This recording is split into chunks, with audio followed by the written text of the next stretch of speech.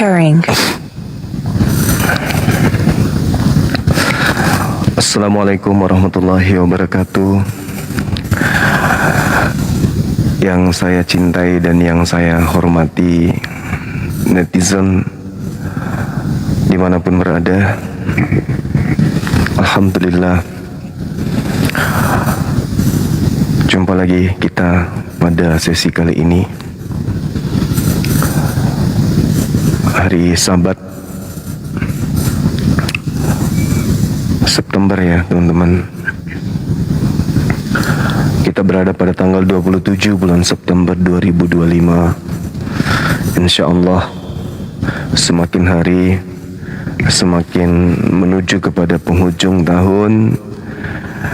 Generasi Islam sudah banyak memahami tentang dialog materi perbandingan agama yang mengajarkan dua sisi pengajaran terkait Islam dan juga non-Islam. Dalam hal ini agama yang memiliki amanat agung untuk mengajak umat Islam keluar dari Islam. Puji syukur kita panjatkan kehadirat Allah Subhanahu wa Ta'ala, Tuhan yang tak ada selain daripada dirinya yang menciptakan alam semesta ini.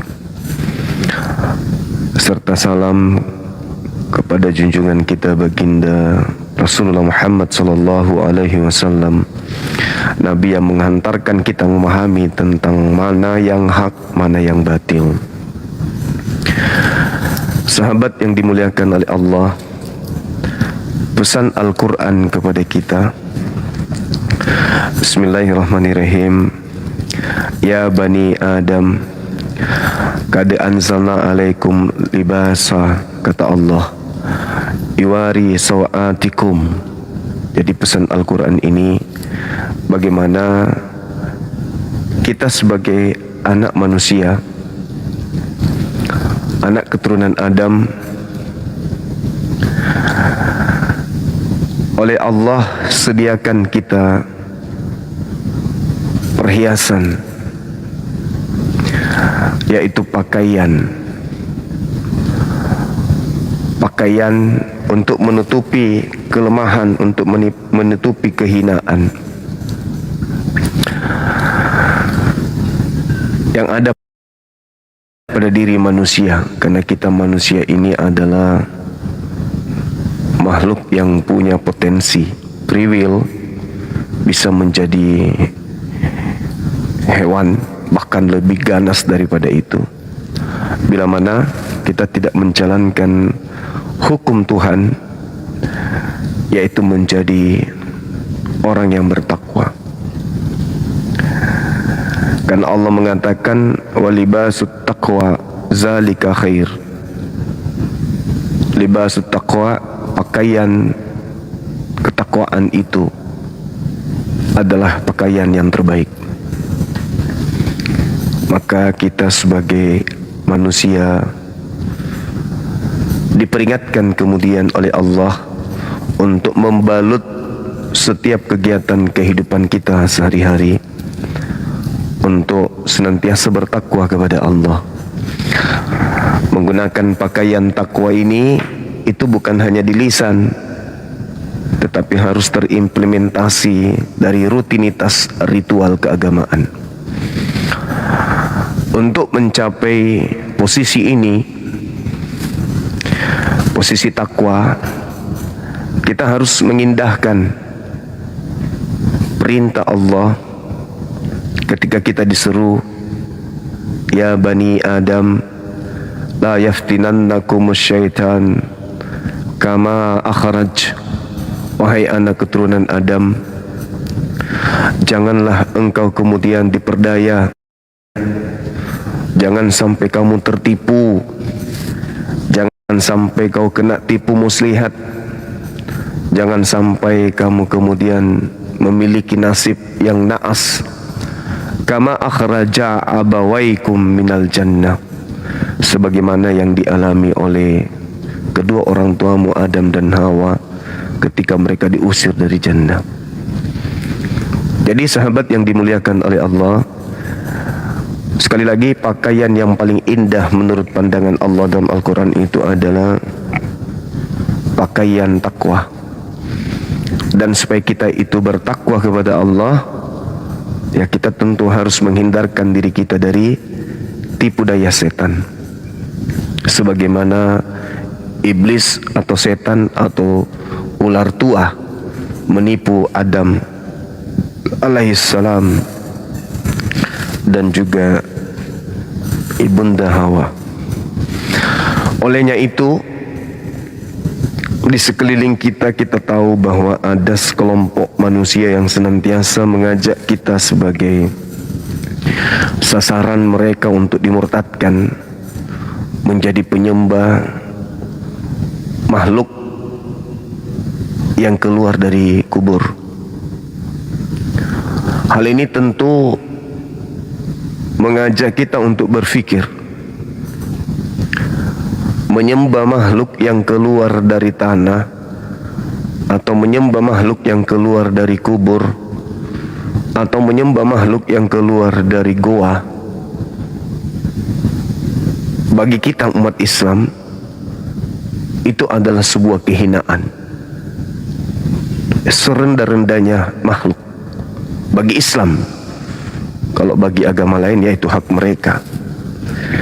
Bahkan Al-Quran menerangkan orang yang seperti itu, ulaika hum syarrul bariyah, seburuk-buruknya makhluk. Dalam arti kata, sehina-hinanya hewan, mereka tidak mempertuhankan makhluk yang keluar dari goa. Sehina-hinanya binatang, mereka tidak menyembah makhluk yang keluar dari tanah. Ini kaidah Islam. Ya, kita punya hak untuk menjelaskan itu. Ya, kalau di sisi lain mereka yang memegang amanat agung mengajak orang-orang untuk menjadi pengikut makhluk yang keluar dari tanah atau keluar dari goa atau kubur, ya itu hak mereka.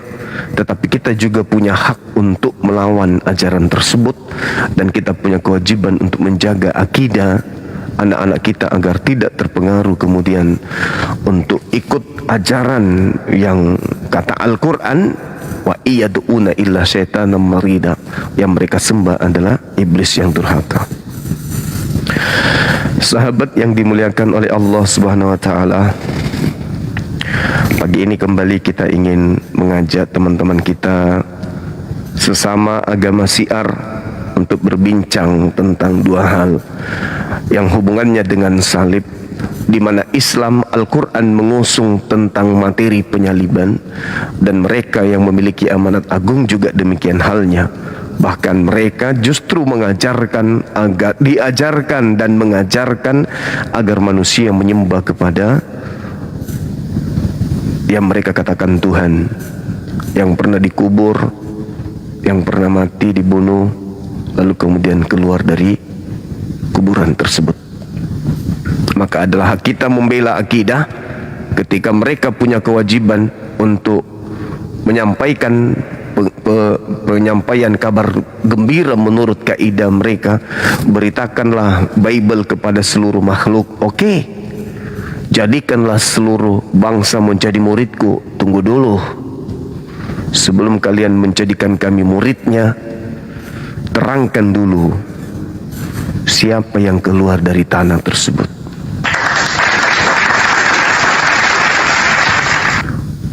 Untuk itu kita tentu menunggu saudara kita dari penyembah makhluk yang keluar dari goa atau keluar dari tanah ini untuk menjelaskan kepada kita lebih jauh lagi terkait dengan akidah mereka. Komal ini saya peruntukkan untuk non-muslim ya teman-teman, untuk berdiskusi. Kecuali ada yang mau jadi narasumber untuk menggantikan saya, silakan ke atas. Nanti saya jadi hostnya, saya jadi moderator. Silakan teman-teman non-muslim naik ke atas, kita diskusi pelan-pelan. Waktu kita ada sekitar 2 jam sampai 3 jam. Bahkan kalau ada yang penting untuk membahas ini, ya kita lanjutkan sampai sore.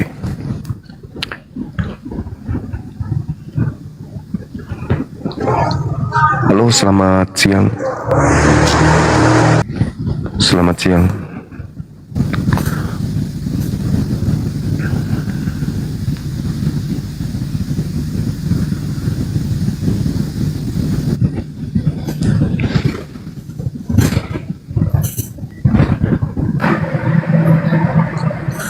Selamat siang, Saudara Barbara.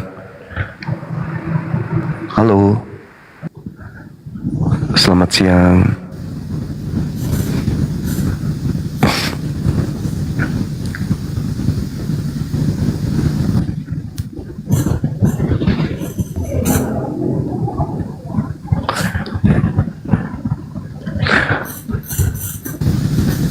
Empat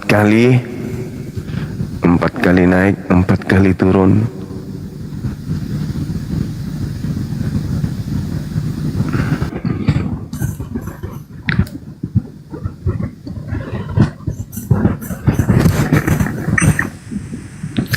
Halo, selamat siang Saudara Patris. Halo. Halo, selamat siang.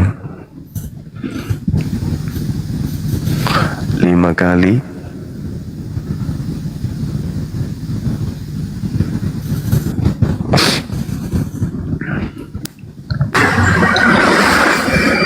Selamat siang Saudara Feb. Halo. Halo. Halo Bang, selamat siang Bang. Siang. Dari Katolik atau dari Protestan? Dari Protestan Bang. Protestan. Bisa buka Ya. kamera? Mantap sekali. Iya. Salam kenal ya. Salam kenal Bang. Siap. Mungkin Bentar Bang, izin materi ini- pakai baju dulu Bang, bentar ya. Iya, silakan. Makasih. Kita aplaus dulu buat saudara kita Febino yang ingin bertukar pikiran untuk memberi edukasi kepada anak bangsa agar kiranya kita semua ini bisa kuat di dalam memegang akidah, baik itu dari saudara kita Kristen maupun kita yang Islam.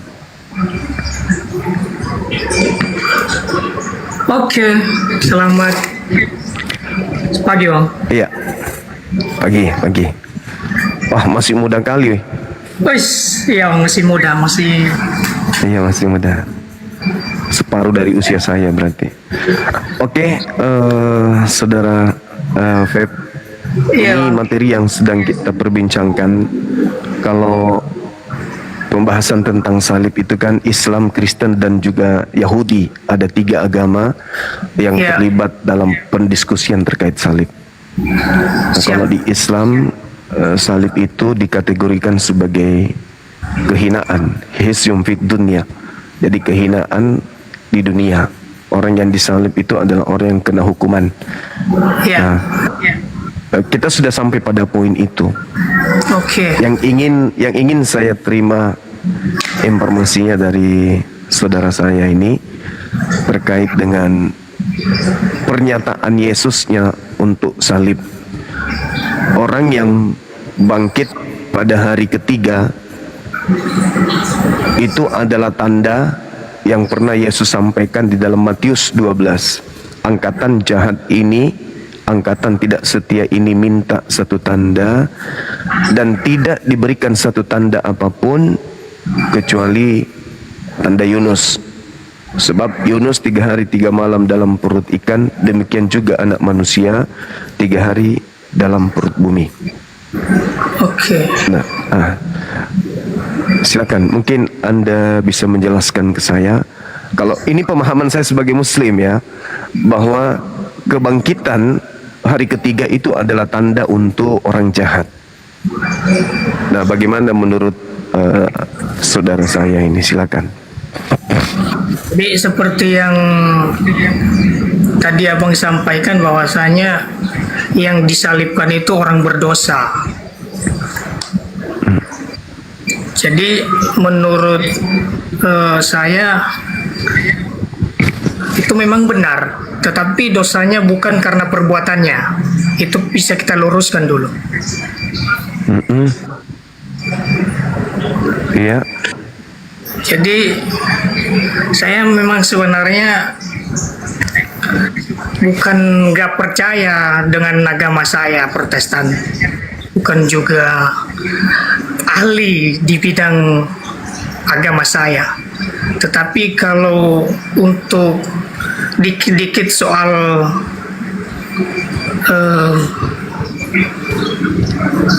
apa namanya, soal-soal yang lebih manusiawi, saya agak lumayan paham. Tetapi kalau soal dalam bentuk Alkitab, saya nggak terlalu doyan kali baca-baca Alkitab, Bang.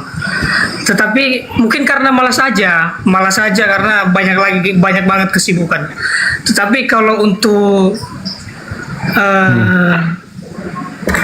percaya kepada agama saya percaya, karena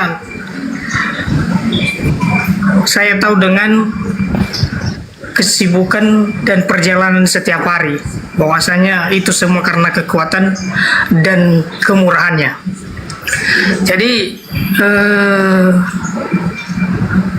yang perlu saya perjelas untuk abang tentang agama saya, tentu saya mau sampaikan bahwasanya agama saya adalah yang mengajari tentang kasih dan saling menyayangi sesama lain.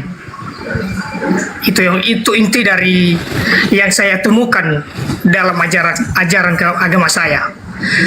Dan di situ saya juga kurang tahu di mana ayatnya yang mengatakan bahwasanya tidak ada satu orang pun yang datang kepada Bapa tanpa melalui aku. Dan ada di ayatnya situ. Cuman saya nggak terlalu saya orangnya yang penting memahami maknanya aja. Yang penting ada, kalau dicari ada.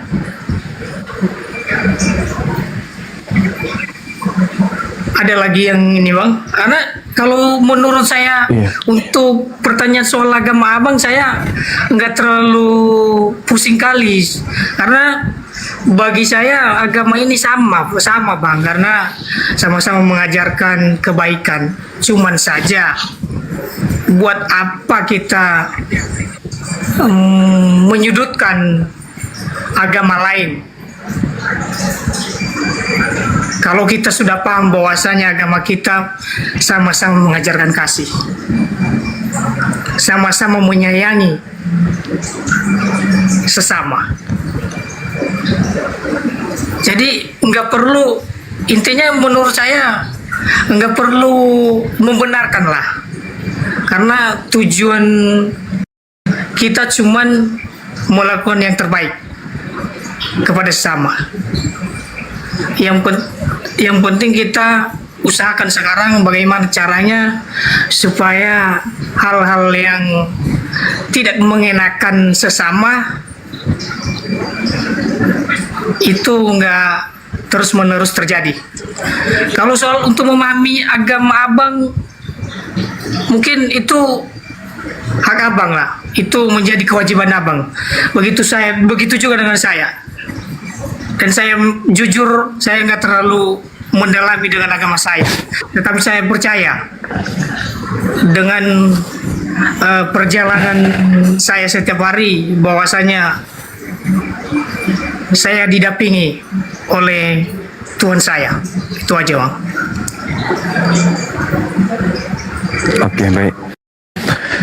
Jadi setiap manusia itu, bahkan orang ateis pun, itu mengatakan mereka berbuat baik dan mereka juga sebenarnya mengakui akan adanya Tuhan. Cuman kita sebagai manusia yang berakal ini harus paham juga bahwa antara kejahatan dan keburukan itu selalu berjalan seiring. Antara kebenaran dengan kesesatan itu berjalan seiring. Jadi ada penguasa gelap yang senantiasa memperlihatkan sisi kebaikan untuk menyesatkan manusia. Jadi nampak terlihat yang kita lakukan itu baik, tapi pondasinya itu tak ada. Semua agama mengajarkan benar, mengajarkan umatnya untuk berlaku baik, berlaku benar. Semua agama mengatakan imannya yang paling benar. Itu. Maka tolak ukur benarnya sebuah agama itu bukan dilihat daripada yakini saja, imani saja, percayai saja, melainkan pencipta langit dan bumi memberikan kita buku yang disebut kitab, di mana kitab itu mutlak harus selaras dengan akal sehat. Jadi agama Islam itu diajarkan untuk menyeru, menyampaikan kebenaran, sampaikan kebenaran kepada siapapun. Kalau mereka mau beriman silakan, mau tidak beriman pun silakan. Karena Tuhan sudah membekali akal untuk menjadi filter menerima atau tidak menerima sebuah kebenaran. Itu Islam. Kristen juga begitu. Kristen juga memiliki amanat agung. Jadikanlah seluruh bangsa menjadi pengikutku. Jadi dua agama ini sama-sama agama syiar. Bedanya Islam menggunakan pakaiannya dengan Islamnya sendiri, sedangkan agama Kristen itu kadang menggunakan pakaian orang lain untuk sekedar menjadikan orang lain menjadi pengikutnya. Tampil seperti Islam, kitabnya ke-Islam-Islaman, kemudian cara bicaranya dibuat-buat se-Islam mungkin. Nah, itu nggak apa-apa karena itu amanat sebuah agama. Itu cara untuk menjalankan masing-masing agama. Nah, sekarang kembali kepada yang tadi. Kalau kita hanya berharap benar, lalu kemudian kita mati, ternyata kebenaran yang kita harapkan itu adalah kebenaran semu, akan terjadi penyesalan, kekal di neraka. Makanya sebelum kita meninggal, kita harus mencari jalan yang benar itu seperti apa. Apakah hanya ilusi doang, hanya janji-janji doang? Karena iblis itu paling jago menjanji. Seperti iblis menjanji Adam, seperti iblis menjanjikan kepada Hawa kehidupan kekal. Begitu Adam Hawa percaya, ternyata mati. Nah, sehingga tidak bisa kita mempercayai sesuatu hanya dengan modal percaya saja atau imani saja. Maka muncul tema antara Islam dan Kristen, dua agama yang dekat. Kenapa dekat? Karena bertalian dengan banyak kasus. Contoh misalnya penyaliban. Islam membahas salib, Kristen juga membahas salib. Sehingga pada poin-poin tertentu sampai kepada beberapa titik, di antaranya terkait dengan yang kebangkitan ini. Di Islam tidak menceritakan tentang kebangkitan orang yang mati di salib. Itu nggak ada. Orang nanti bangkit setelah hari kiamat. Nah, di Kristen ada kebangkitan. Maka muncul persoalan di situ. Kebangkitan yang dijanjikan oleh Yesus di dalam Matius 12 itu kebangkitan untuk angkatan jahat, untuk orang jahat, atau kebangkitan pada hari ketiga itu untuk orang yang benar. Kalau kebangkitan pada hari ketiga ini adalah untuk orang benar, berarti Kristen adalah agama yang benar.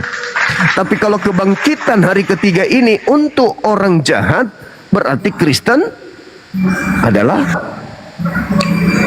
nah, itu yang menjadi permasalahan. Maka kita kembali kepada poinnya. Di mana poinnya? Matius 12 nomor 38 sampai nomor 40. Di situ ternyata Yesus memberikan tanda, simbol, sinyal untuk angkatan jahat. Apa itu? Bangkitnya manusia pada hari ketiga. Nah, ini saya membahas ini kenapa? Karena orang Kristen ada yang disebut misionaris, gerakan kristenisasi. Mereka mengkristenkan orang-orang Islam yang awam untuk pindah menyembah kepada makhluk yang keluar dari kubur. Maka ini menjadi catatan penting baik Islam maupun Kristen untuk mengkaji lebih dalam. Siapa yang diberi tanda kebangkitan hari ketiga? Sebab murid-murid Yesus tidak menunggu kebangkitan hari ketiga. Malah murid-murid Yesus ketika ada yang keluar dari kubur hari ketiga, muridnya malah menganggapnya hantu. Tapi Kristen justru menganggapnya Tuhan. Maka itu muncul, harusnya tokoh yang paling ahli dalam bidang kristologi dari Kristen inilah yang menjelaskan.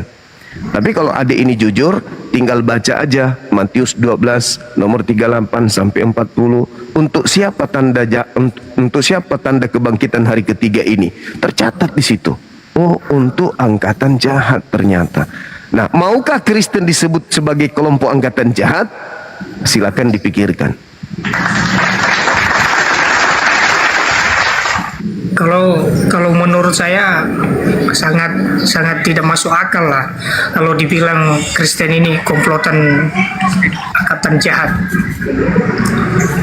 Saya bukannya tersinggung sih Bang, karena tapi kenapa percaya kepada kebangkitan hari ketiga? ya karena perjalanan Yesus Kristus emang dia bangkit di hari yang ketiga. Nah, itu tanda untuk siapa menurut Yesus? Kalau menurut logika saya itu tanda bahwasanya dia tidak maksudnya dia tidak tahan dengan kematian, makanya dia bangkit di hari ketiga. Dan itu bukan, itu tanda untuk siapa? Tanda untuk siapa? Bangkit hari ketiga tanda untuk siapa? itu tandanya bahwa dia Tuhan menurut saya Bang, menurut saya. Nah, itu untuk angkatan jahat. Makasih. Karena murid-muridnya ketika melihat gurunya melihat makhluk keluar dari kubur, mereka melihat dan mengira hantu. Anda mengiranya Tuhan, muridnya mengiranya hantu. Tapi mereka udah ini Bang, langsung ketemu pada hari yang ketiga itu. Setelah dia bangkit dari situ, dia temui murid-muridnya. Setelah itu baru dia terangkat ke surga situ. Nah, iya, mereka datang memang. Coba Anda buka di dalam Matius 24 nomor 24. Apa yang dikatakan Yesus kepada muridnya? Kristus palsu akan datang memakai tanda yang dahsyat. Matius 24 nomor 24. Kristus palsu akan mengadakan tanda yang dahsyat dan mujizat-mujizat sekiranya mungkin menyesatkan murid-murid pilihan. Jadi yang pertama yang harus dipahami adalah kebangkitan hari ketiga itu tanda dahsyat. Untuk siapa? Untuk angkatan jahat. Dari mana? Dari Kristus palsu. Itu dulu harus dipahami. Itu dalil. Jadi adik ini kan terlanjur Kristen tanpa belajar dulu. Yang penting saya ikuti orang tua saya ke gereja, sudah selesai. Kristen adalah agama benar, tapi tidak pernah belajar Bible. Yesusnya mengatakan kepada muridnya orang Yahudi, Kristus palsu melakukan tanda dahsyat. Tanda. Yesus memberikan tanda kepada angkatan jahat. Tanda dahsyat yang diberikan Yesus kepada si jahat adalah tanda dahsyat seperti Yunus keluar dari perut ikan. Maka tanda dahsyat yang dilakukan oleh Yesus, yang diterangkan oleh Yesus adalah keluar dari kubur pada hari ketiga. Itu tanda untuk siapa? Tanda untuk angkatan jahat. Kalau Kristen percaya kepada tanda itu, berarti Kristen masuk dalam kelompok mana? Karena orang Yahudi sampai hari ini tidak percaya Tuhan mati dibunuh, keluar dari kubur hari ketiga. Boro-boro menerima Yesus sebagai Tuhan yang keluar dari kubur, menerima Yesus sebagai Mesias aja kagak. Tapi kok Kristen kemudian menerimanya sebagai Tuhan? Berarti Kristen menerima tanda itu. Seperti itu saudaraku Feby. Silakan. Yang abang sampaikan ada benarnya. Saya ada Jaringan benarnya, saya ya, ada ininya juga. Cuman abang juga harus perlu tahu bahwasanya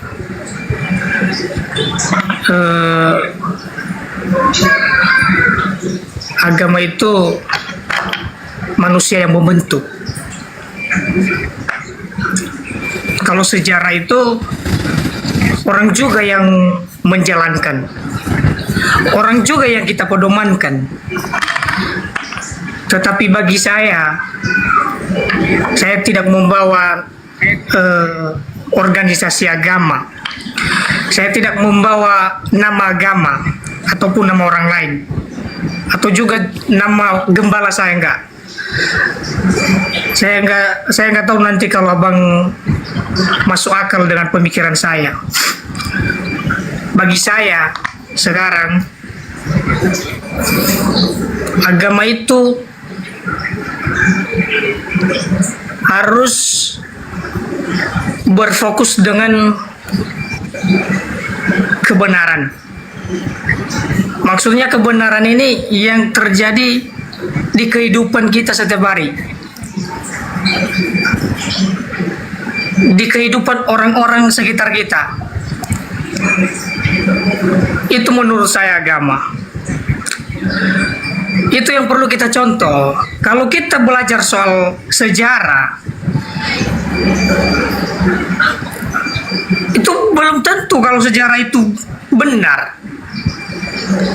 Tetapi yang terjadi di lapangan itu yang udah benar, Bang. Itu yang udah fakta. Jadi yang perlu saya sampaikan, benahi agamamu, saya benahi agamaku. Kita kritik agama kita masing-masing. Kalau misalnya abang mau mengajak saya gabung di agama abang, sekarang saya mau bilang, kalau abang bisa menjaga intoleransi di Indonesia, saya akan gabung di agama abang. Dalam kurun waktu 3 tahun ke depan, tidak ada masalah agama pembubaran. Mengizinkan gereja berdiri di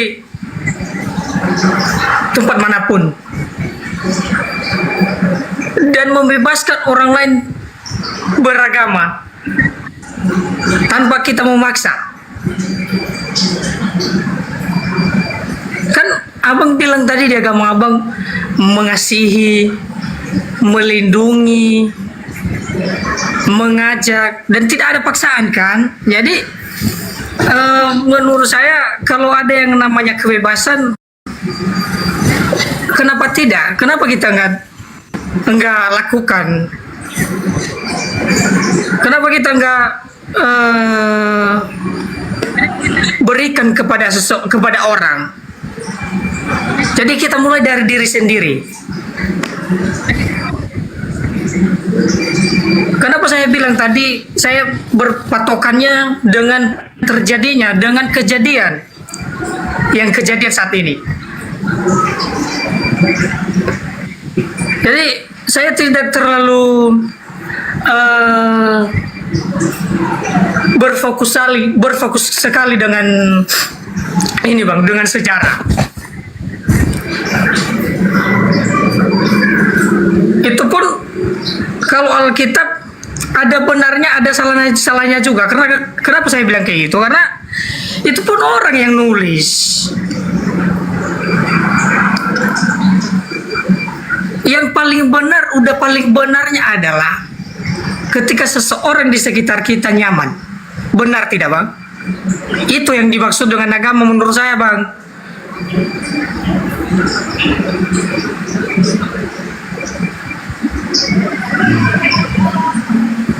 Tetapi kalau misalnya abang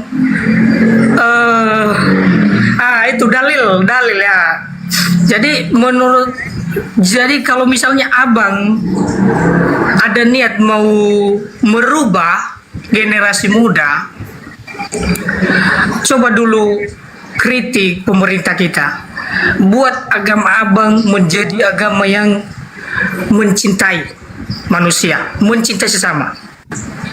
Kenapa bisa ada yang namanya melukai image agama abang? Gimana saya bisa gabung dengan agama abang? Sementara banyak kali masalah yang mengganggu agama-agama lain, kan suatu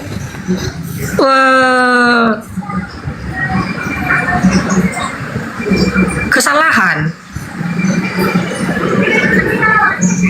suatu kotoran, maksudnya akan menjadi penghalang buat abang dengan agama abang untuk memberitahukan kepada orang lain. Jadi itu dulu dibenahi menurut saya, Bang. Karena Oke. kalau Kristen Oke. mungkin nggak terlalu apa kali soal kejahatan, karena mereka kebanyakan mengikuti yang namanya mengasihi sesama. Oke. Jadi Oke, coba untuk meyakinkan, Oke. lebih meyakinkan lah. Ya. Oke, baik. Nah. Jadi gantian kita ngomong, boleh ya? Oke, siap. Lanjut, Bang. Iya. Anda harus tanamkan dalam pikiran Anda sekarang, mulai hari sekarang. Iya. Satu-satunya agama yang tersadis di atas muka bumi itu agama Anda. Agama yang terkejam di atas muka bumi ini itu adalah agama Anda. Satu-satunya agama yang membunuh Tuhannya itu hanya agama Anda. Satu-satunya agama yang berdiri di atas pembunuhan itu adalah agama Anda. Jadi tak apa-apa karena Anda tidak tahu sejarah. Agama Anda itu muaranya pertama kali itu dibentuk kemudian terhadap pembangkangan orang-orang Farisi kepada Yesus. Pembantaian terhadap Yesus, ajaran Yesus melahirkan agama saudara. Agama saudara itu besar, resminya di Roma, di bawah Imperium Romawi, Kekaisaran Romawi. Dengan cara apa agama Anda itu menyebarkan cangkang kemana-mana? Dengan cara penjajahan. Di Indonesia sebelum merdeka, mungkin adik ini tidak tahu, orang-orang yang beragama seperti adik ini, Tuhannya Yesus, rumah ibadahnya gereja, hari ibadahnya hari Minggu, makanan favoritnya babi, nama kitabnya Bible, itu melakukan pembunuhan di Nusantara selama 350 tahun lamanya. Jutaan manusia menjadi janda, pelakunya orang yang agamanya sama seperti Anda. Jutaan anak-anak menjadi yatim piatu, pelakunya adalah orang yang beragama sama seperti Anda. Di kota saya, Sulawesi Selatan, ada pemakaman 40.000 jiwa manusia, pelakunya adalah agamanya sama seperti ada ini. Sekarang, ketika orang Islam, meskipun bukan semua umat Islam, ada juga dari Kristen, ada juga dari Hindu, yang memperjuangkan agama ini untuk mengusir penjajah yang agamanya sama seperti agama adik ini. Setelah merdeka, Indonesia terbentuk menjadi satu kedaulatan, agama penjajah masih diizinkan tuh pengikutnya untuk masuk dalam lingkaran negara Republik Indonesia. Kenapa turun? Jadi seperti itu adanya. Itu yang terjadi, itu fakta sejarah. Anda tidak bisa kemudian sekarang mengatakan kenapa agama Anda tidak kasih. Kami jumlahnya 80, hampir 90% di Nusantara ini. Kalian hanya 3%, tambah Katolik 3%, cuma 6%-nya kalian. Tapi Anda aman bukan? Anda tidak layaknya mengatakan hal seperti itu. Dibandingkan jumlah kami yang 80% ke atas dengan Anda yang cuma 3%, ya saya katakan 3% karena Anda masih terbagi-bagi kan ya. Itu diperlakukan adil. Tidak ada negara ini kemudian tidak berlaku adil. Aparat kita berlaku adil, pemerintah kita berlaku adil, pendidikan berlaku adil, ekonomi berlaku adil, pencapaian negara kita ini diberikan kepada masyarakat adil dan makmur seluruhnya, tidak membedakan ini agamanya, ini sukunya, ini bangsanya, itu tidak. Lantas kemudian Anda merasa, wah saya agama saya ini dikucilkan. Salah sendiri. Kenapa saya katakan salah sendiri? Karena usil. Kenapa saya katakan usil? Ya kitab ente kenapa Anda menggunakan kata Alkitab? Tuhan ente kenapa Anda sebut Allah? Kenapa istilah-istilah Islam masuk di dalam kitab saudara? Akhirnya kami umat Islam angkat suara. kami angkat suara. Karena kalian yang mencoba untuk menikam dari belakang. Kalian minoritas, kerjanya cuma nikam. Apa buktinya? Muncul kemudian misionaris-misionaris masuk ke pesantren-pesantren, berpura-pura jadi ustadz, berpura-pura dengan tampilan Islam, berpenampilan so Islam. Ada yang pakai jilbab, pakai hijab. Kemudian dia bawa Bible yang pakai bahasa Arab, masuk ke pesantren-pesantren. Ya, pastilah umat Islam itu dengan sesabar-sabarnya umat Islam melakukan perlawanan. Apa tanda-tanda perlawanan itu? Lahirnya apologet Islam Indonesia.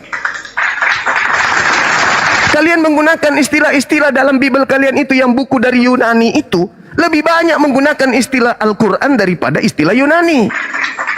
Apa nggak malu?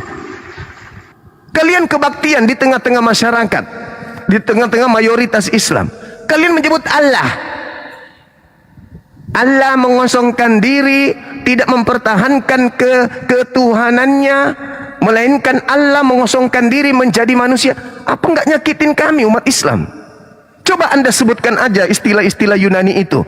Dan Theos, menjadi manusia, menjadi rupa manusia, menjadi hamba, lalu mati taat sampai mati di atas tiang salib. Kami enggak akan ganggu, kami enggak akan bereaksi. Ada aksi, ada reaksi karena ada aksi. Kami bereaksi aja tuh. Disebabkan karena kalian yang memulai. Kalian menggunakan istilah-istilah Al-Quran di dalam kitab kalian yang berasal dari Yunani. Mau sampai kapan coba kalian sadar itu? Coba sampul buku kalian itu yang dari barat itu yang dibawa Belanda apa sekarang tertulis? Alkitab. Kok bisa? Alkitab itu nama lain dari Al-Quran. Kok bisa? Berubah menjadi kitab Belanda jadi Alkitab. Nah, kami tidak berontak kan? Sekarang Anda beribadah, Anda merasa terganggu. Lihat dulu situasinya seperti apa. Di mana kejadian-kejadian itu terjadi. Lihat dulu posisinya apa. Apa yang melatar belakangi sampai itu terjadi.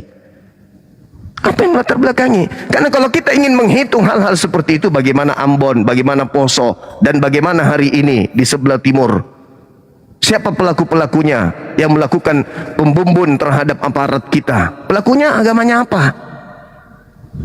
Mereka mengatakan ini adalah tanah Israel, ini adalah tanah Tuhan dan seterusnya. Ini adalah Injil katanya, tanah Injil. Tidak boleh ada agama lain. Apa itu?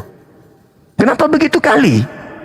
Giliran sekarang Anda merasa saya akan mu'alaf kalau Anda mengejarkan kasih. Hei, tatanan kenegaraan kita itu mengambil cakupan daripada isi Quran.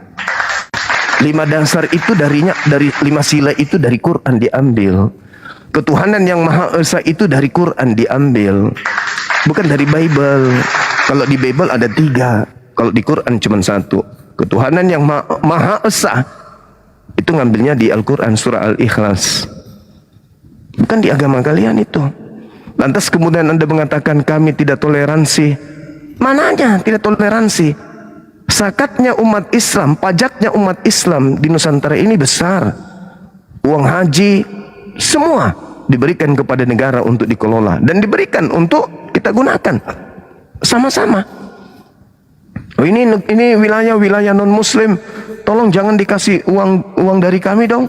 Nggak ada kayak gitu-gitu. Ya. Jadi inilah doktrin yang harus dipecahkan oleh saudara-saudara Kristen sendiri untuk jangan merasa di negara ini diperlakukan tidak adil. Jangan. Sudah berapa presiden di Nusantara kita ini berganti Islam semuanya kan? Ada mereka kemudian melakukan hal intimidasi terhadap agama non Muslim? Enggak. Diperlakukan adil. Mulai dari presiden pertama sampai presiden hari ini, dia tidak membeda-bedakan masyarakatnya. Tetap saja diayomi semuanya. Begitu juga aparat kita, tidak membeda-bedakan. Ini yang ngurus SIM adalah orang non-Muslim, dipersulit. Ini yang mengurus KTP non-Muslim. Enggak ada yang kayak gitu. Negara ini adil terhadap kita semua. Meskipun majemuk masyarakat Indonesia, tetapi negara memberikan layanan yang adil tanpa memandang perbedaan agama, suku, ras, dan bahasa. Saya kira begitu. Terlalu jauh adik ini bermimpi, terlalu jauh adik ini sakit hati. Mungkin karena ya melihat keadaan Ya memang nggak cocok, karena Indonesia ini ketuhanan yang Maha Esa. Saya kira begitu dari saya untuk adik yang tadi.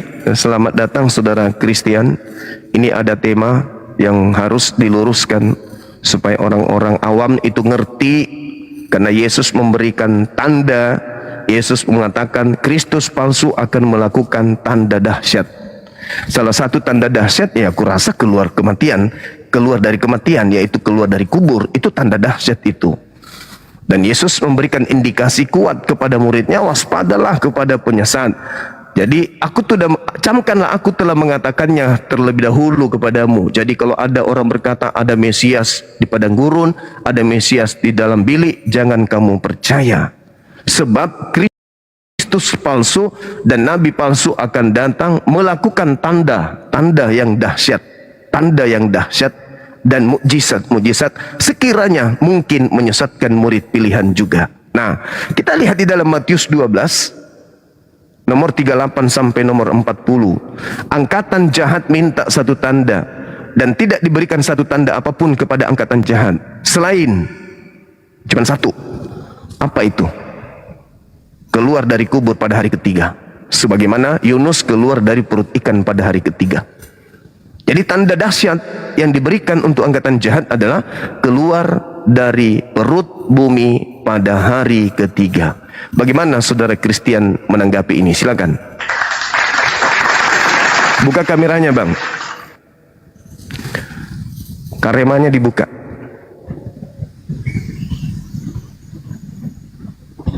Ya.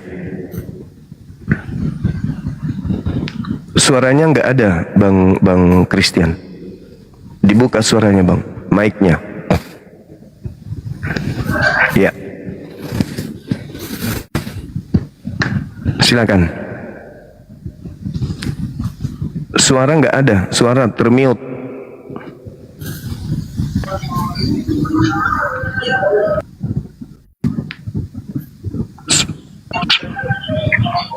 Bang.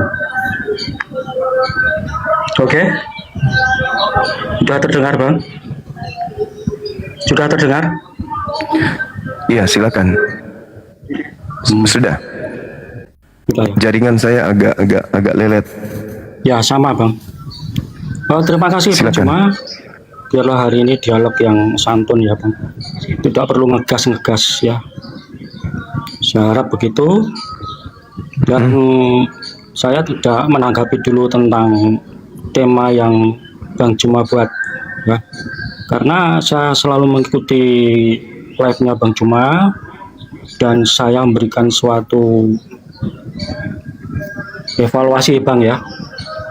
Dimana evaluasi saya itu Bang Juma sudah terlalu jauh di dalam masuk di dalam ranah kami sebagai orang Kristen ya, sehingga Bang Juma lupa terhadap ayat-ayat, atau tidak tahulah, bukan lupa tapi tidak tahulah tentang ayat-ayat yang Bang Juma pakai, ambil dari sana, ambil dari sini, yang isinya itu adalah nanti kesimpulannya Bang Juma menganggap Kristen itu salah ataupun sesat berdasarkan ayat-ayat yang Abang Juma kutip ya. Dan Abang Juma perlu tahu juga ya, harus tahu kalau di dalam Islam itu ada istilahnya asbabun nusul Quran, yaitu asal usul turunnya Quran. Nah, dalam ini Bang Juma perlu tahu juga bagaimana asbabun, asal usulnya, bukan asal turunnya kitab ya, karena kitab kami tidak ada yang diturunkan tapi ditulis ya. Asal usulnya penulisan kitab perjanjian baru, yang mana saya salut dengan Bang Juma. Bang Juma banyak yang hafal ayat-ayat itu, sedang saya sebagai orang Kristen tidak banyak hafal ya, karena saya tidak punya kemampuan menghafal yang kuat seperti Bang Juma, sehingga cuma kadang mengingat-ingat, oh ada ayat yang berbunyi begini begitu saja, jadi tidak bisa sehebat Bang Juma lah. Nah, pertanyaan saya begini, Bang ya. Apakah Bang agama para penulis kitab Perjanjian Baru. Ya, abang pilih ya. A. Agama Yudaisme, B. Agamanya Kristen, C. Agamanya Islam. Ya, saya mundur lagi bang ya, karena abang Juma saya amati sering ya, dan sangat sering dalam setiap komanya itu membicarakan ayat-ayat di dalam kitab Perjanjian Baru. Jadi abang tahu tentang Paulus, tentang Yesus, itu kan dari sumber primer kitab Perjanjian Baru. Ya, oleh sebab itu dalam hal ini Bang Juma harus juga tahu ya, siapakah penulis kitab Perjanjian Baru, yaitu agamanya apa para penulis kitab Perjanjian Baru. A. Yudaisme, B. Kristen, C. Islam. Tolong Bang Juma dijawab tanpa framing, tapi murni data Bang ya. Data yang mungkin tersirat pun tidak apa-apa. Tersirat, oh agamanya Yudaisme, ada tersirat di dalam catatan kitab Perjanjian Baru. Oh agamanya Islam, tidak apa-apa, asalkan ada tersirat agamanya Islam tertulis di dalam kitab Perjanjian Baru. Jadi tolong jangan di framing Bang ya, tapi abang harus jujur mana yang makna tersirat, penulis apakah agama para penulis kitab Perjanjian Baru. A. Yudaisme, B. Kristen, C. Islam. Monggo Bang dijawab dengan kasih, dengan santun, dengan sopan Bang ya. Terima kasih, Tuhan Yesus berkati. Oke. Baik. Saya panjang-panjang Bang ya. Iya. Jadi kalau Paulus ini menurut orang Yahudi di dalam Kisah Para Rasul 24 nomor 5, Paulus ini adalah tokoh dari agama Kristen. Oke. Ya. Berarti penulisnya Kristen Bang ya. Oke. Suara saya kedengaran nggak? Kedengaran. Ya, Paulus itu tokoh. Paulus itu tokoh dari Kristen. Tetapi kalau Yohanes, penulis Yohanes itu tidak diketahui siapa orangnya. Penulis buku Matius juga itu tidak diketahui siapa orangnya.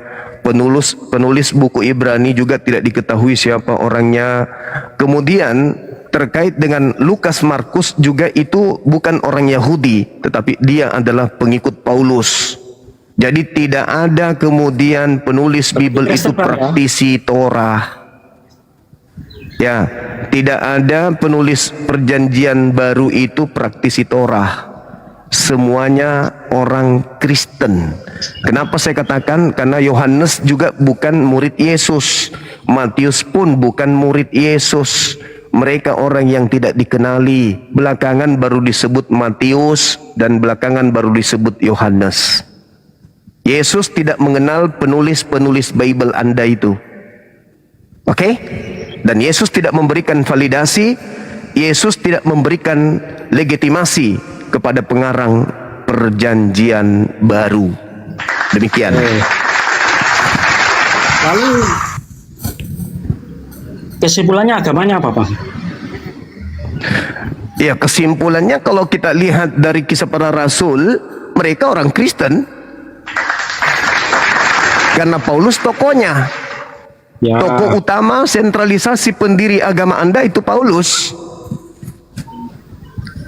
Murid-murid Paulus di Antioquia pertama kali disebut Kristen. Berarti Kristen ini adalah non-Yahudi, agama bidat menurut Yudaism.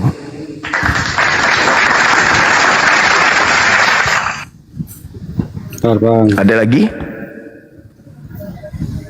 Berarti abang setuju ya penulisnya Kristen ya, dari Matius, Markus, Lukas, Yohanes sampai kepada kitab Wahyu. Betul. Kristen ya penulisnya. Mereka dihukum sebagai Bani Kunarion. Bukan disebut sebagai domba. Mereka ini adalah serigala, guguk. Guguk. Berarti kitab Yesus menyebutnya guguk, Bang. Guguk. Ya Bang, ntar Bang. Ditulis Berarti oleh orang-orang Kunarion. Guguk. Berarti penulis kitab Perjanjian Baru adalah Kristen. Setuju Bang? Guguk. Iya. Tolong Bang, yang sopan dong. Bukan domba. Menafsirkan. Ya. Anda bertanya kepada saya, Kunarion, Abu Dasoroh, orang bidat. Makanya dikutuk. Coba Anda baca Kisah Para Rasul 24 nomor 5. Paulus ini adalah penyakit sampar yang telah menyesatkan orang-orang Yahudi di seluruh dunia yang beradab, dan dia adalah tokoh agama Kristen. Anda yang bertanya, saya menjawab sesuai data dong. Silakan. Oke. Kesimpulannya sudah deal Bang ya. Penulis kitab Perjanjian Baru adalah orang-orang Kristen. Iya. Sekarang pertanyaannya Bang. Kristen. Ya. Mungkinkah jikalau orang Kristen itu menulis sebuah kitab, ya Pak, enggak, lalu isinya, ya Pak, isi dari narasi kitab itu kok akhirnya muaranya kok seperti abang yang sampaikan dalam setiap komal-komal itu, karesteng itu sesat, Karena saya belajar. Karena saya belajar. Iya benar bang. Jangan Karena saya belajar, Bang. Ya, saya tahu Anda belajar. Karena saya belajar. Ya, Dan penulis dan muatan kitab Anda itu bukan firman Tuhan. Itu kan? Enggak apa-apa. Muatan kitab saudara bukan firman Tuhan, hanya cerita yang dikumpulkan orang-orang yang tidak dikenal, yang membahas tentang Yesus dan murid-muridnya. Bukan firman Tuhan, bukan sabda Yesus langsung kitab Anda itu, tetapi berita-berita yang dikumpulkan oleh orang-orang yang bukan golongan Yesus. Wajar kalau di situ saya mendapatkan pelajaran, Anda mendapatkan pelajaran, ya wajar. Karena buku itu memang diberitakan untuk disampaikan kepada seluruh makhluk. Salah nggak ketika saya pelajari? Nggak salah. Bedanya saya bukan Kristen, tapi saya lebih paham Bible. Anda yang Kristen, Anda nggak paham Bible. Kan begitu abangku. Wow. Mengangkat diri sendiri Bang ya. Oh, itu fakta. Ini aja tema. Ini tema kenapa Anda nggak berani bahas tema ini? Masanya saya ingin. Kenapa Anda nggak berani bahas tema ini? Oh ini dasarnya nggak perlu. Saya seorang Muslim. Saya Muslim. Al-Quran saya bercerita tentang kitab-kitab terdahulu. Di antaranya kitab-kitab yang dibuat. Fawailul lilladzina yaktubuna al-kitaba biaidihim thumma yaquluna hadza min indillah. Kaidah dalam agama saya, ada sebuah buku yang dikarang sendiri lalu dikatakan ini dari Tuhan. Al-Quran saya mengatakan itu. Wajar saya punya hak untuk mengetahui sejauh mana Al-Quran saya menerawang hal-hal yang goib yang tidak pernah Nabi saya ajari, Nabi saya pelajari, tapi kemudian diberikan sebuah wahyu. Kan gitu. Ya derita Bapak tidak ada hubungannya. Faktanya kitab Anda dibuat dengan catatan tangan sendiri tanpa ada perintah dari Yesus, tanpa ada wahyu dari pencipta langit dan bumi. Berarti Al-Quran saya betul. Ayo, ada nggak perintah Yesus menuliskan kitab saudara? Ada nggak? Nggak ada. Berarti Al-Quran saya benar. Fawailul lilladzina yaktubuna al-kitaba biaidihim tsumma yaquluna hadza min indillah. Itu fakta Bang. Itu fakta. Itu real. Nggak bisa Anda pungkiri itu. Jadi kalau Anda ingin menggali pengetahuan saya tentang Bible, mungkin Anda S1, S2, S3, S4, S5, S7, S hancur berkaitan dengan materi ijazah. Harus Anda punya ijazah untuk mengetahui Bible. Saya tidak perlu. Saya cukup membaca saja. Saya cukup membaca. Udah paham. Tidak perlu sekolah Bible. Saya udah paham. Gitu abang. Sekarang masuk ke tema aja. Kalau Anda punya pengetahuan tentang Bible, masuk ke tema. Berani nggak masuk tema? Pasti ada suara adzan bentar. Ya, lanjut Bang, saya dengar. Iya, sabar dulu, habis azan.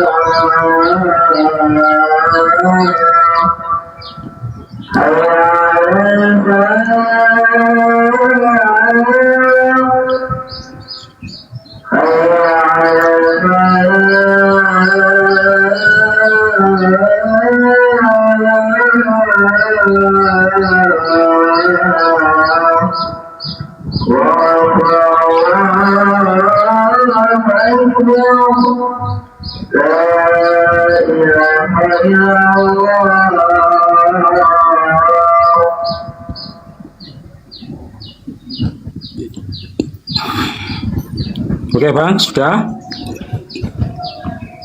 Iya, Tadi silakan Abang masuk ke tema Bang. Ini ada tema yang menarik. Saya mohon maaf untuk untuk menanggapi tema. Ini memang saya ingin, karena saya sudah sering ikuti Abang itu dalam di Komal-Komal itu ya. Ya tolong Abang ya jangan menghindar ya. Kalau sekarang ini sedang saya buka ya kedoknya, jangan menghindar ya.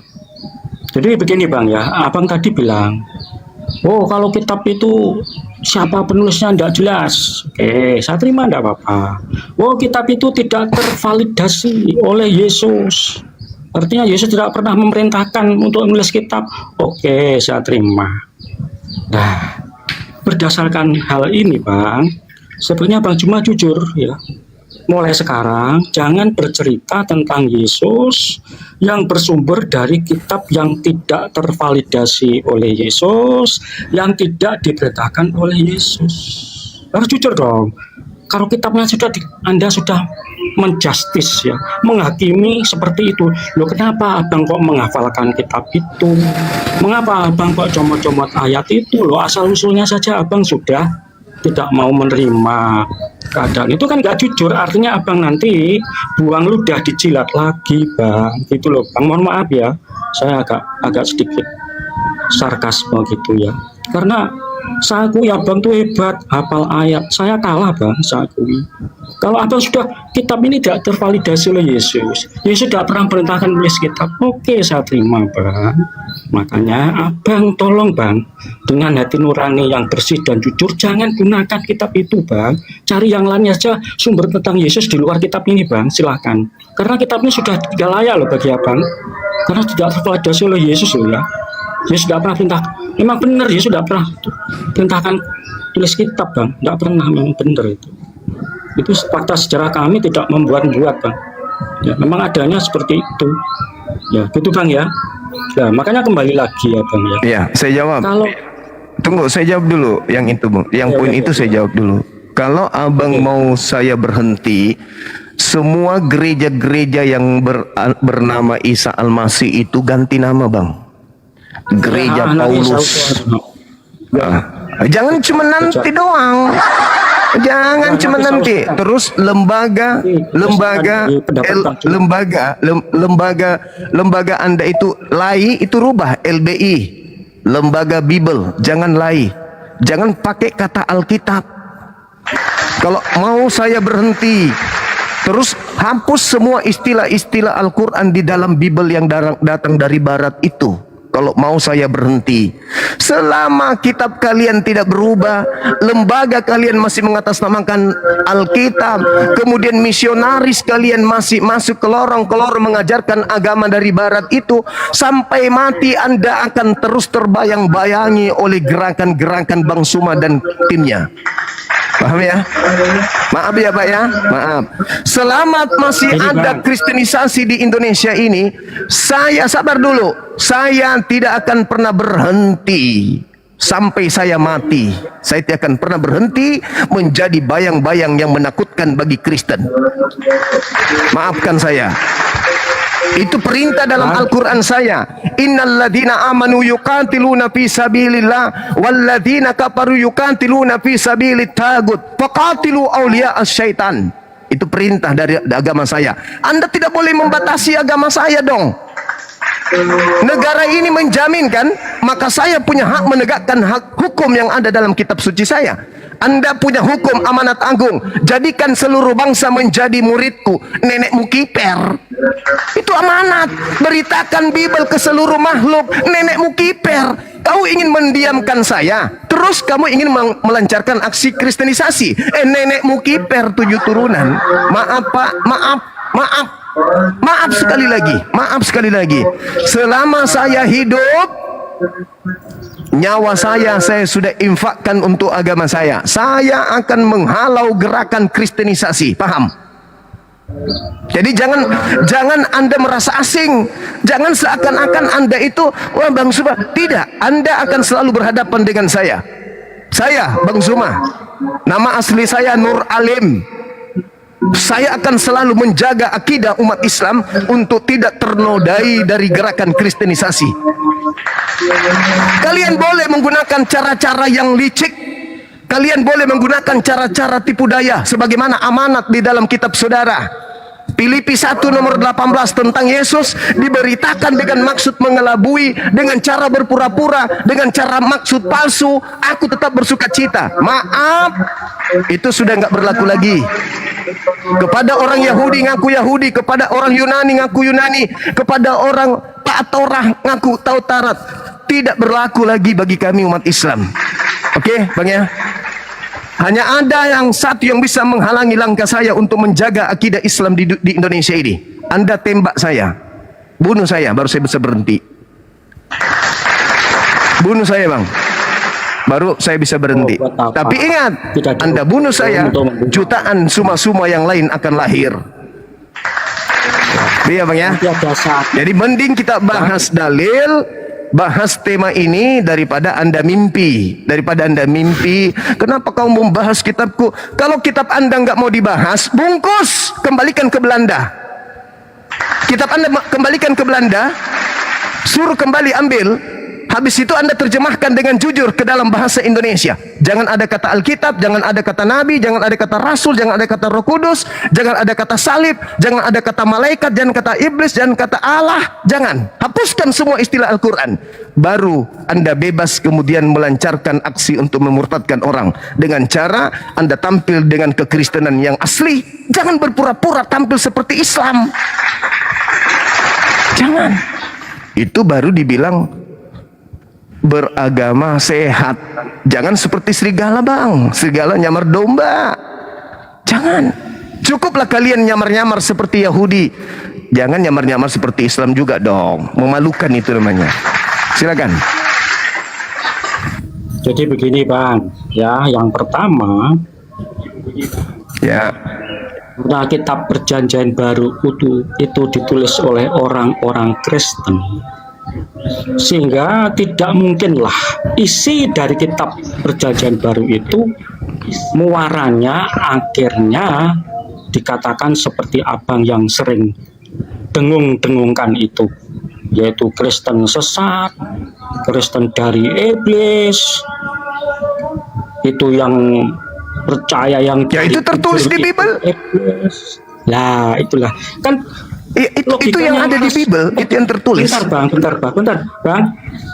Tadi apa ngomong saya dengarkan. Anda tidak paham Bible. Anda akui tadi, saya lebih paham daripada Anda. Wajar Anda jadi Kristen. Anda akui itu. Memahami Bible Bang. Tapi cara memahami Bible saya tidak seperti Anda paham? Bang. Ya udah, kita bahas kalau begitu. Kita bahas. Jangan dulu. Kita bahas kalau Anda paham. Jangan. Oh, jangan dulu. Maksudnya dulu, Anda ingin menghentikan saya supaya aksi pemurtadan itu lancar gitu maksudnya? Saya tidak menghentikan, cuma saya secara pribadi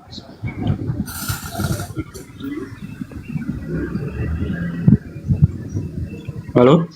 Ini kok ada pelanggaran, abang ini kok ada pelanggaran, kenapa ya? Tidak tahu ya, saya bicara baik-baik kok. Ada pelanggaran abang? Oh, dari TikTok. oh gitu Bang ya. Kan masalahnya begini loh Bang. Silakan dilanjut. Ya, kitab Perjanjian Baru itu penulisnya orang-orang Kristen.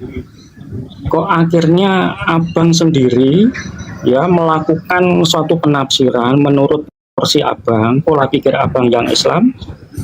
Kok endingnya itu loh, kok memojokkan Kristen? Berarti kalau asal usulnya dari penulis Kristen kan tidak mungkin dulu Bang. Logikanya begini Bang ya. Abang punya klub namanya ini APII, ketuanya Bang Juma. Kemudian abang menulis sebuah, ini analogi Bang ya, menulis sebuah biografi ya, seorang tokoh tertentu yang dikagumi dari timnya abang ini. Mungkinkah tokoh yang ditulis itu loh ya, yang isinya akhirnya memusuhi penulisnya gitu loh? Kan tidak mungkin Bang, gitu loh.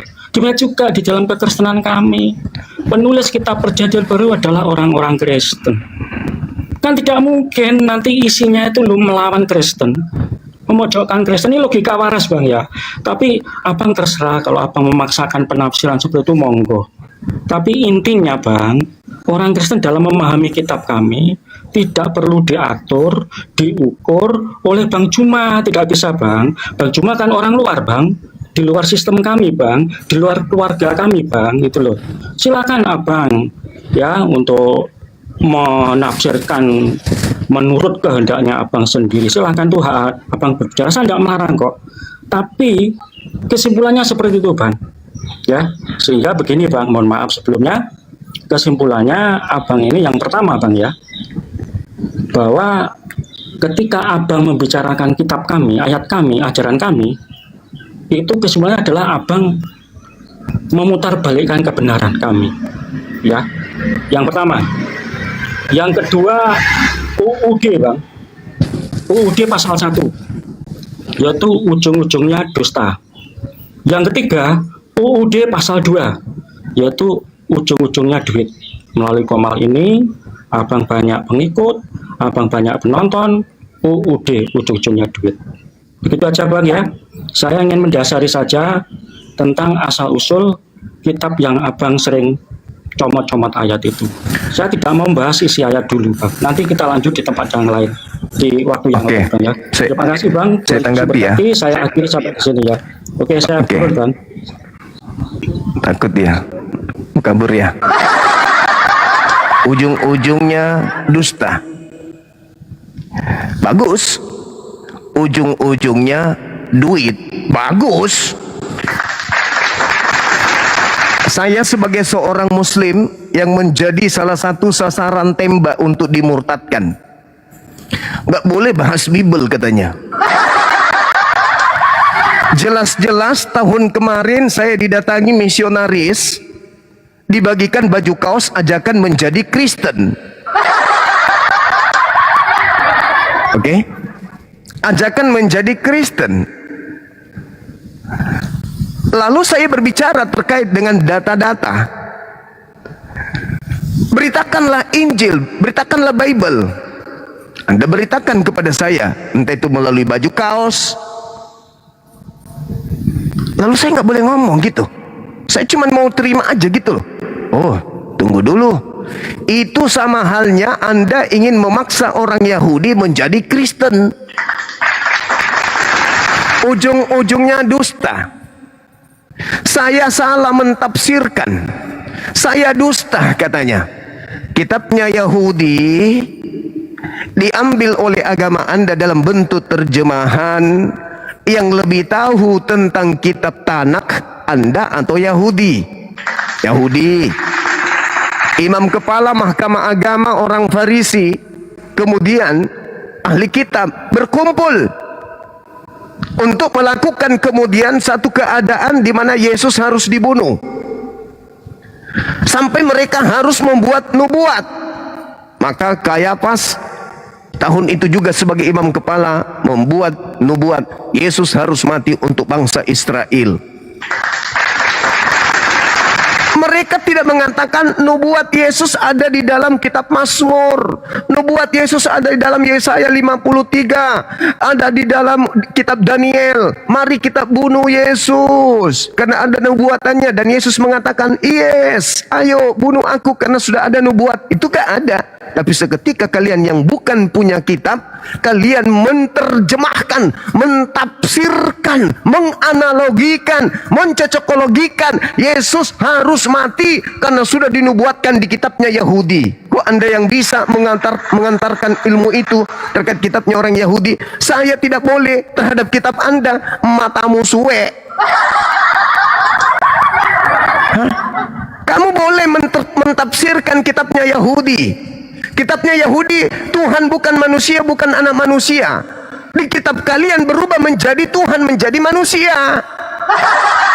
Kalian bebas mentafsirkan kitabnya agama lain, yaitu agama Yahudi, dengan pola keagamaanmu. Saya nggak boleh. Padahal saya belajar Bible, padahal saya adalah sasaran pemurtadan. Nggak boleh. Ujung-ujungnya dusta. Siapa yang dusta? Dalam kelicikanku, dalam dustaku, aku menjerat kalian dengan tipu daya. Siapa itu? Jawab. Ujung-ujungnya duit. Nah ini bahaya ini. Ujung-ujungnya duit. Perpuluhan itu hanya untuk suku Lewi. Bani Yakub ada 12 suku. Satu di antaranya namanya suku Lewi. Dia yang punya hak menerima perpuluhan, persepuluhan dari 11 suku lain. Kata Paulus di Galatia 5 nomor 4, Galatia 2 nomor 16, nomor 21. Apa kata Paulus?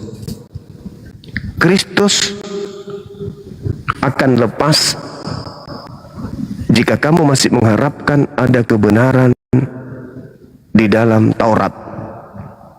Efesus 2 nomor 15. Dengan matinya Yesus, dia telah membatalkan hukum Taurat dengan segala ketetapan yang ada di dalamnya, termasuk perpuluhan dong.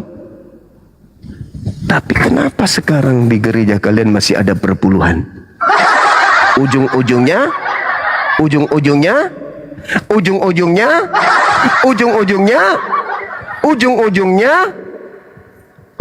kampret. Jadi semua ludah yang kamu buang, kamu jilat semua, dahakmu itu kembali. Ujung-ujungnya dusta, ujung-ujungnya duit. Halilintar pakai ini. Sekali lagi saya katakan, siapapun ente, maafkan saya harus menjalankan hukum agama saya. Faqatilu awliya asyaitan. Maaf ya. Silakan Anda jalankan amanat agung agama Anda. Saya juga menjalankan agama saya. Jangan Anda ingin menghentikan saya. Jangan kau bahas kitab saya. Jangan kau bahas agama saya. Nenekmu kiper. Kalau kamu sudah berlakukan agamamu sama seperti Hindu, sama seperti Buddha, oke.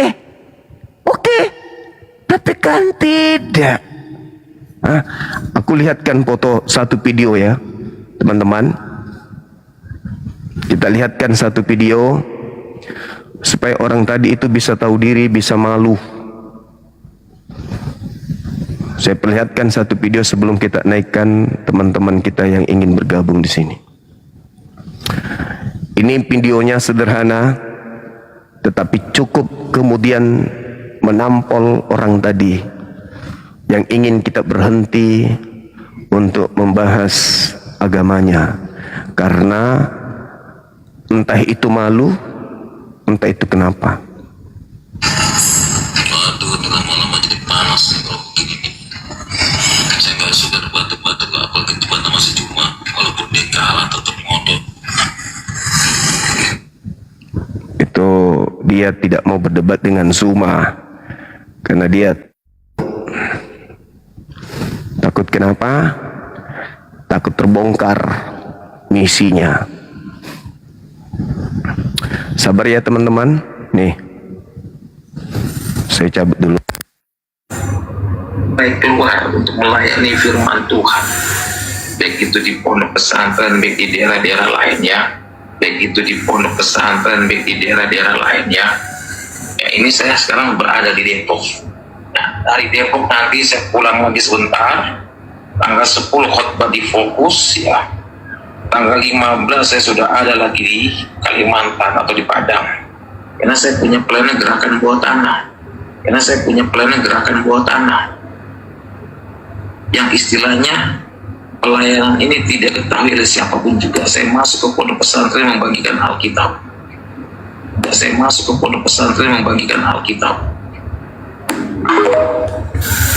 Kedengaran nggak teman-teman?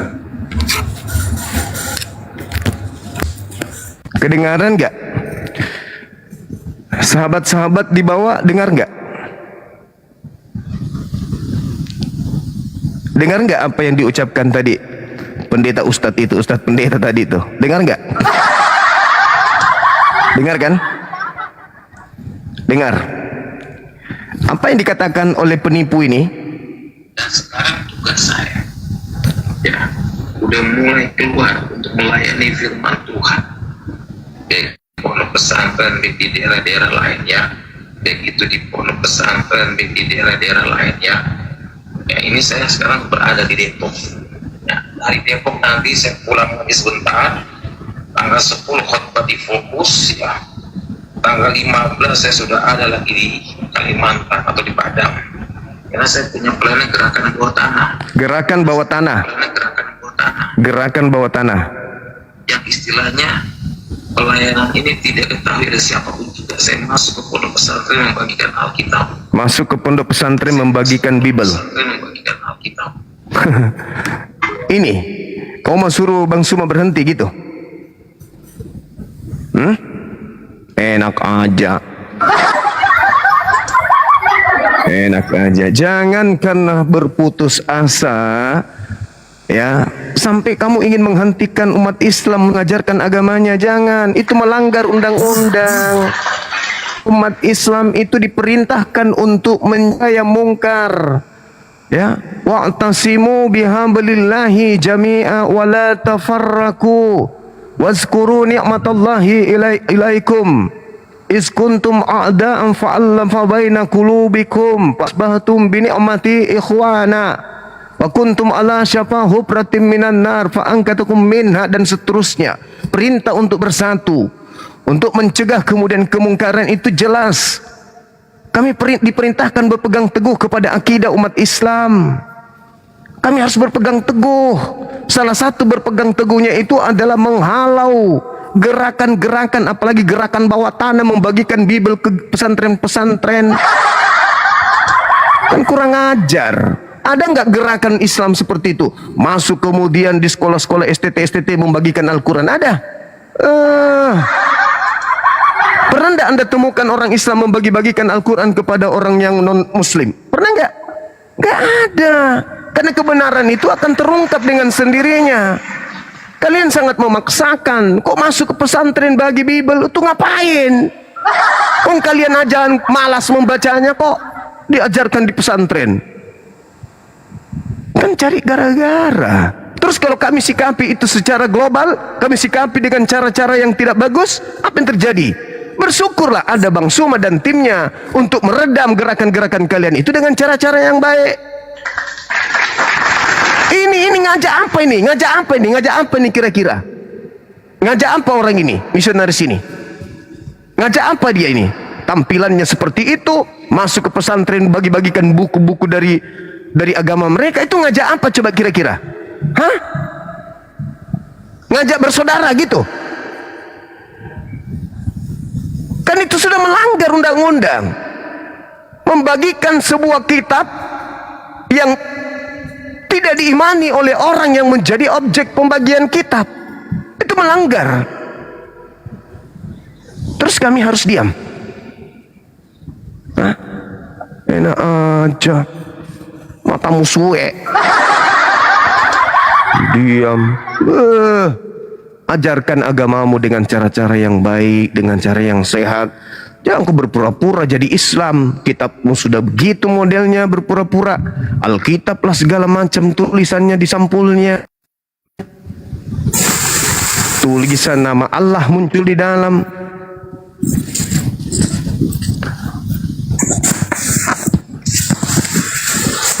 Kasihan kalian ini. Halo, selamat siang.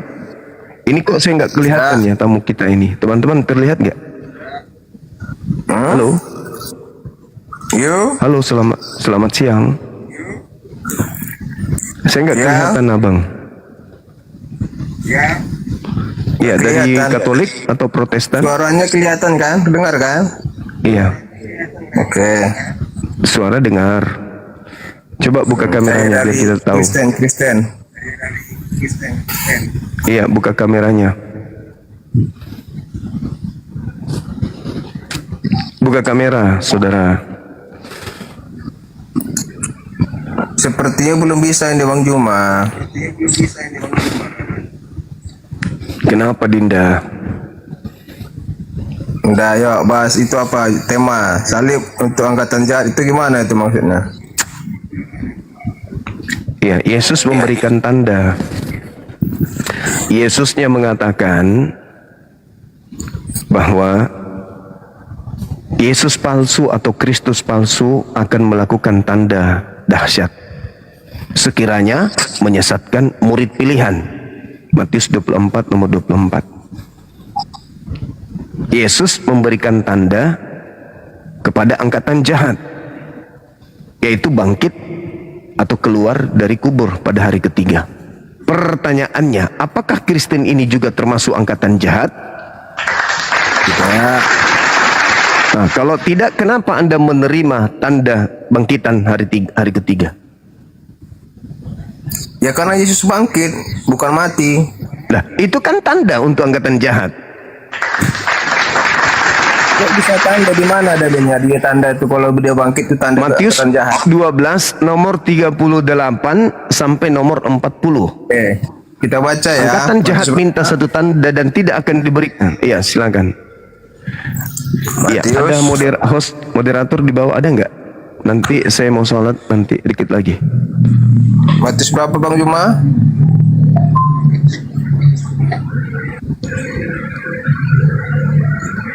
Halo, Matius berapa? Matius 12. Nah, inilah kamu nggak pernah belajar. Jangan framing. Matius berapa? 12 nomor 38 sampai 40. Apa dikatakan situ? Alamak. Pada Inilah cuman terlanjur pada orang Kristen. Farisi Tidak pernah belajar. Cuma karena terlanjur Kristen. Di mana di situ angkatan jahat dibilang? Coba baca baik-baik di mana? Iya baca. Inilah terlanjur Kristen ajanya kalian ini. Kan framing. Saya buktinya kamu bertanya terus. Saya sudah kasih. Saya udah kita kasih, baca. saya udah jelasin. Di kitab Kita saudara baca itu di mana di sini tertulisnya. angkatan jahat Ya baca. dikatakan. Iya baca. Pada waktu itu Baca, berkatalah baca. beberapa ahli Taurat dan orang Farisi kepada Yesus, "Guru, kami tidak melihat suatu tanda daripadamu." Ya kan? Seperti Yunus. Kami minta kamu itu sudah membaca, salah lagi. Dia minta tanda. Ya 40-nya sebab seperti Yunus tinggal di dalam perut ikan 3 hari 3 malam, demikian juga anak manusia akan tinggal di dalam rahim bumi 3 hari 3 malam. Di mana di sini sebut angkatan jahat? Lah, angkatan jahat ini dan angkatan tidak setia ini minta satu tanda. Dan tidak akan diberikan satu tanda apapun selain tanda Yunus. Sebab Yunus berada dalam perut ikan selama 3 hari 3 malam. Demikian juga anak manusia akan berada dalam perut bumi selama 3 hari 3 malam. Berada ini kan dalam perut cerita bumi 3 Yunus. hari 3 malam. Berarti hari ketiganya Iya, bangkit atau tidak? Ini kan menceritakan Yunus Bangkit di dalam kan? perut Nah, ikan. ini tanda untuk siapa? Yunus. Ini tanda yang diberikan untuk angkatan jahat atau angkatan benar? Jawab. Ini cerita untuk Yunus Bang Juma. Dia keluar dari perut Jawab. ikan selama 3 hari. Anak Dimana manusia berada dalam perut bumi selama 3 hari. perut ikan. Lah, nomor 40-nya. Pertanyaannya, berada dalam perut bumi selama 3 hari 3 malam, itu tanda untuk orang benar atau tanda untuk angkatan jahat? Jawab. Seperti Yunus tinggal di dalam perut ikan, bukan perut bumi, perut ikan. Ayat berapa kamu baca? Demikian Bang? juga anak manusia. Astagfirullahaladzim. Inilah kalau hanya terlanjur Kristen. Ayat 40 Cuman terlanjur Yunus Kristen. tinggal di dalam perut ikan, bukan perut bumi. Baca Makanya saya terus. bilang- Demikian juga anak manusia. Nah, akan tinggal di dalam Baca rahim terus. bumi. Demikian juga anak manusia. Itu tanda untuk siapa? Untuk orang jahat atau untuk orang benar? Ini cerita untuk Yunus. Yunus di dalam perut ikan. Nah, coba baca berikutnya. Orang baca yang berikutnya. jahat minta satu tanda. Guru, berikan kami sebuah tanda. Angkatan jahat ini dan angkatan tidak setia ini minta satu tanda, dan tidak akan diberikan satu tanda apapun selain tanda Yunus. Sebab Yunus 3 hari dalam perut ikan, begitu juga anak manusia berada dalam perut bumi 3 hari. Itu tanda untuk angkatan jahat atau angkatan benar? Jawab. Di mana dikatakan antara jahat ini Bang Juma? Di mana dikatakan itu tanda Yunus? Di mana dikatakan itu? Itu kan untuk tanda Yunus. Di mana dikatakan itu? Itu kan untuk tanda Yunus. Di mana dikatakan itu? Itu kan tanda Yunus. Coba Mau kamu sampai baca kapan? perikop. Mau sampai kapan Perikopnya kalian menipu baca. diri kalian? Mau sampai Coba baca kapan? perikop. Yukhadi'una Allah walladzina amanu. Mau sampai kapan kalian menipu diri kalian sendiri? Mau sampai kapan? Gak capek gitu? Ajal semakin mendekat. Bukannya sadar malah tetap menipu diri sendiri. Islam datang sebagai kabar gembira untuk menyelamatkan kalian. Kalian tidak ngerti Bible, kami yang menjelaskan. Kok aku pula yang sadar? Pertanyaannya jelas. Kebangkitan pada hari ketiga itu tanda untuk angkatan jahat atau angkatan benar? Jawab. Di sini bercerita tentang Yunus, angkatan jahat memang betul, tapi ini bercerita tentang Yunus, bukan tentang Tuhan. Yang keluar dari perut bumi siapa? Keluar dari perut bumi itu Yang enggak? keluar dari perut Enggak ikan kau itu hitung. Yunus selama 3 hari. Nah, terus anak manusia ada enggak keluar dari perut bumi hari ketiga? Dan apa ini? Demikian juga anak manusia akan tinggal dalam rahim bumi. Dia akan tinggal di dalam rahim bumi, yaitu Yesus. Terus? Nah, itu tanda untuk apa? Untuk siapa? Angkatan jahat atau angkatan benar? Kalau anak-anak manusia ini angkatan benar. Kalau tadi Yunus angkatan jahat karena dia Betul karena orang Yunus, ini. tahu nggak cerita Yunus Betul, gimana? betul. Karena Yunus Di itu mana? Di menyimpang mana? dari Di mana? Allah. Makanya dia masuk dalam perut ikan. Ini lama-lama saya joget lagi nih. Joget lagi nih. Lama-lama nih. Joget lagi dia. saya ini kau buat. Makanya Bang Juma kalau bahasa kita itu Joget baca lagi nanti kau buat. Pahami.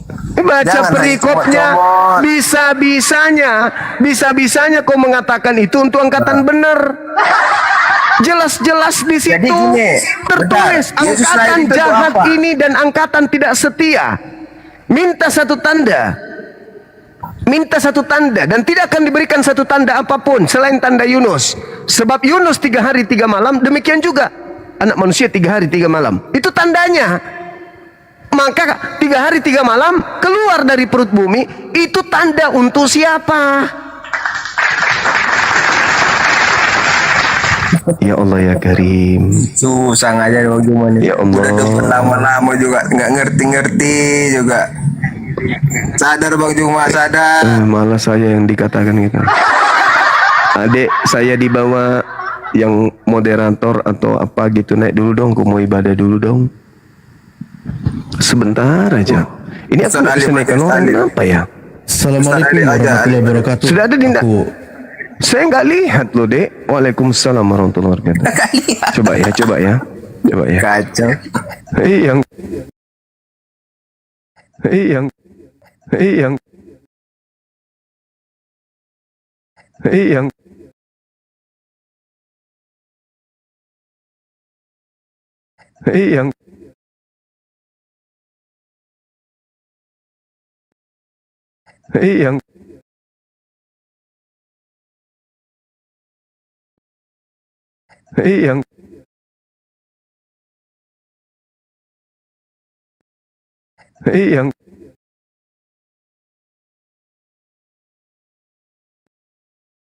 yang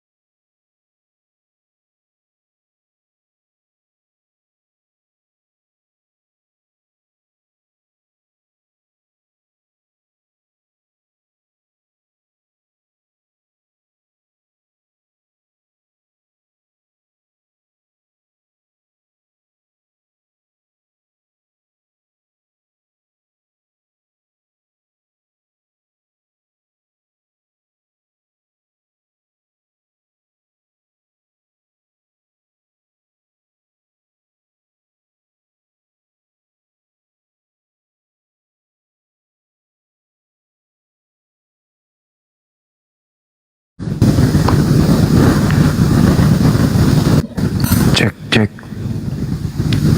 Cek.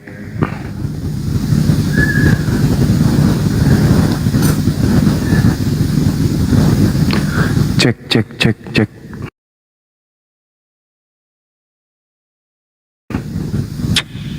Ya Allah ya Karim.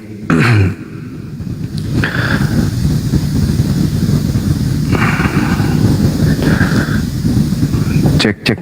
Ini saya sudah nampak nggak di ini? Sudah nampak nggak?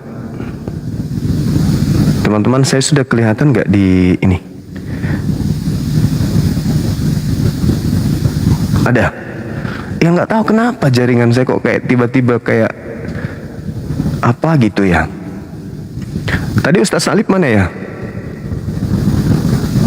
Dinda Alip naik lagi dong. Sorry, ini jaringan kok kenapa gitu loh.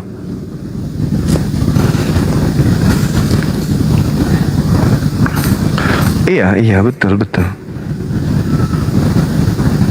Di YouTube juga jadinya gangguan.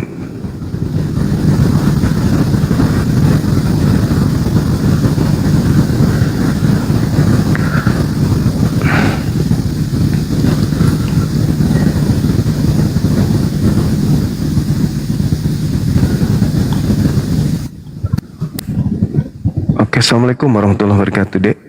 Waalaikumsalam warahmatullahi wabarakatuh. Siap. Betul, nggak kelihatan. Banyak tumbak Antum biasa. sini. Ini banyak kenapa tumbak. HP-nya ya? Oh gitu. Seandainya Iya, imunnya iya, nggak Pak. kuat, mungkin tumbangnya udah dari tadi.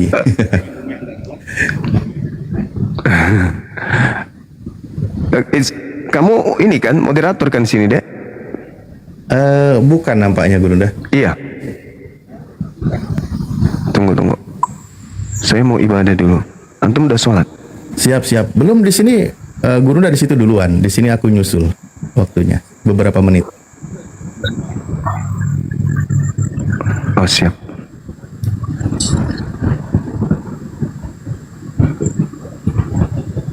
Udah ya? Siap. Udah jadi moderator kan ya? Siap Gurunda sudah. Oke, saya sholat dulu saya. Siap Gurunda, siap.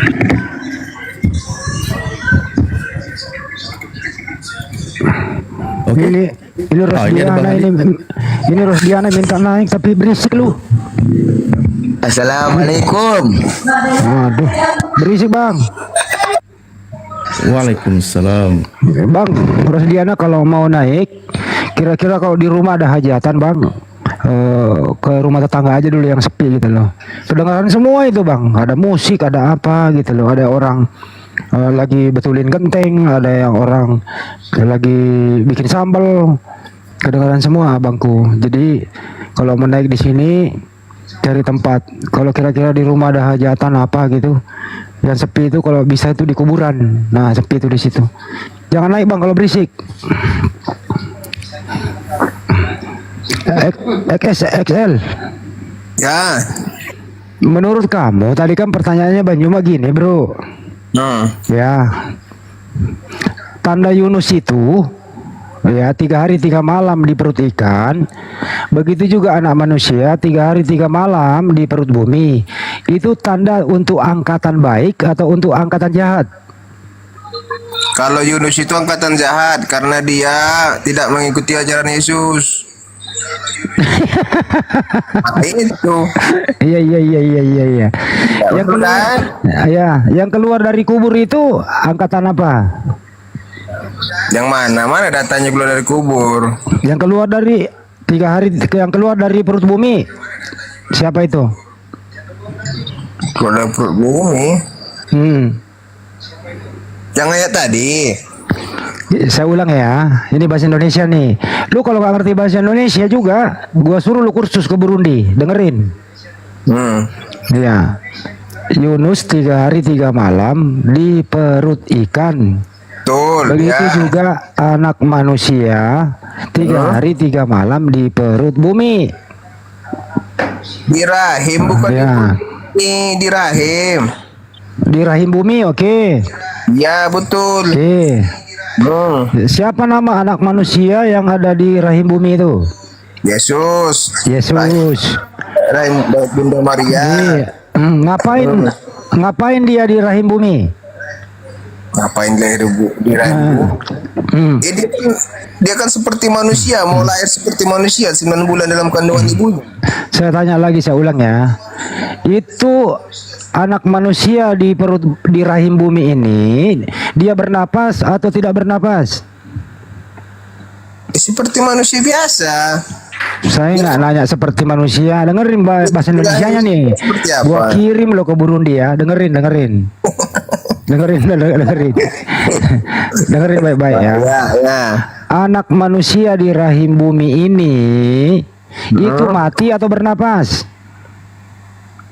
Di dalam rahim ibunya ya pasti hidup lah. Bukan di rahim ibunya, kuculuk di rahim bumi. Lama juga gua ambil kunci dongkrak nih. Iya, di rahim bumi itu rahim ibunya artinya. Di rahim bumi itu berarti di dalam perut bumi, bukan perut Maria, kuculuk. Kok di bumi? Nggak bener juga di satu nih lama-lama. Kunci dongkrak mana? Kunci dongkrak.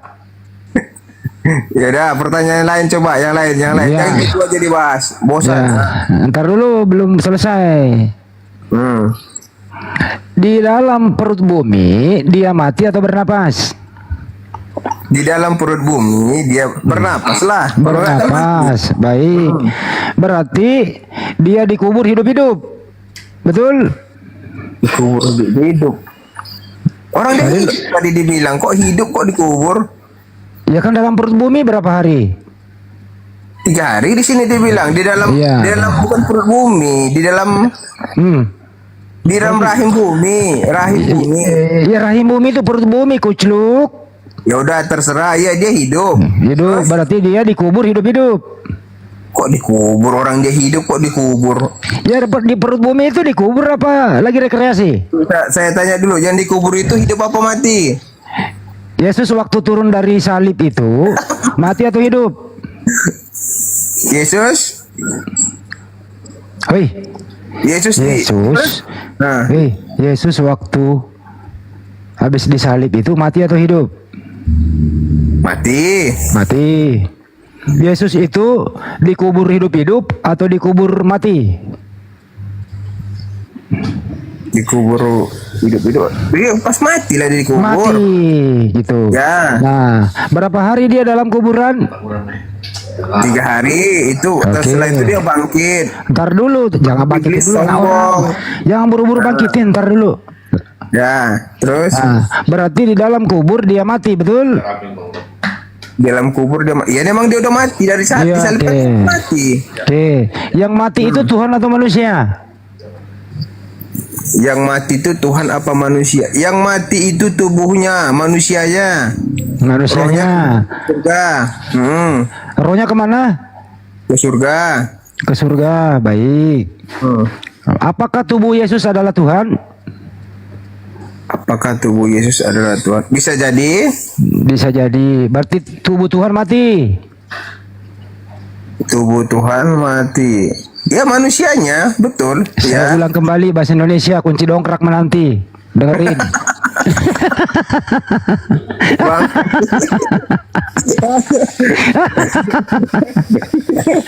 Kunci dongkrak ya, bahaya nih. Belum lagi kunci Inggris, hati-hati lo ya. Kunci dongkrak terak gini. Kunci dongkrak terak lu.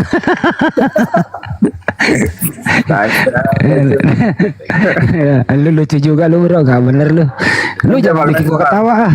Lanjut. Diulang ya. Ya. Diulang nih.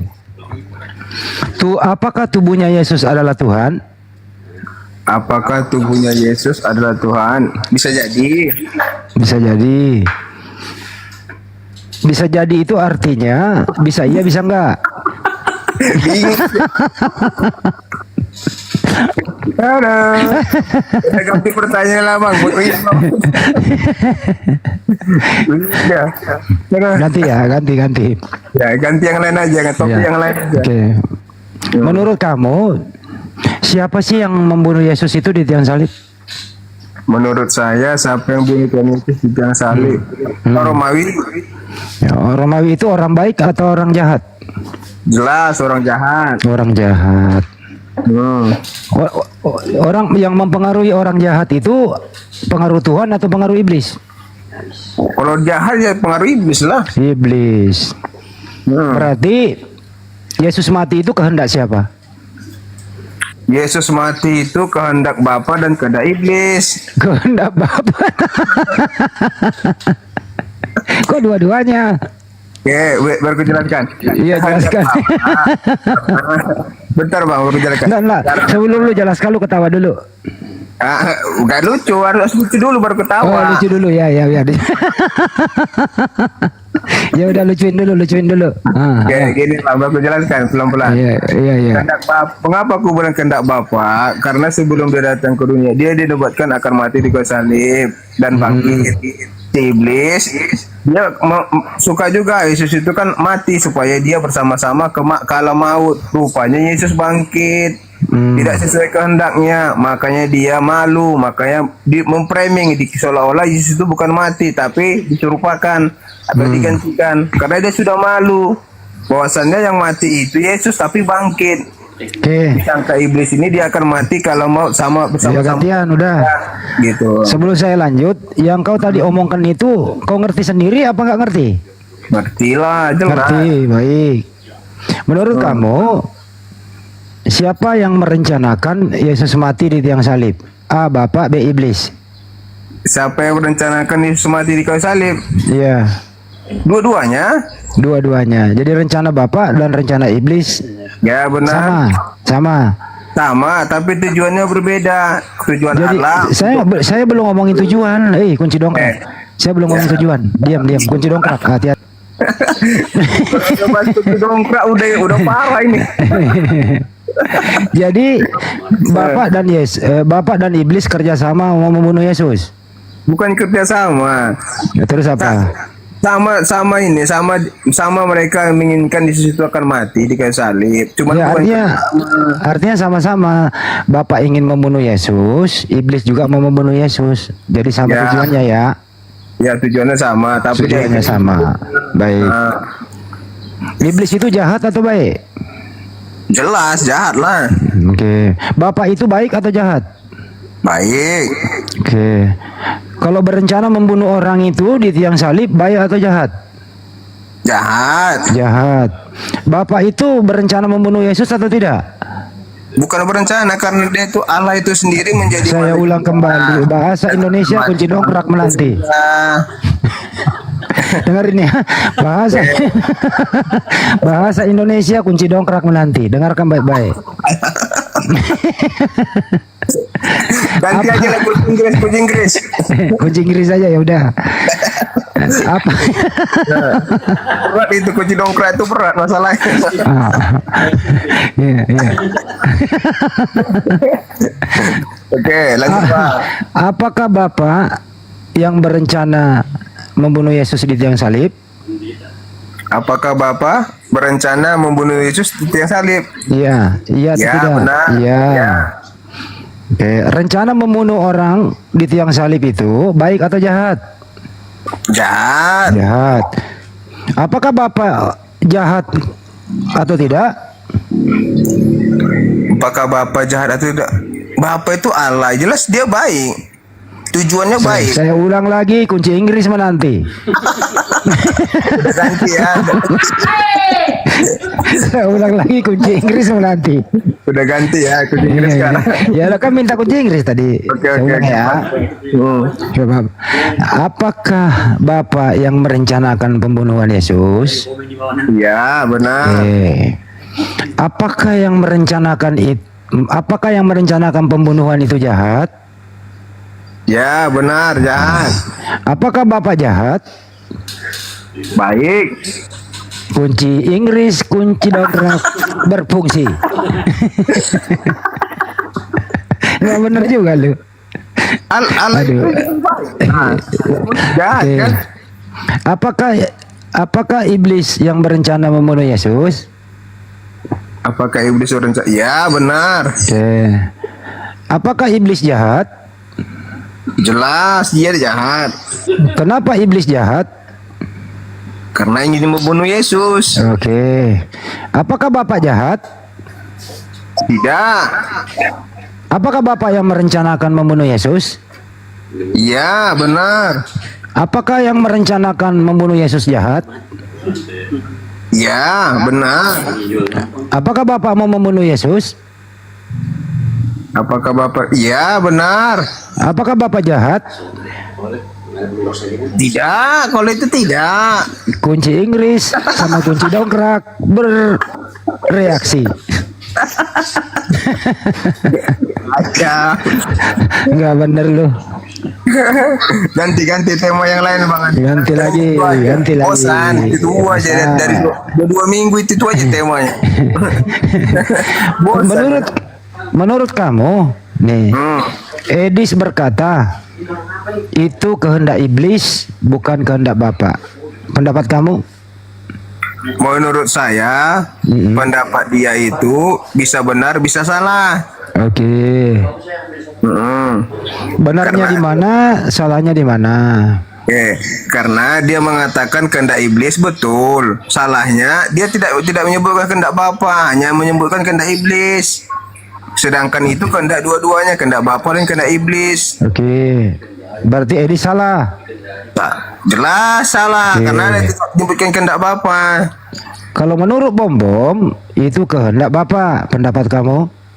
Sama. Dia tidak menyebutkan kehendak iblisnya. Sedangkan itu kehendak iblis ada juga, kehendak Bapa ya juga. Berarti Bom juga salah. Bisa jadi. Oke. Yang benar yang seperti apa? Ya kehendak dua-duanya, kehendak Bapa dan kehendak iblis. Berarti kehendak Bapak dan kehendak iblis satu kehendak. Ya, satu tujuan, tapi di akhirnya berbeda. Kalau kehendak Allah dia bangkit, kehendak iblis dia maunya kalah maut, rupanya berbeda. Yesus di sini sebagai pelaku atau sebagai korban? Siapa Yesus? Iya. Yesus sebagai pelaku apa? Dua-duanya. Oke, Yesus di sini sebagai pelaku pembunuhan atau korban pembunuhan? Dia itu Allah yang menjadi manusia. Dia jadi pelaku dan jadi korban. Saya ulang kembali. Yesus di tiang salib itu pelaku pembunuhan atau korban pembunuhan? Yesus di tiang salib itu pelaku pembunuhan, korban apa pembunuhan? Saya ulang kembali bahasa Indonesia ya. Awas, kunci dongkrak. Oke, lanjut. Yesus di tiang salib itu pelaku pembunuhan atau korban pembunuhan? Kita jawab aja dulu, korban. Korban. Baik. Apa manfaat korban ini buat kamu? Manfaatnya apa? Manfaat Yesus disalibkan untuk menebus dosa manusia. Oke, untuk menebus dosa. Jadi korban pembunuhan jadi penebusan dosamu, betul? Ya, karena sudah dibuatkan dia akan mati di kayu salib itu menebus dosa manusia. Baik. Siapa yang berjasa di sini? A. Pelaku pembunuhan, B. Korban pembunuhan. Siapa yang berjasa? Korban apa pelaku gitu? Iya. Kalau menurut saya dua-duanya. Dua-duanya. Jadi iblis juga berjasa, betul? Betul. Karena dia ikut juga merencanakan Yesus akan disalibkan kan? Iya, baik. Pelakunya. Jadi dosamu ditebus atas jasa iblis, betul? Bukan sepenuhnya. Dia hanya ikut. Kunci dongkrak. Kunci Inggris, kan udah ganti. Iya, kunci Inggris. Jadi atas jasa iblis dosamu ditebus, betul apa betul? Jasa iblis dosamu ditebus. Iblis itu hanya ingin membunuh Yesus. Iya, karena dia membunuh. Ada korban nama Yesus. Korban ini menebus dosamu, betul? Ya. Artinya ada yang berjasa. Siapa yang berjasa di sini? Pelaku pembunuhan atau korban pembunuhan? Dua-duanya. Dua-duanya, baik. Artinya ada iblis juga sebagai jasa atas penebusan dosamu, betul? Bisa jadi. Bisa jadi. Apa yang ingin Anda ucapkan kepada iblis? Apa yang saya ucapkan sama iblis? Iya. Iblis. Entar dulu. Nah, Minta terima kasih kah atau kau mengutuk iblis? Silakan. sebenarnya mengutuk lah. Karena dia telah membunuh. Kalau ada orang berjasa itu, kita ucapkan terima kasih atau kita kutuk dia? Itu kan sudah kehendak Bapa, tapi dia ikut-ikutan. Kunci Inggris, jangan kemana-mana. Saya ulang kembali bahasa Indonesia. Kalau ada orang berjasa, A. Ucapkan terima kasih, B. Mengutuk. Oh, kalau dia berjasa, kalau orang ya bukan iblis. Ya, orang. ya. Terima kasih lah. Terima kasih kasih. Bapak telah Baik. berjasa gitu. Ya, betul berjasa. Tadi Anda mengatakan iblis itu berjasa, betul? Iblis itu bukan berjasa tapi ikut-ikutan. Tadi Anda ngomong loh terima iblis berjasa. Kayak bisa jadi ya. Bisa jadi. Apa yang ingin Anda ucapkan kepada iblis? Silakan. Iblis, kalau kamu ingin ikut-ikutan.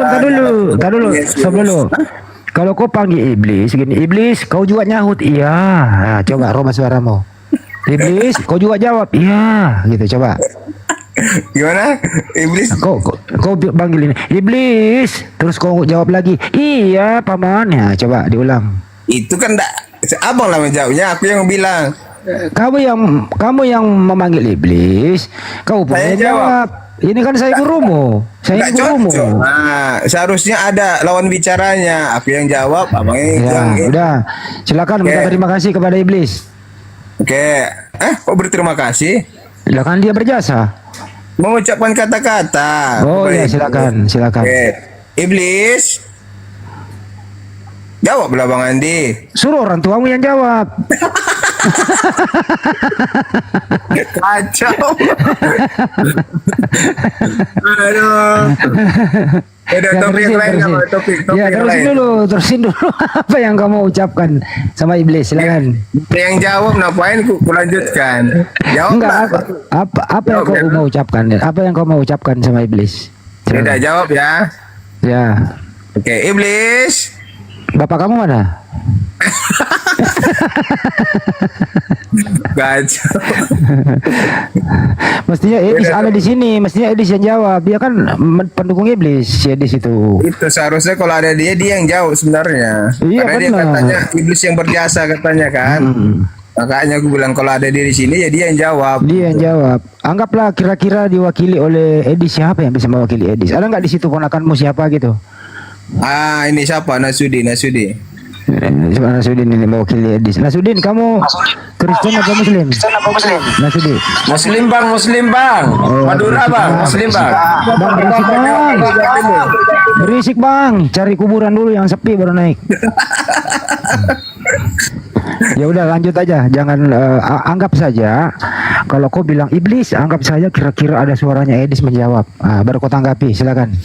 Soalnya panjang kalau aku mengucapkan sesuatu sama iblis itu Enggak panjang. apa-apa, panjangin aja. Saya dengar kok. Tenang aja. Kunci dongkrak diam di tempat. Iblis.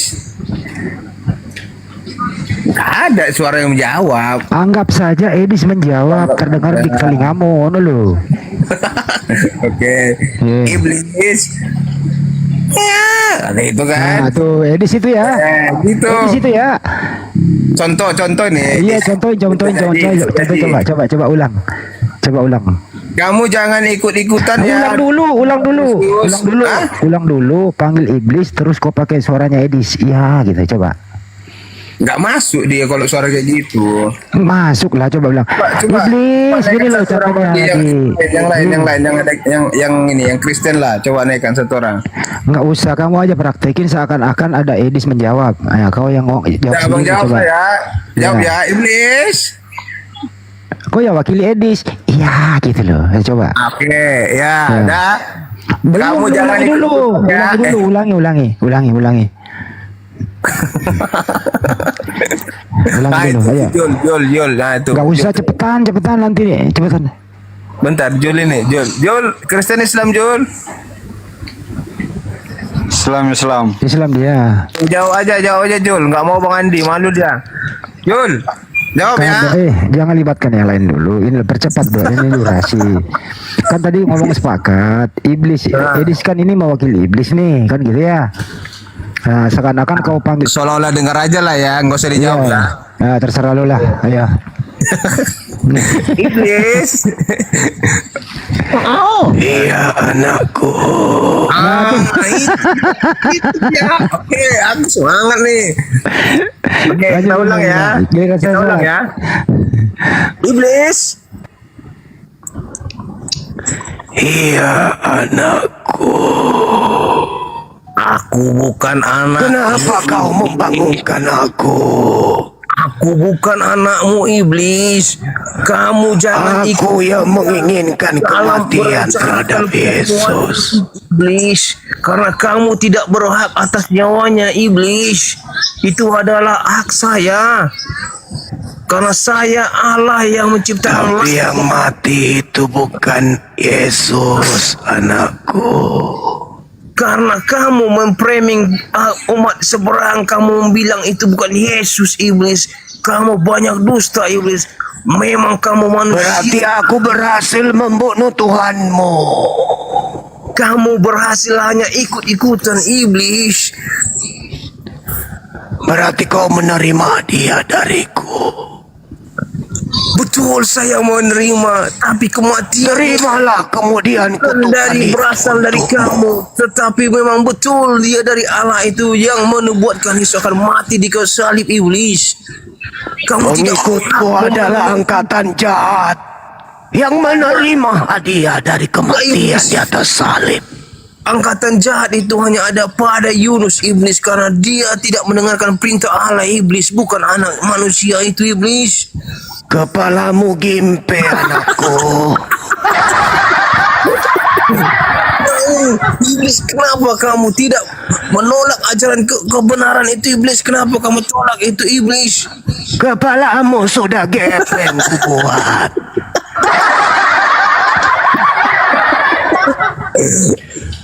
Sampai kau tidak bisa membedakan antara hantu dengan Tuhan. Saya tahu siapa Tuhan saya, Iblis. Kamu jangan berdusta dalam segala hal, Iblis. Bertobatlah kamu, Iblis. Aku mengutus utusanku untuk sekedar kau sembah. Iya, kamu mengutus Aku nabi minta palsu. dia berpura-pura jadi Kristus. Tapi kami tahu siapa itu nabi-nabi palsu, Iblis. Nabi-nabi palsu itu seperti yang kamu buatkan itu, buat jahat, Iblis. Yang kami tidak percaya itu nubuat palsu itu, Iblis. Matamu suwe, anakku. Saya bukan anakmu. Kamu adalah iblis. Dusta, bapa segala dusta kamu, Iblis. Dosa adalah maut. Kamu sampaikan itu kepada umat-umat saya, Iblis. Kamu tidak pantas hidup di bumi dan di surga, Iblis. Kamu akan saya campakkan ke neraka, Iblis. Aku senantiasa menyertaimu. Itu Jadikan kata-kata seluruh kami. bangsa menjadi muridku. Itu adalah kata-kata Yesus, Iblis. Kamu jangan meniru-niru seperti yang dikatakan oleh Yesus itu, Iblis. Kau adalah anakku yang kusayangi. Beda, kamu adalah iblis. Saya tidak percaya dengan kamu membuat nabi-nabi palsu itu, Iblis. Tetaplah gaungkan untuk menyembah aku, hai anakku. Enyalah kamu. Ajarkan orang-orang untuk menyembahku. Kamu sekalian pembuat kejahatan. Enyalah kamu dari hadapanku. Itu perintah oleh Tuhan, Iblis. Kamu tidak berhak Aku atas akan kami. bersamamu. Tidak, Aku Iblis. akan selalu bersamamu sampai ke neraka. Iblis. Tidak. Kita tidak sama, Iblis. Kamu adalah. Kamu sudah masuk dalam perangkap. Tidak. Jauhkan saya dari kamu, Iblis. Saya tidak mau kamu dekat saya, Iblis. Karena kami Selama kau Allah kami yang menerima hidup. hadiah dariku, Tidak, saya tidak akan. selama itu Tidak. juga engkau akan ada dalam cengkeramanku. Saya tidak akan menerima dia. Saya akan tetap ikut Yesus, ikut Allah saya, Iblis. Nyalah kamu dari Aku hadapan telah saya, Iblis. menjanjikan kuasa langit dan bumi. Saya tidak mau, Dia Iblis. tidak menerimanya. Betul, saya tidak Dan mau, kamu Iblis. juga sudah terpedaya olehnya. Saya tidak mau. Kamu tidak akan lolos dariku, Saya, anakku. Sebab kepalamu gimpe.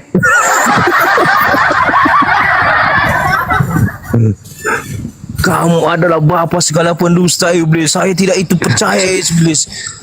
Kamu adalah Lucifer yang dicampakkan dari surga dan turun ke bumi, yang menyerupai malaikat-malaikat menjadi nabi-nabi palsu. Saya tidak mau itu iblis. Apa lagi ini? Tidak akan mungkin. Selama kau tidak mendengarkan para apologet Islam, selama itu juga kamu akan terjerumus ke neraka. Saya sudah mendapat jalan dan kebenaran dan hidup. Itu kata Yesus. Aku buat jalan kebenaran dan hidup. Itu perintah Yesus. Tidak ada yang sampai kepada Bapa kalau tidak melalui aku. Itu perintah oleh Yesus. Kamu adalah iblis, pembuat kejahatan. Sayangnya percaya kamu sampai ke Bapa, tapi Bapa segala dusta, anakku. Tidak iblis. Yesus itu adalah jalan kebenaran dan hidup. Iblis, kamu tidak akan bisa mengajak saya masuk ke neraka bersama-sama dengan kamu iblis. Bapa bangkit ke Buktinya surga. kau menerima. Tempat bagi Kau kami telah surga. menerima tanda angkatan jahat kamu telah terima dariku. Tidak, saya menolak itu angkatan jahat. Tidak ada. Barang siapa yang percaya kepada kebangkitan anak manusia, dia sudah berada dalam genggamanku. Kamu dusta iblis. Kamu dusta. Saya tidak percaya iblis. Kamu dusta iblis. Nyala kamu. Nyala kamu iblis. Terimalah upah dari kuasa kegelapan. Kuasa kegelapan telah merasuki dirimu. Tidak iblis. Kau menerima dusta iblis. Saya tidak mau. tanda-tanda angkatan jahat. Tidak mau saya terima itu angkatan jahat itu iblis. Karena saya tahu iblis itu pembuat kejahatan. Kamu kok jadi nenek lampir iblis? Kamu kan iblis, bukan nenek lampir. Saya sendiri merinding, anakku. Saya bukan anakmu, kamu adalah jahat. Kamu adalah anakku. Tidak, Itu sudah takdirmu. tidak. Siapapun yang menerima tanda kebangkitan pada hari ketiga, mereka adalah anak-anakku. Tidak. Tuhan mengatakan dia akan bangkit pada hari ketiga. Aku akan membawamu ke neraka. Kami tidak akan mengingkari janji Allah itu kepada kami. Bangkit ke hari yang tiga. Percayalah, akan dimusnahkan dan dicampakkan ke dalam api neraka bersama-sama dengan nabi-nabi palsu. Akan banyak nabi-nabi palsu akhir zaman ini. Kamu jangan tersesat dan tetaplah berdoa di dalam iman kamu. Itu perintah Yesus. Anakku, Kamu adalah iblis yang tidak mau bertobat. aku ingin minum kopi. Minum saja, saya tidak mau. Tolong belikan dulu kopi di Alfamart. Tidak ada itu di Aku haus. Kopi apa itu biar saya belikan. Allahu Akbar, Masya Allah, Masya Allah, Subhanallah. Itulah sandiwara yang telah dimainkan Kenapa oleh ini sandiwara iblis ini? ISIS Sandiwara di situ beserta dengan pengikutnya. Dan itu sandiwara. Siapapun kemudian yang menerima kebangkitan dari kubur, itu adalah angkatan jahat. Gitu Tidak loh. ada itu. Kamu Harus adalah diakui itu. setan. Kamu adalah nabi-nabi palsu. Udah diakui aja. Saya dengan ajaran Yesus. Bertobatlah. Udah iblisnya udah pergi, udah minum kopi dia, udah minum kopi. Jadi intinya adalah kami Islam ini mengajarkan bahwasanya hidup yang benar itu adalah menyembah kepada yang bukan makhluk. Nah, sedangkan Yesusnya ketika datang di tengah Bani Israel itu memisahkan ada dua kelompok. yang menerimanya sebagai Mesias dan yang tidak menerimanya. Yang tidak menerimanya itulah yang kemudian berkongko-kongko untuk mencelakai Yesus, berujung kepada keinginan mereka untuk menyalib. Jadi salib ini adalah upaya yang dilakukan oleh penolak-penolak Yesus. Penolaknya menginginkan Yesus mati. Itu pasti tuh. Sedangkan Yesus sendiri mengatakan tidak akan pernah bisa saya dibunuh. Hanya aku yang bisa menyerahkan nyawaku dan aku berhak mengambilnya kembali. Jadi upaya yang dilakukan iblis untuk membunuh dia itu tidak berhasil. Nah sekarang untuk menyadarkan saudara kami Kristen cukup dengan tema sederhana. Apakah kebangkitan dari kubur itu tanda untuk angkatan jahat atau tanda untuk angkatan benar? Jadi tidak usah gengsi mengakui itu. Seperti Edis mengakui salib rencana iblis, akui juga lah bahwa berada dalam perut bumi 3 hari 3 malam selayaknya Yunus berada dalam perut ikan 3 hari 3 malam, itu adalah tanda untuk angkatan jahat. Dan saudara-saudara Kristen itu sulit untuk lari dari sana. Kenapa? Kita lihat di dalam Matius 23 ya, sebelum Anda tanggapi. Di situ Yesus mengecam orang-orang Farisi. Apa kata Yesusnya? Hai kamu ular-ular, hai kamu keturunan ular beludak, bagaimana mungkin kamu dapat meluputkan diri kamu dari hukuman neraka? Sebab itu, lihatlah, beberapa kemudian nabi-nabi diutus kepadamu, orang-orang bijaksana, ahli Taurat, separuh di antara mereka kamu bunuh dan separuh di antaranya kamu salibkan. Yang lain akan kamu sesah di rumah-rumah ibadahmu, dan kamu aniaya dari kota ke kota, supaya kamu menanggung akibat penumpahan darah orang yang tidak bersalah melalui Habel, mulai dari Habel orang benar itu sampai kepada Zakaria anak bereknya, dan yang kamu bunuh di antara tempat kudus dan mesbah. Aku berkata kepadamu, nah itu kata Yesus tuh, aku berkata kepadamu, sesungguhnya semuanya ini akan ditanggung oleh angkatan jahat. Jadi kalau saudara melihat di dalam pengajaran kitab saudara sendiri dalam kitab Matius itu dijelaskan dengan jelas di situ bahwasanya akan ditanggung oleh angkatan jahat. Apa itu? Akibat daripada penumpahan darah, dan mereka tidak akan pernah bisa diloloskan dari api neraka. Itu pengakuan Yesus di dalam kitab saudara Matius 23 nomor 34. Mereka tidak akan lolos dari api neraka disebabkan karena mereka menyalibkan kemudian orang-orang yang berupa nabi dan seterusnya. Dan kata Yesusnya, semua itu akan ditanggung angkatan jahat ini. Angkatan jahat ini yang menanggungnya, yaitu orang-orang neraka. Siapa mereka? Yang menerima tanda keluarnya manusia, anak manusia dari perut bumi pada hari ketiga. Jadi ini kita berupaya untuk menyadarkan saudara-saudara. Membantah boleh, tidak nerima boleh, tapi izinkan kami menguraikan kebenaran itu. Sahabatku Ain, barakallahu fik. Itu jelas, itu nggak bisa dipungkiri, karena itu ada terekam di dalam Bible. Mungkin mana lagi?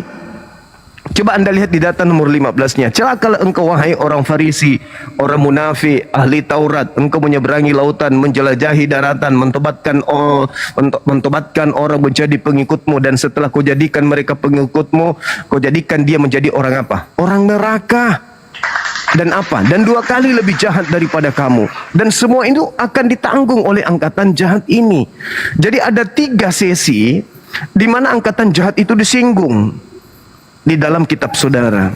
Kalau Al-Quran jelas, wa qaulihim, mereka dihukum dengan karena ucapan mereka bahwa Nabi Isa disalib. Hukumannya Anda bisa jabarkan dalam kitab saudara. Ada 3. Yang pertama, ketika kemudian Yesus dimintai tanda kan, Yesus mengatakan tanda Yunus 3 hari 3 malam dalam perut ikan, 3 hari 3 malam dalam perut bumi, itu adalah tanda untuk angkatan jahat. Satu, angkatan jahat. Yang kedua, orang Farisi nih, ahli Taurat, orang munafik, menjelajahi daratan, menyeberangi lautan, mentobatkan orang di luar Israel menjadi pengikutnya. Tapi apa yang terjadi? Menjadi orang neraka dan 2 kali lebih jahat daripada ahli Taurat tersebut. Dan semuanya akan ditanggung oleh lagi-lagi angkatan jahat. 2. Yang ketiga, Bung, khotbah Petrus di Kisah Para Rasul 2 nomor 29 sampai nomor 40. Orang-orang yang menyalibkan Yesus itu, kok jadi begini tangannya ya, adalah angkatan jahat. Sekarang Kristen berada di mana? Angkatan jahat menanggung kemudian penyaliban. Angkatan jahat menerima ajaran dari orang-orang Farisi yang menyeberangi lautan menjelajahi daratan. Angkatan jahat yang menyalibkan Yesus. Kristen posisinya di mana? Menerima apa yang diberikan oleh kemudian angkatan jahat tersebut. Angkatan jahat menyeberangi lautan menjelajahi daratan mengajarkan apa? Untuk bertuhan. Kepada siapa? Kepada korban yang diberikan oleh angkatan jahat ini. Jadi, ya bagaimana saudara saya bisa selamat kalau hanya bergelut di Bible dan tidak mau belajar, hanya doktrin dogma saja? Apakah nggak ngeri gitu loh? Kata Yesus, hai kamu keturunan ular beludak, bagaimana mungkin kamu meloloskan diri kamu dari api neraka? Bagaimana mungkin? Yesus yang bertanya. Dan semua ini akan ditanggung oleh angkatan ini. Gak ngeri gitu? Gak ngeri? Belum lagi hal tersebut dibenarkan oleh Matius 7.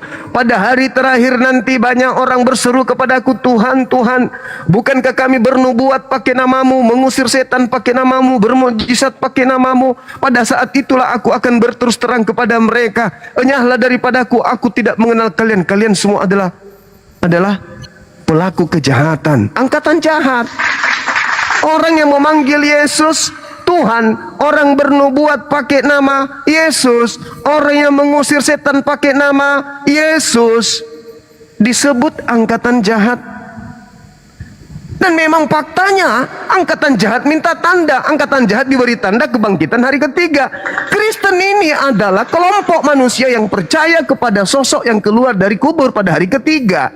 Dan Kristen ini pada endingnya memanggil, bernubuat, mengusir setan, bermujizat pakai nama Yesus, dan dikatakan oleh Yesus dengan stempel di jidat sebagai pelaku kejahatan. Mau tunggu malaikat dari langit turun untuk menyadarkan? Mau tunggu malaikat dari langit nanti kiamat gitu, atau setelah datang malaikat maut, selamat pagi, aku adalah penguasa maut, ingin menjemput saudara. Nanti setelah itu datang baru mau sadar. Data demi data sudah disajikan. Al-Quran sebagai sinyal paling terakhir untuk memberikan indikasi-indikasi kesesatan yang terjadi pada keturunan Adam. Ayo, kata Al-Quran, ya Bani Adam, wahai keturunan Adam, jangan sampai kau tertipu dari iblis, oleh iblis, sebagaimana kedua orang tua kalian itu ditipu sampai dia keluar dari jannah. Jangan. Sekarang iblis datang menghadiahkan kepada anak keturunan Adam. Apa yang dihadiahkan? Korban di atas salib. Kata Edis, korban di atas salib itu adalah rencana iblis. Berarti rencana iblis menghadiahkan korban untuk kita percaya. Masakan kita ingin tertipu lagi? Cukuplah Nabi Adam alaihissalam dan bininya ditipu. Kok kita ingin ditipu lagi? Jangan mau ditipu. Karena yang percaya kepada kebangkitan itu adalah hanya orang-orang jahat, angkatan jahat. Nah sekarang mungkin Anda merasa benar. Tapi mari kita buka pelan-pelan. Tuhan melarang manusia menyembah kepada sesama manusia. Kristen menyembah manusia. Namanya Yesus. Itu jahat atau benar? Jahat. Tuhan melarang makan babi. Kristen makan babi. Apakah itu jahat? Jahat. Tuhan meminta untuk mengkuduskan hari Sabat, Sabtu. Kristen merubahnya hari Minggu. Apakah itu jahat? Jahat. Tuhan mengajarkan kemudian satu Tuhan. Kristen mengajarkan 3 pribadi Tuhan. Apakah itu jahat? Jahat. Tuhan mengajarkan bersunat. Kristen melarang bersunat. Apakah itu jahat? Jahat. Tuhan melarang jangan kau menambahi firmanku dan jangan kau mengurangi. Ulangan 4 nomor 1 nomor 2. Kristen menambahkan Lukas, Markus, Matius, Galatia, Filipi dan seterusnya. Apakah itu jahat? Jahat. Jahat. Lalu kejahatan ini dibungkus dengan ungkapan kasih. Kasihilah musuhmu dengan segenap hatimu. Itu yang kalian pakai membungkus kejahatan-kejahatan dalam pandangan Tuhan terhadap kalian. Ayo, mau sampai kapan? Mau sampai kapan? Ini Bang, jelaskan dulu yang Silakan. tadi ya, yang kamu bilang tadi, narasi dalam Matius 23 ayat 14, ya kan? Celakalah kamu hai ahli Taurat dan orang-orang Farisi, hai kamu orang-orang munafik, sebab kamu menelan rumah jana-jana sedang kamu mengelabui mata orang dengan doa yang panjang-panjang. Sebab itu kamu akan menerima hukuman yang lebih berat. Ayat 15. Celakalah kamu yang kamu baca tadi, celakalah kamu hai ahli Taurat dan orang-orang Farisi, hai kamu orang-orang munafik, sebab kamu mengarungi lautan dan menjelajahi daratan untuk menobatkan satu orang saja menjadi penganut agamamu, dan sesudah ia bertobat kamu menjadikan dia orang neraka dan 2 kali lebih jahat daripada kamu sendiri. Ini kamu mengatakan kami seperti orang ini Farisi. Yang saya bilang itu orang Farisi ini tahu nggak ahli Taurat ini? Dia mengerti isi Alkitab, tetapi dia tidak menjelaskannya dengan benar. Contoh ini seperti kamu Bang Juma, kamu paham isi Alkitab, tapi kamu tidak mengajarkan kebenaran. Kamu putar-putar balik-balikkan seperti yang tadi yang kamu bilang itu. Ayat 16-nya, celakalah kamu hai pemimpin-pemimpin buta yang berkata, bersumpahlah demi bait suci, sumpah itu tidak sah, tetapi bersumpah demi emas bait suci, sumpah itu mengikat. Ini kamu mengajarkan, pemimpin-pemimpin mengajarkan, tetapi kamu tidak berbuat demikian, tapi kamu mengajarkan yang tidak pasti, yang tidak betul. Sedangkan kamu berbuat jahat. Sudah. Begitu. Iya, ini yang kamu ajarkan kau ayat 23 Yang sampai celaka di situ, yang ahli-ahli celaka Taurat. di situ orang Arab atau orang Farisi? Orang Farisi, ahli-ahli Taurat. Yang celaka di situ ahli Al-Quran atau ahli Taurat? Ahli Taurat. Siapa yang berasal dari orang Farisi dan ahli Taurat, Islam atau Kristen? Yang saya bilang, kamu kan paham isi Alkitab. Bengkok lagi kan, bengkok lagi. Siapa yang berasal dari orang Farisi dan ahli kitab, Islam atau Kristen? Saya jawab Kristen. Nah, ini semua akan ditanggung oleh angkatan jahat ini. Kristen termasuk angkatan jahat atau tidak di situ? Tidak, yang disebutkan di sini ahli Bengkok lagi. Bengkok lagi kan? Bengkok langsung bengkok lagi. Bengkok lagi langsung bengkok. Bengkok langsung selamat pagi Pak Lurah langsung bengkok. Udah lurus tadi, udah lurus. Udah lurus tadi ujung-ujungnya bengkok langsung. Inilah yang Al-Quran jelaskan. Summum bukmun umyum fahum la yarji'un. Ini yang dijelaskan Al-Quran. Ada, dia baca, dia dengarkan, dia paham, tapi mereka nutup semuanya. Matanya, hatinya, kupingnya. Kan tadi Anda sendiri yang mengatakan. Yang dikutuk tadi di sana yang diceritakan di Matius 23, orang Farisi, ahli Taurat. Kristen berasal dari mana? Dari sana. Ditanggung oleh angkatan jahat ini. Masuk nggak Kristen di situ? Oke, saya tanya Bang Juma, Tidak kamu termasuk ahli Taurat tidak? Enggak dong. Saya bukan orang Yahudi. Tapi kamu Saya bukan orang tapi Yahudi. kamu paham Alkitab.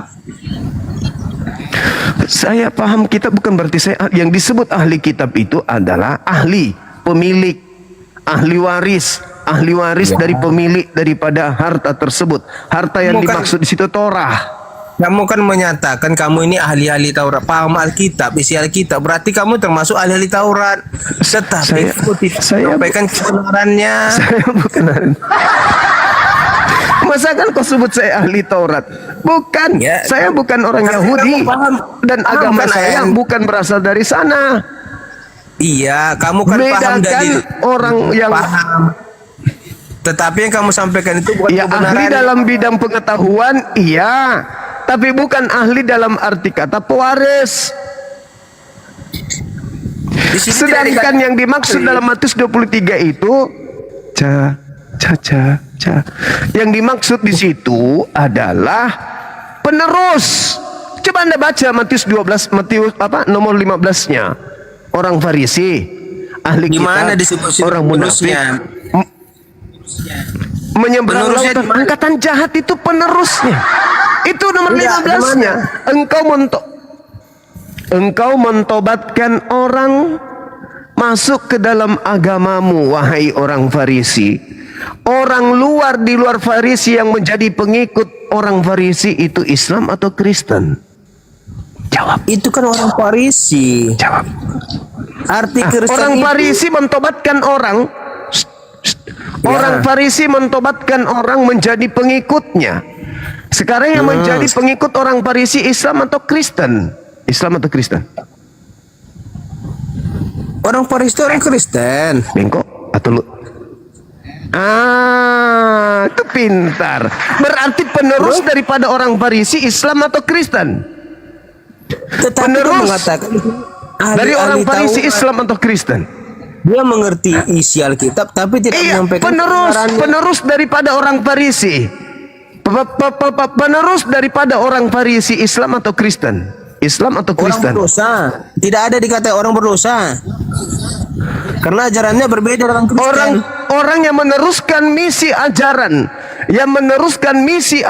orang Farisi Islam atau Kristen? Yang meneruskan itu, kami betul orang Farisi Kristen, tapi yang meneruskan itu bukan orang Kristen, tetapi orang yang Lalu siapa? orang berdosa. Lalu siapa yang menerima? Siapa yang menerima ajaran dari orang Farisi itu siapa? Orang yang Islam tidak atau memiliki Kristen? agama, yang tidak memiliki agama yang menerima ajaran. Bengkok lagi. Ujung-ujungnya bengkok. Celakalah engkau wahai ahli Taurat, celakalah engkau wahai orang Farisi, celakalah engkau wahai orang munafik. Engkau menjelajahi daratan, menyeberangi lautan, mentobatkan orang menjadi pengikut agamamu, dan setelah menjadi pengikutmu kau jadikan dia orang neraka dan 2 kali lebih jahat daripada engkau sendiri. Itu siapa? Siapakah itu? Ahli-ahli Taurat dan orang Siapa yang di luar ahli Taurat? Siapa yang di luar orang Farisi yang didatangi oleh orang Farisi dan menjadi pengikut orang Farisi? Itu siapa? Islam atau Kristen? Pelakunya ini orang Farisi dan ahli-ahli Taurat, Bang Juma. Siapa yang menjadi diasli- pengikutnya? Siapa yang tidak bertaubat mengikuti orang agama. Farisi? Siapa yang bertaubat mengikuti orang Farisi? Siapa? Islam atau Kristen? Mereka itu yang tidak mengenal Yesus Kristus. Mulai ngaco. Dijebaklah dia Orang dengan Farisi, ahli-ahli Taurat dan orang Farisi itu mentobatkan orang di luar kelompoknya untuk masuk menjadi pengikut agamanya. Paulus orang Farisi, Filipi 3 nomor 5. Aku orang Farisi. Aku menyeberangi lautan sampai ke Antioquia, sampai ke Kaliki, sampai ke Roma. Paulus itu kemudian pergi mentobatkan orang-orang menjadi pengikutnya, dan Yesus mengatakan pengikut orang Farisi yaitu Paulus itu adalah orang neraka dan 2 kali lebih jahat. Kalau dikatakan bahwasanya orang jahat diberikan tanda kebangkitan hari ketiga, orang yang ditobatkan oleh orang Farisi jauh lebih jahat 2 kali. Kenapa? Angkatan jahat ketika dia membunuh Dia hanya melihat kemudian ada kebangkitan sampai dia bertaubat. Anda baca di dalam Kisah Para Rasul 2 nomor 39-40. Orang-orang yang menyalibkan Yesus hingga kemudian Yesus yang mereka salib dijadikan Kristus. Mereka dituntun oleh Petrus untuk bertaubat. Tapi kalian yang di luar daripada mereka 2 kali lebih jahat. Kenapa? Kalian satu, kejahatan pertama. Kalian percaya Yesus mati di salib dan bangkit pada hari ketiga. Kejahatan kedua, kalian menggantikan kemuliaan pencipta langit dan bumi dengan menjadikan yang keluar dari kubur itu sebagai Tuhan. Sejahat-jahatnya orang Farisi, semunafik-munafiknya orang Farisi tidak menuhankan makhluk yang keluar dari kubur. Tapi korban yang dia tobatkan untuk menjadi pengikutnya 2 kali lebih jahat. Kenapa? Karena mereka bukan orang Farisi, tapi mereka menyembah makhluk yang keluar dari kubur pada hari ketiga. Itulah kejahatan yang 2 kali lipat. Sejahat-jahatnya orang Yahudi, mereka tidak menyembah kepada makhluk yang keluar dari kubur. Tapi ada orang yang menjadi pengikut orang Farisi yang mengatakan dirinya sebagai Yahudi rohani, mereka menuhankan makhluk yang keluar dari kubur. Berarti betul Kristen adalah orang-orang neraka yang 2 kali lebih jahat daripada ahli Taurat itu sendiri. Saya berbicara berdasarkan dalil. Tak ada orang Farisi yang meninggalkan Yerusalem, menyeberangi lautan, menjelajahi daratan, mendirikan sebuah agama di luar daripada agama Yahudi selain Paulus. Dan pengikutnya adalah orang-orang non-Yahudi yang tidak bersunat, yang suka makan babi, yang ibadahnya hari Minggu, dan mereka kemudian menyembah makhluk yang keluar dari kubur atas ajaran orang Farisi Paulus. Ketika orang-orang di luar dari Farisi datang bertemu dengan Yesus, apa kata Yesus? Enyahlah daripadaku, aku tidak mengenal kalian. Kalian adalah semua pembuat kejahatan. Wa idza husyiran nasu kanu lahum a'da wa kanu bi ibadatihim kafir. Pada hari terakhir nanti apa yang mereka sembah selain daripada aku, kata Allah, akan menjadi musuh bagi mereka, dan pemujaan-pemujaan yang mereka lakukan akan diingkari oleh siapa yang dipujinya selain daripada aku. Bukankah kami bernubuat pakai namamu? Bukankah kami bermukjizat pakai namamu? Bukankah kami bernubuat pakai namamu? Mengusir setan pakai namamu? Pada saat itulah aku Yesus akan berterus terang kepada mereka yang non-Israel, non-Farisi, enyahlah daripadaku, aku tidak mengenal kalian. Kalian semua adalah pembuat kejahatan. Yesus menceritakan itu. Kitab Anda menceritakan itu. Nabi Muhammad menceritakan itu. Kitab Al-Quran menceritakan itu. Sampailah pada berita gembira ini kepada Anda.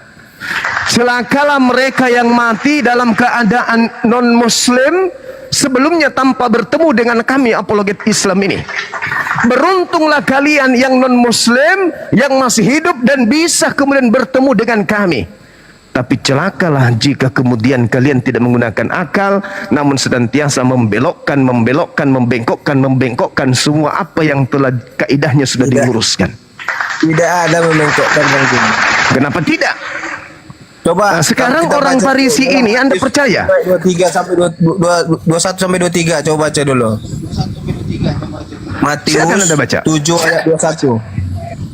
Silakan. Saya baca ya. Silakan. Oke, Yes. bentar. 7 ayat 21 sampai 23. Saya baca ya.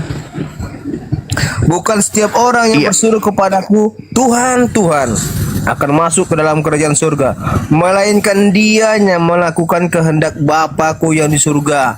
Siapakah yang dimasuk ke Bapakku surga ini? Itu Allah, Yesus. Oke. Pada hari terakhir, Yes. banyak orang akan berseru kepadaku, Tuhan, Tuhan, bukankah kami berbuat demi namamu dan mengusir setan demi namamu dan mengadakan banyak mujizat dengan namamu? Begitu tadi kan?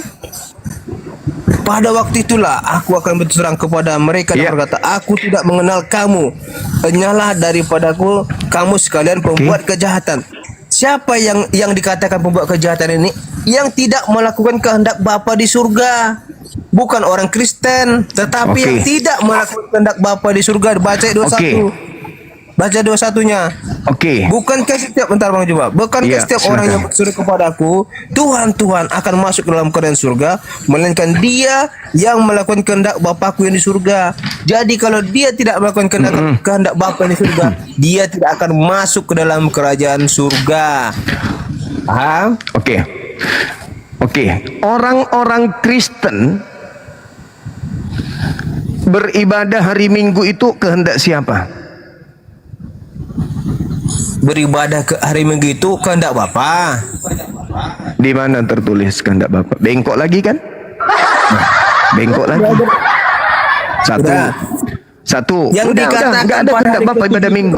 Yang kedua, istirahat dan beribadah kepada Tuhan gitu kemana? itu tidak ada hubungannya dengan ibadah. Keluaran 31 nomor 14, bunuhlah orang yang bunuhlah orang yang tidak mengkuduskan hari Sabtu. Oke. Kemudian atas kehendak siapa Kristen? Sabar. Atas kehendak siapa Kristen? Atas kehendak siapa Kristen menggantikan korban binatang dengan korban Yesus? Jawab.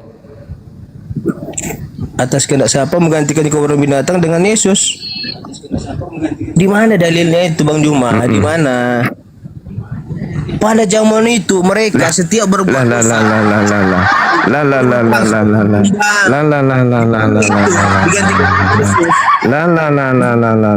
Atas kehendak siapa?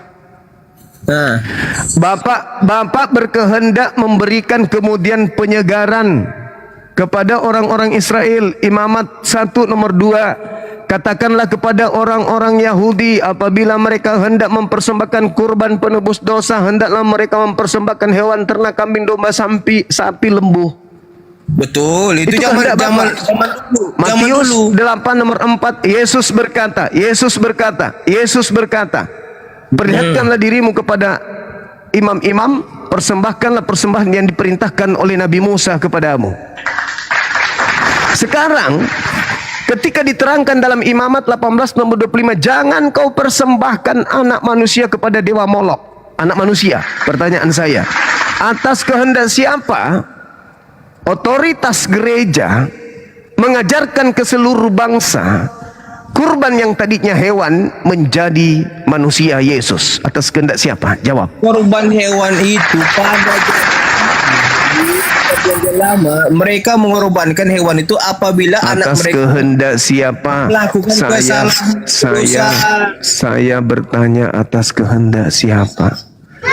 Saya bertanya atas kehendak siapa otoritas gereja menggantikan korban binatang menjadi korban Tuhan, yaitu Yesus di dalam kaidah doktrin dogma agama kalian? Jawab. Kan sudah jelas Yesus datang itu untuk menebus dosa manusia. Dalam Roma 5 ayat 8. Itu kan mulai lagi bengkok lagi kan? Kok bengkok lagi? Paulus berarti atas kehendak Paulus. Nah, kata Yesus melainkan yang melakukan kehendak Bapa. Melainkan yang melakukan kehendak Bapa. Tolong tunjukkan di mana kehendak Bapa menebus dosa-dosa manusia dengan mempersembahkan manusia. Silakan. Di mana kehendak Bapa itu tertulis? Ingat, Keluaran 23 kehendak Bapa, jangan kau membunuh orang yang benar. Itu kehendak Bapa. Amsal 6 nomor 16, 6 perkara yang dibenci oleh Bapa, yaitu menumpahkan darah orang yang tidak bersalah. Itu kehendak Bapa. Sekarang pertanyaannya, kehendak siapa Kristen kemudian mengimani bahwa Bapa mempersembahkan Yesus sebagai penebus dosa? Di mana itu tertulis? Kita sudah Kalau tahu iblis sebagai bapakmu, Tuhan Yesus datang ke dunia untuk menebus dosa manusia. Dalam Roma 5 ayat 8. Itu imanmu. Itu tidak ada tertulis. Itu bukan kehendak Bapa, itu kehendak Paulus. Menurut Yesus, atas kehendak Bapa yang di surga, bukan atas kehendak Bapa yang ada di Roma. Dulu. Jadi di Alkitab ini terbongkar bukan? Terbongkar bukan? Terbongkar lagi, ya kan? Terbongkar. Ini. Iya. Yang kutanya apa? Yang kutanya apa? Kamu tidak bersunat atas kehendak Paulus. Kamu makan babi atas kehendak Paulus. Kamu menuhankan Yesus atas kehendak Paulus. Kamu percaya pada hari ketiga bangkit Tuhanmu atas kehendak Paulus.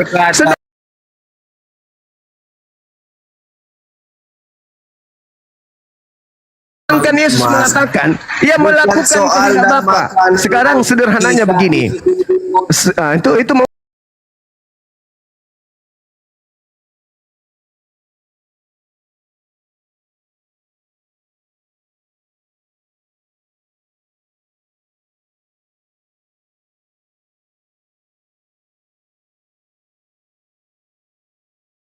atau terletak di perjanjian baru kehendak Bapa. Kehendak Bapa itu ya jelas dua-duanya di perjanjian lama itu kehendak Allah, di perjanjian baru itu kehendak Yesus. Mulai bengkok. Di mana Bapak kemudian berfirman kepada pengarang-pengarang kitab perjanjian baru? Di mana? Di mana? Mengarang. Di mana? Ini angkatan Di situ. jahat ini selalu jahat. Menulis.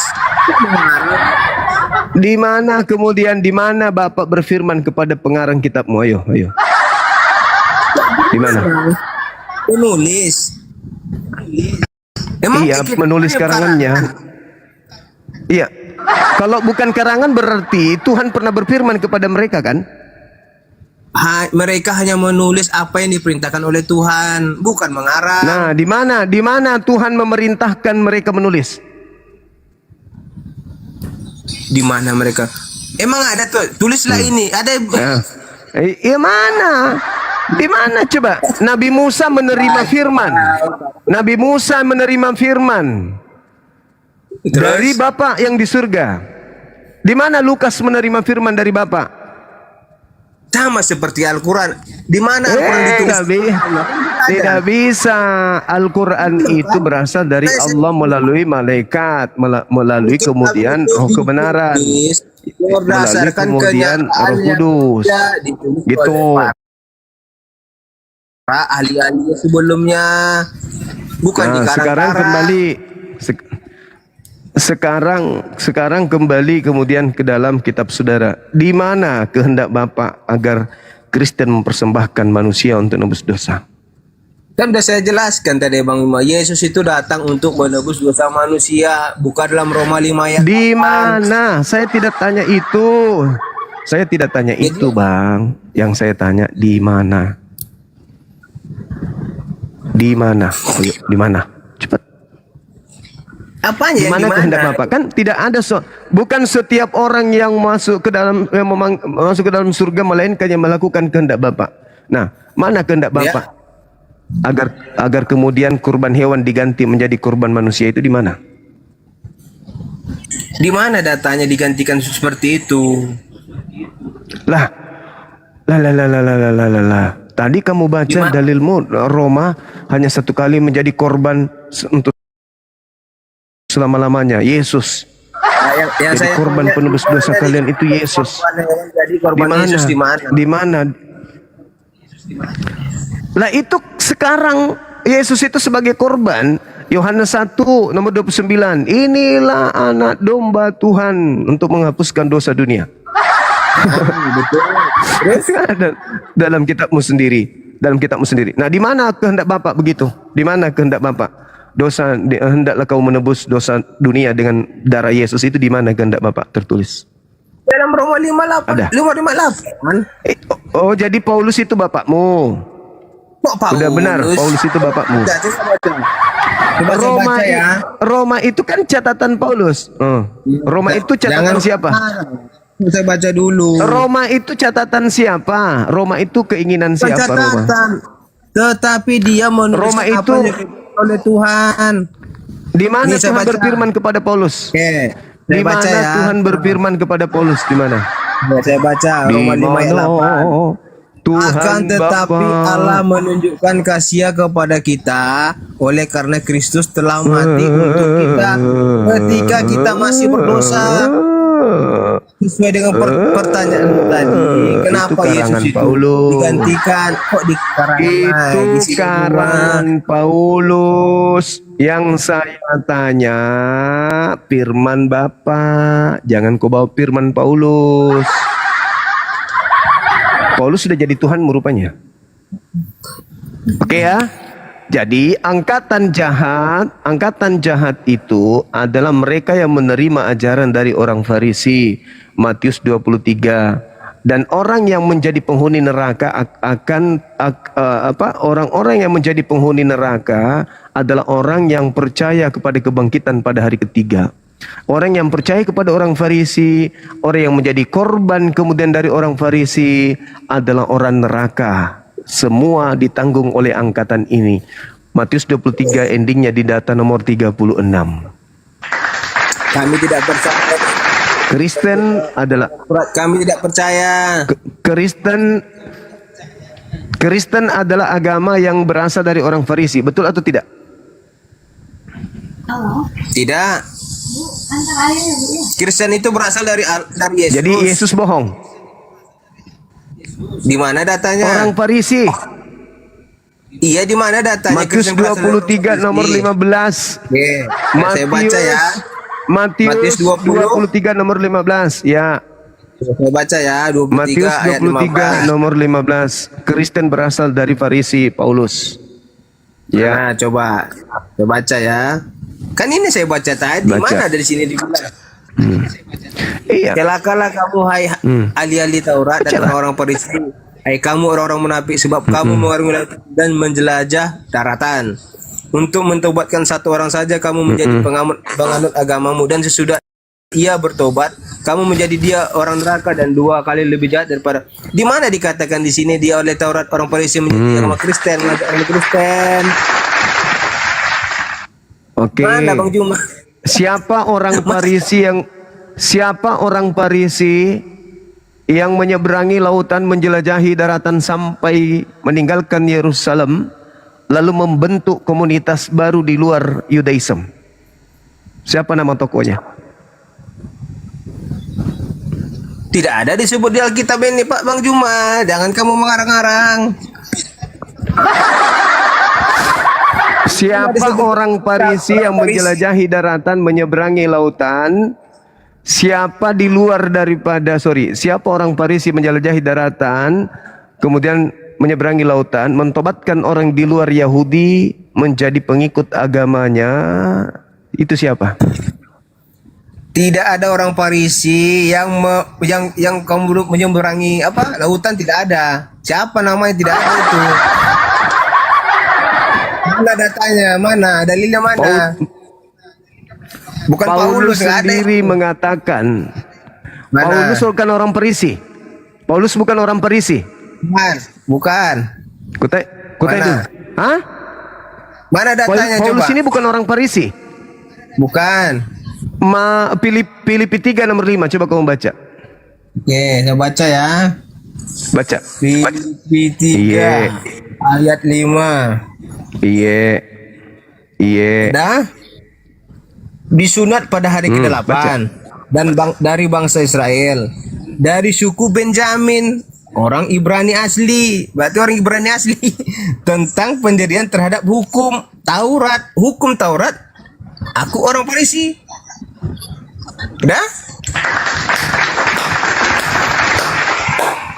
Kau mau bengkokkan lagi? Paulus bukan orang Farisi. Dari suku Benjamin. Mau dibengkokkan lagi? Baca Mau dibengkokkan dari lagi? bangsa Israel. Paulus ini dari orang suku Farisi atau bukan? Benjamin. Orang Paulus ini orang Ibrani. Farisi atau bukan? Farisi atau bukan? Kan tentang pendirian terhadap hukum Bengkok. Taurat. Kok bengkok? Bengkok atau lurus nih? Bengkok atau lurus? Paulus orang Farisi atau bukan? Coba saya baca sekali lagi ya, perhatikan ya. Iya. Disunat pada hari Tepuk tangan ke-8 dulu. Iya. dari bangsa Israel. Bangsa Israel kan? Bukan orang Farisi. Dari suku Benjamin. Iya. Nah, orang Ibrani asli. Pas kan? Tentang pendirian hukum Taurat. Oh, aku orang Farisi katanya. Nah, dia kan orang bangsa Israel. Iya, dia orang Israel. Kenapa dia disebut Farisi? Karena dia ahli Taurat. Yang dikecam Yesus di Matius tadi, ahli Taurat. Paulus, ahli Taurat. Paulus orang Farisi. Ketika dia bersurat dalam 1 Korintus 9 nomor 19 nomor 20-21, kepada orang Yahudi ngaku Yahudi, kepada orang Yunani ngaku Yunani, kepada orang yang taat Taurat mengaku taat Taurat, kepada yang tidak taat Taurat mengaku tidak taat Taurat. Itu munafik atau bukan? Munafik. Ya, munafik. Tiga-tiganya kena. Tiga-tiganya kena. Ketika dikatakan engkau menyeberangi lautan. Dengar. Engkau menyeberangi lautan. Jelas tertulis di dalam Kisah Para Rasul 27. Paulus menyeberangi lautan. Engkau menjelajahi daratan. Jelas dikatakan kemudian di Kisah Para Rasul 19. Paulus menyeberangi daratan. Kisah Para Rasul 27. Paulus menjelajahi lautan. Menyeberangi lautan. Oke, mentobatkan orang. Paulus itu kerjanya mentobatkan orang. Anda baca kemudian di Kisah Para Rasul 17. Kerjanya mentobatkan orang-orang di luar Yahudi untuk menjadi pengikutnya. Kata Yesus, kau jadikan orang neraka dan 2 kali lebih jahat daripada engkau sendiri. Celakalah engkau wahai ahli Taurat. Paulus ahli Taurat. Filipi 3 nomor 6 nomor 7. Celakalah kemudian itu Paulus. Celakalah kemudian engkau wahai orang Farisi. Paulus Filipi 3 nomor 5 ngaku orang Farisi. Celakalah engkau wahai orang munafik. 1 Korintus 9 nomor 20-21. Paulus bunglon. Kemudian celakalah engkau yang menyeberangi lautan. Paulus menyeberangi lautan. Kisah Para Rasul 27. Jelas itu tertulis dalam kitabmu sendiri. Nomor 1 nomor 2. Celakalah engkau wahai orang menyeberangi daratan. Anda baca dalam Kisah Para Rasul nomor 19. Kisah Para Rasul 19 nomor 1 dan seterusnya. Engkau mentobatkan orang. Baca Kisah Para Rasul 17 nomor 16 sampai nomor 34. Bagaimana Paulus mentobatkan orang-orang yang ada di sana. Semua digenapi oleh Paulus. Semua digenapi oleh Paulus. Kristen ini memiliki tokoh. Di dalam Kisah Para Rasul 24 nomor 5, orang-orang Yahudi kemudian teriak, Paulus ini adalah penyakit sampar. Dialah yang telah menyesatkan orang-orang Yahudi di seluruh dunia yang beradab. Dan dia adalah tokoh dari agama Kristen.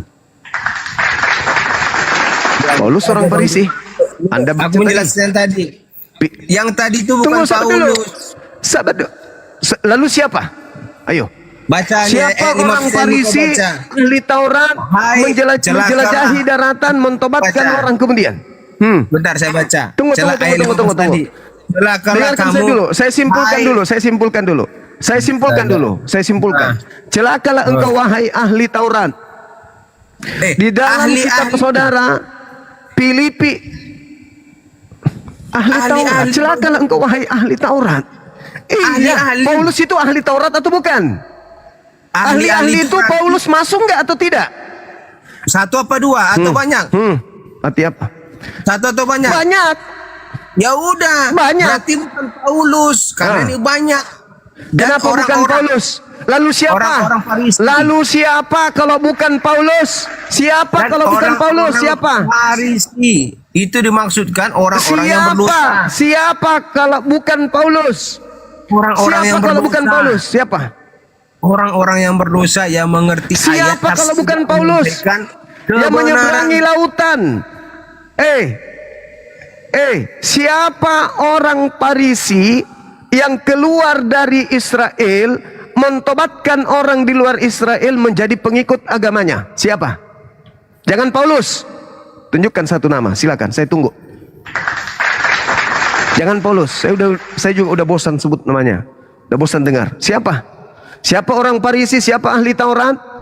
Orang munafik yang menyeberangi lautan, menjelajahi daratan dan mendapatkan pengikut. Di dalam Galatia 1:15, aku diutus kepada orang-orang non-Yahudi. Mampus. Angkatan jahat ini, kata Yesus, tidak akan lepas dari neraka. Matius 23 nomor 34. Nerakanya orang Farisi ditanggung angkatan jahat ini. Nomor 36-nya. Sahabatku Ain. Barakallahu fikum wa ahlikum. Ayo silakan ceman-cemanku yang masih mau kemudian mendengarkan kebenaran isi dari Bible kalian yang menceritakan tentang angkatan jahat. Halo, selamat sore Bang Zuma. Sore saudara, bisa buka Ya, bentar Bang kameranya? Zuma, saya open cam dulu ya. Boleh ya? Iya, boleh. Mangga. Halo Bang Zuma. Iya. Halo Ya, aku juga. mau tanya aja, yang kemarin Bang Zuma bilang nama Allah itu disembunyikan dan baru dikeluarkan di abad ke-7. Itu gimana maksudnya? Iya, emang ada nama Allah di dalam kitab-kitab sebelumnya. Jadi Allah itu belum ada di sebelum abad ke-7. Allah sudah ada, pencipta langit dan bumi itu sudah ada. Lalu kenapa Aku Anda menyatakan- mengatakan Allah itu baru ada di abad 7? Penamaannya, penyebutan namanya baru dikenal kemudian dengan sebutan Allah, dinyatakan melalui Al-Quranul Karim. Berarti Tapi nabi-nabi orang-orang sudah sebelumnya mengenal pencipta nabi-nabi langit dan sebelumnya bumi nggak itu kenal berarti ada. dengan nama Allah. Nama Allah itu baru dinyatakan dalam sebuah kitab suci Al-Quranul Karim pada abad ke-7. Allah sudah menyatakan dirinya sejak manusia pertama diciptakan. Wa isqala rabbuka lil malaikati inni ja'ilun fil ardi khalifah. Terjadi kemudian tanya jawab Dalilnya boleh nggak terhadap di-open Allah kan? dengan para Maksudnya, malaikat. datanya bisa nggak datanya ditampilkan? Kalau Al-Quran Allah surah disembunyikan. Al-Baqarah, Anda boleh baca dalam Al-Quran surah Al-Baqarah, itu sudah sangat jelas. Sekarang ketika apa yang saya Bunyinya nyatakan, seperti apa itu Bang Juma? Bunyinya seperti apa? dan ketika Allah hendak menciptakan seorang pemimpin di atas muka bumi ini, Allah kemudian mengajak para malaikatnya untuk kemudian bersujud menghormat kepada Adam yang telah diciptakannya itu. Kemudian para malaikat bersujud illa iblis, kecuali iblis. Itu. Nah, sekarang di dalam tradisi Yudaism tidak ada satupun nama Tuhan di sana.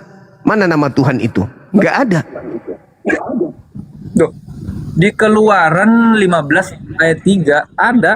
Apa katanya di situ? Silakan buka. Saya cuma satu device jadi nggak bisa buka. Ya, apa yang Di Keluaran dikatakan 15 di ayat situ? Ya, itulah namaku. Itu. Ya, itulah Iya kan? namanya. Nah. Yotevavit. Apa namanya di situ? Apa di situ YHWH. disebut? Yod-He-Va-Pe, Yehova. Itu merujuk kepada Tuhan itu sendiri. Kalau itu betul,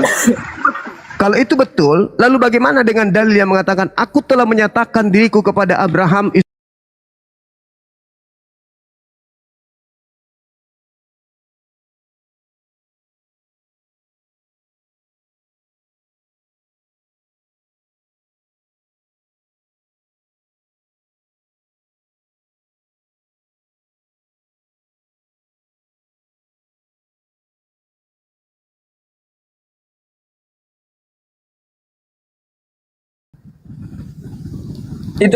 Itu kan kepada Musa, Bang Zuma. Itu kan kepada Musa. Itu kan kronologis waktunya kepada Bang Zuma lagi. Kepada Nabi Musa di Keluaran 15 yang ketiga. Yahweh itulah namaku. Coba buka. Coba buka ayatnya. lalu bagaimana dengan Abraham yang sudah memanggil dengan panggilan Yahweh? Bagaimana? Abraham selalu memanggil sebutan Tuhan dengan nama Yahweh, tapi ternyata Yahweh itu bukan Tuhannya, nama Tuhan. Di dalam Keluaran 6 nomor 3 di situ diterangkan coba Anda baca di dalam Keluaran 6. Di situ dikatakan aku menyatakan diri kepada Abraham. Aku menyatakan diri kepada Abraham, kepada Ishak dan Yakub. Tetapi tentang namaku, aku tidak mengatakan kepada mereka. Itu menampakkan diri, Bang Itu Zuma, gimana itu? bukan menyatakan diri. Menampakkan diri. Ya, aku menampakkan diri, tapi tentang namaku aku tidak ajarkan. Keluaran 6 nomor 3. Jelas itu. Itu kan di Yahudi, bukan di Islam. Gimana sih? Lucu orang ini. Tuhan menyatakan diri, menampakkan diri kepada Abraham, Ishak dan Yakub. Tapi tentang namaku, aku belum menyatakan kepada mereka. Oke. Jadi begini Bang Zuma, itu kan kita Tuhan menyatakan diri kepada Abraham dan nabi-nabi sebelum Nabi Muhammad itu Yotevave. Nah, dalam bahasa asli itu proper name, itu bukan generic name, ya. Coba lihat. Itu nama, atau bukan? Itu nama atau bukan? Coba lihat. Nah, itu nama. Kalau itu proper name, kenapa kemudian Tuhan mengatakan aku belum menyatakan namaku?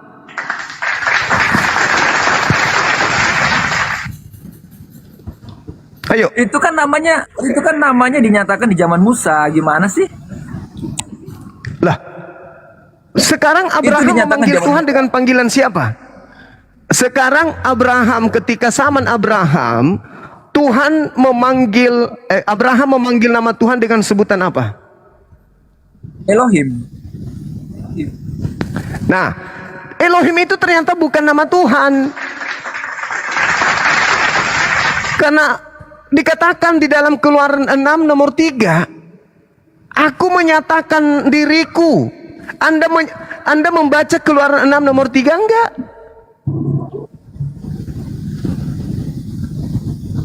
Kan begini Bang, aku menyatakan diri loh. Aku menyatakan diriku kepada Abraham, memperlihatkan diriku katanya. Tapi tentang namaku, aku tidak mengajarkannya kepada Abraham. Berarti Abraham belum mengenal nama Tuhan. Tapi gimana? Keluaran 6 nomor 3, saudara. Coba Bang Juma boleh buka nggak untuk saya, boleh nggak, atau teman-teman yang lain? Keluaran 6 ayat berapa? Aku di Facebook cuma 1. Aku lagi di Keluaran 6 nomor 3. Catat aja, nanti Anda pelajari. Kepada Abraham aku telah menyatakan diriku kepada Abraham, Ishak dan Yakub, tapi tentang namaku aku belum menyatakan kepada mereka. Jadi yang dipanggil Abraham selama ini, kata belum itu nggak ada. Kata belum itu nggak ada. Coba Anda buka. Anda buka dalilnya. Silakan Anda buka. Anda buka dalilnya.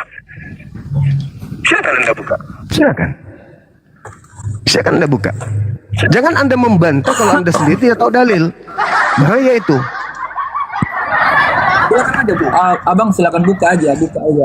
Karena begini, saya sudah menyatakan kepada saudara, aku telah menampakkan diri kepada Abraham, Ishak dan Yakub.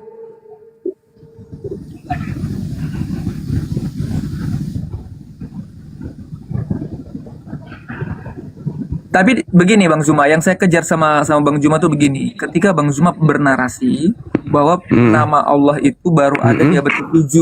Nah, itu kan. Itu yang saya kurang setuju.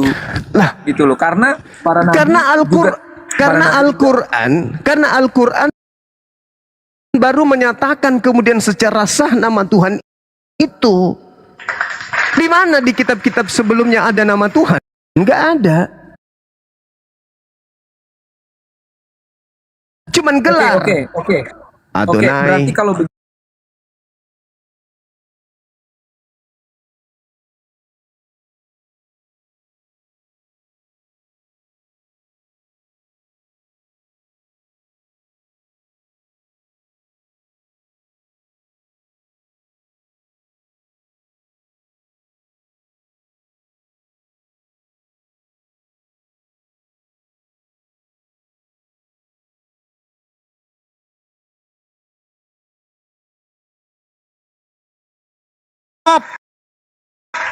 Rabbus samawati wal ar, itu sudah menyatakan dirinya. Yesaya 45 nomor 6, Yesaya 46 nomor 5, nomor 7 dan seterusnya. Sebentar. Di surah Al-Zukhruf 64 itu sesungguhnya Isa berkata. Itu gimana? Isa Sesungguhnya berkata. Allah kata Isa. Ya, sesungguhnya Allah. Isa yang berkata Ya, seperti itu. ini Di surah, sekarang Al-Quran kan sudah menceritakan tentang apa yang Allah inginkan. Nggak bisa. Tadi kan Anda bilang Isa itu belum kenal nama Allah. Kenapa dia sekarang bisa menyebut nama Allah? Sekarang Al-Quran itu diberikan kepada siapa? Al-Quran diberikan kepada siapa? Nabi Muhammad. Ya, ketika Nabi Muhammad menerima Al-Quran, apakah Allah sudah menyatakan namanya atau belum? Kepada Nabi Muhammad itu perspektifnya Bang. Yes. Oke? Yes. Ya. Lalu Isa dan Musa. Isa diceritakan versi Nabi Muhammad. Makanya dikatakan kepada Tuhan mereka. Kepada Tuhan mereka, aku bersumpah kepada Tuhannya timur dan barat. Itu merujuk kepada Tuhan para nabi sebelumnya. Siapa Tuhan para nabi itu? Makanya di dalam Al-Quran, Tuhan pencipta langit dan bumi kadang mengatakan aku, kadang mengatakan kami, kadang mengatakan dia, kadang mengatakannya. Karena merujuk kepada Tuhan yang diperkenalkan oleh Tuhan itu sendiri kepada nabi-nabi sebelum Nabi Muhammad. Satu pertanyaan saya ke Bang Zuma. Namun bapaknya Nabi Muhammad SAW adalah Abdullah. Ada nuansa Allah. Ya, terus? Bagaimana dengan itu? Artinya sudah ada. Dapat dari mana nama-nama itu? Coba. Saya sudah menyatakan kepada saudara bahwa secara resmi pewahyuan itu tertulis dalam lembaran kitab nanti di Al-Quran. Kok keliru Anda? Kenapa emangnya? Berarti kata disembunyikan itu bagaimana? Kan Bang Zuma bilang disembunyikan. Berarti orang-orang terdahulu sudah tahu bahwa nama pencipta langit dan bumi itu adalah Allah. Kalau orang terdahulu sudah tahu, kenapa Bang Zuma bilang disembunyikan? Nah, mana kitab yang tertulis Allah? Mana? Tunjukkan kepada saya. Loh, tunjukkan. Tadi kan Bang Zuma bilang. Tunjukkan Bang Zuma kan bilang disembunyikan. Mana? Nah, ketika disembunyikan. Mana? Nah, kenapa? Mana? Sekarang mana tunjukkan? Kitab apa yang ada? Kitab apa yang ada tertulis nama Allah selain Al-Quran? Tunjukkan kepada saya sekarang. Oke. Kalau begitu, tunjukkan kepada saya Injil versi Islam. Silakan. Kok Injil versi Islam? Injil itu kitabnya orang Yahudi melalui Nabi Isa alaihissalam. Kok Anda minta ke saya? Lucu. Oke, buka Al-Araf. Buka Al-Araf 157. Buka Al-Araf 157. Silakan Anda baca. Silakan. HP ku cuma satu. Sama. Saya juga HP ku cuma satu. Sama. Silakan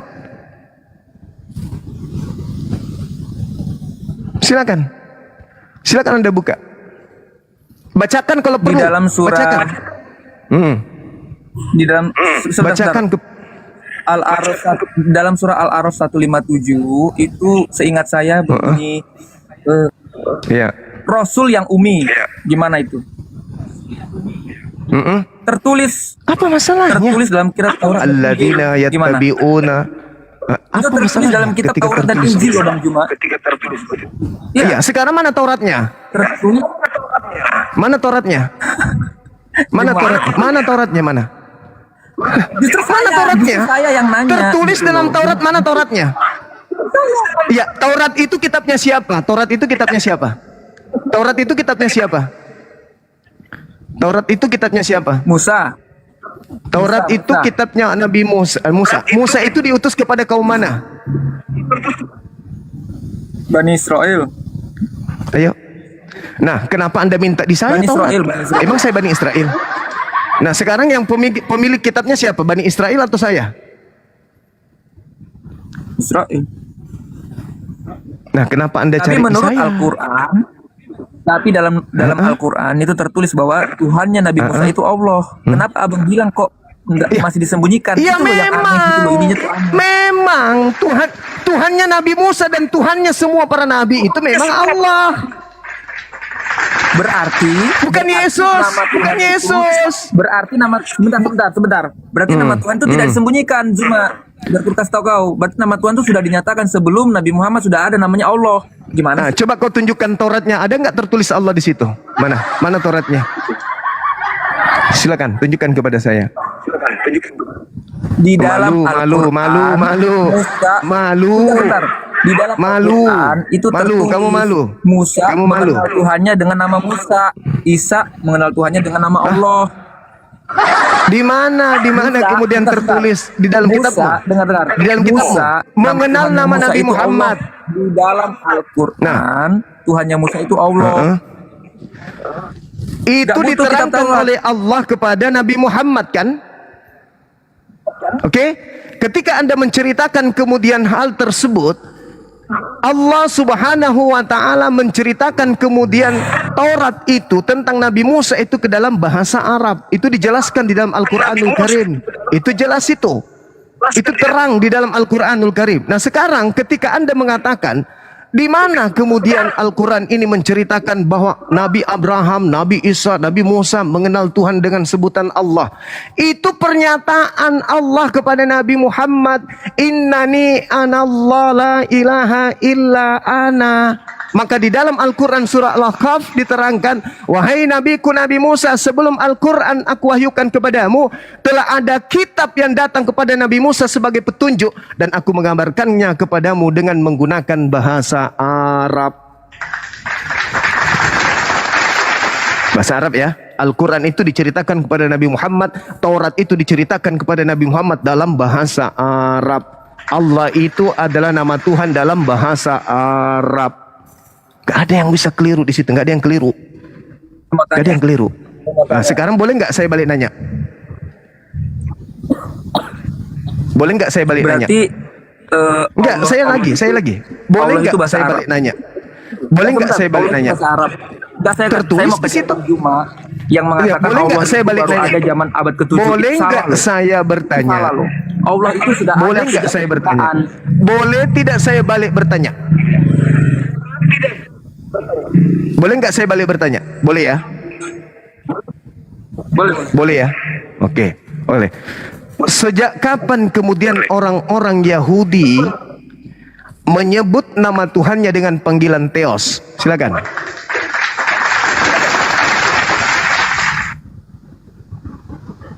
Kita tahu ya, Theos itu artinya adalah sesembahan atau dewa dalam bahasa Yunani ya. Nah, kemudian pertanyaan Bang Zuma, sejak kapan Yahudi? Orang Yahudi kan hanya beberapa orang yang percaya kepada Yesus. Gimana sih? Nah, sekarang orang Yahudi yang saya pertanyakan di sini adalah cikal bakal yang menjadi Kristen. Sejak kapan mereka menyebut nama Tuhan mereka dengan panggilan Theos? Coba.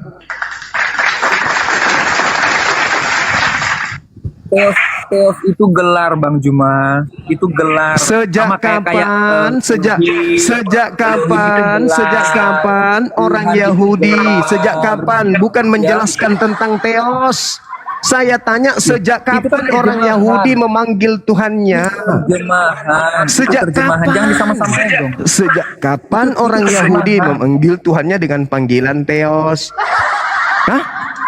Terjemahan? Terjemahan kamu bilang? Itu kan Coba. bukan nama Bang. Coba. Sebentar. Nama Itu Tuhannya bukan Yahudi nama, yang itu kau tahu bukan apa? nama. Nama Tuhannya Yahudi. Itu gelar. Nama Tuhannya Yahudi yang kau tahu itu siapa coba? Nama Tuhannya Yahudi yang kau tahu itu siapa? YHWH. Coba dalam penyebutan Yunaninya apa? Yunaninya Theos. Yehova. Sebentar. Tanya ulang dulu. Jangan tertawa dong. Sebentar, jangan tertawa. Allahu Akbar. Aduh, parah. Minta maaf. Tadi salah. Taruhlah nama Tuhannya orang Yahudi. Yehova. Sekarang Yehova. Theos ini apa? Ya, Theos ini apa? Terus ini gelar. Gelar. Coba kamu tunjukkan kitab Anda Septuaginta atau di kitab saudara yang bahasa Yunani, apa itu perjanjian lama, perjanjian baru tertulis Yehova. Silakan.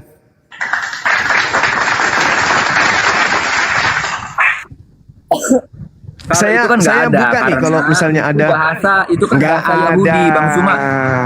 Itu bahasa Nggak Yahudi dan di dalam ada. tradisi Yahudi. Sebentar.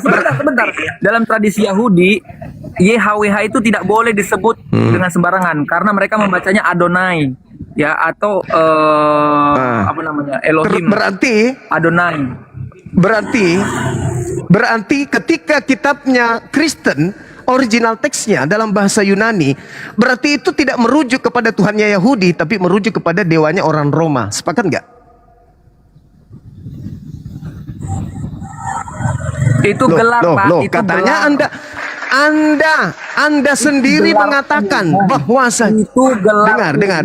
Itu gelar umum. Anda sendiri yang mengatakan kemudian bahwa Tuhannya orang Yahudi namanya tidak boleh disebut dengan sembarangan. Terus kenapa nama Tuhannya orang Yahudi itu tidak ditemukan di dalam kitab Anda? Ayo. Itu sebentar. Jangan tepuk-tepuk tangan. Kenapa tidak ditemukan satupun? Kenapa tidak ditemukan satupun nama Tuhannya orang Yahudi di dalam kitab Anda? Begini. Ayo. Sebentar. Pertama ya, saya jelaskan. Diam dulu. Itu Theos itu adalah gelar. Kemudian orang Yahudi itu tidak berani. Pertanyaan saya dengarkan, jangan kau yang mendikte. Pertanyaan saya, kamu sudah mengatakan, kamu yang harus dengar saya. Kamu yang harus mendengarkan saya. Jangan kau ngarang bebas. Dengarkan. Kamu yang mengatakan bahwa tidak boleh menyebut nama Tuhannya Yahudi dengan sembarangan. Oke? Tidak bisa kemudian menyebut nama Tuhannya orang Yahudi dengan sembarangan. Ingat ya. Ingat. Allah itu sudah ada sejak penciptaan. Ingat. Dengarkan saya. Kitabnya orang Yahudi itu memiliki penyebutan Tuhan di dalamnya. Oke? Dan kau sendiri yang mengatakan tidak boleh menyebut nama Tuhan itu dengan sembarangan. Ketika kalian mengambil kitabnya orang Yahudi, terjemahannya, oke? Kenapa tidak ada nama Tuhannya Yahudi di situ? Kenapa semuanya berubah dengan nama-nama dewa-dewa? Kenapa menjadi gelar dewa di sana? Jawab. Oke, saya menjawab, Anda diam ya. Orang Kristen tidak pernah mengambil ya. Dan ingat, penulis kitab-kitab Injil, surat-surat kiriman adalah orang-orang Yahudi dan mereka adalah orang-orang rabi yang mengenal. Lalu dan tidak ada satupun rabi Yahudi yang komplain terhadap kitab itu, gitu loh. Ada nggak yang pertanyaan saya di Kristen, kenapa Kristen itu kitabnya merujuk kepada dewa Roma, bukan merujuk kepada Tuhannya Yahudi? Itu pertanyaan saya. Itu pertanyaan. Saya tanya Bang Juma, ilah itu artinya dewa bukan? Saya tanya samamu, kenapa orang Kristen menyebut nama Tuhannya merujuk kepada dewa? Kenapa nggak merujuk kepada Tuhannya Yahudi? Itu pertanyaan saya loh. Anda kan menggunakan kitabnya orang Yahudi. Kenapa malu? Kenapa ketika Anda menggunakan terjemahan kitabnya Yahudi, yang Yahudi sudah punya Tuhan, kalian malah merujuk kepada dewanya Roma? Oke, itu pertanyaan saya. Kita ini namanya kita debat linguistik ya, kita debat linguistik. Sekarang saya ingin Bang Zuma menggunakan bahasa Arab. Apakah itu dengar saya. Apakah hanya sebatas linguistik atau memang dengar dulu. Apakah itu hanya linguistik? Atau memang Tuhannya Yahudi nggak boleh disebut sembarangan? Ayo, jawab. Kau sendiri yang memuntahkan tadi pernyataan itu. Bukan cuma sekedar linguistik. Tuhannya Yahudi loh. Tuhannya Yahudi. Yang Anda ambil kitabnya masuk ke dalam bahasa Septuaginta. Kenapa? Ini dengar. Kenapa Tuhannya Yahudi kamu arahkan kepada dewa-dewa Roma? Kenapa? Kenapa itu loh pertanyaan saya. Izinkan saya bicara boleh? Oke. Theos itu adalah gelar ya ilahi. Kemudian saya mau tanya sama Bang Zuma, dalam bahasa Arab Theos itu dewa Roma. Sebentar. Astaga, aku ngomong kapan? Iya, kamu tidak menjelaskan kenapa Tuhannya orang Yahudi ketika masuk di dalam agamamu arahnya ke dewanya Romawi. Kenapa? Oke. Tadi saya sudah jelaskan Bang Zuma. Tapi kalau perihal Anda mau terima atau enggak, ya itu terserah. Sekarang saya mau tanya satu hal saja, ya. Apa bahasa Arabnya? Kamu jawab apa? Pertanyaan saya sederhana.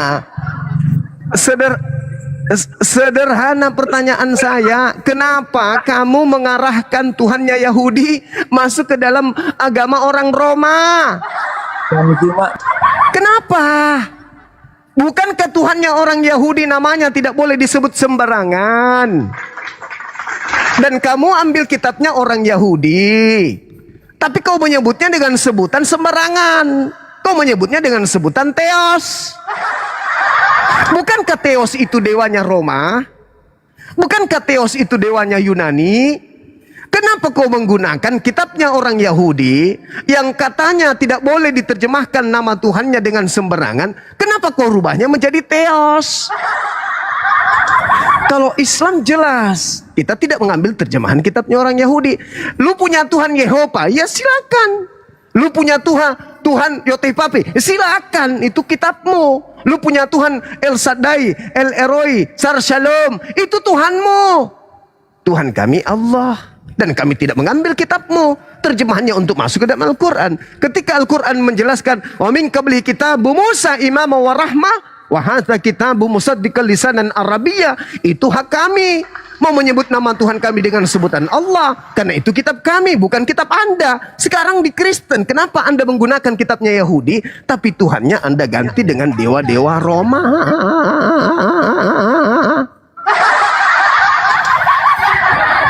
Ayo. Apakah kamu tahu arti ilah? Ilah itu adalah dewa sembahan. Matamu suwe, saya tidak tanya itu. Saya tidak tanya itu. Yang saya tanya, kitabnya orang Yahudi yang hanya merujuk kepada penyembahan terhadap Tuhan yang menyatakan diri kepada Abraham, Ishak dan Yakub, kenapa seketika berubah menjadi Theos? Kumaha?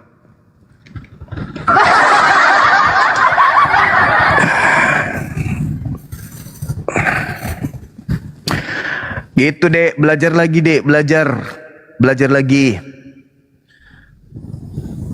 Kalau Anda mengatakan nama Allah disembunyikan, memang betul.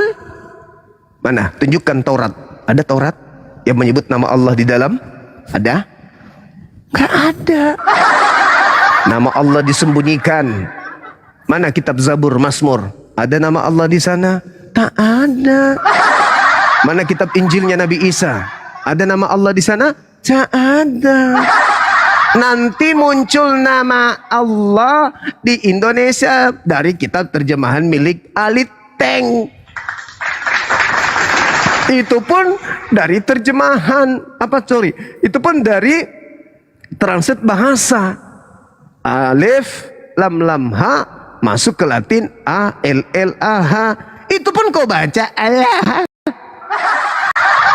Maksud.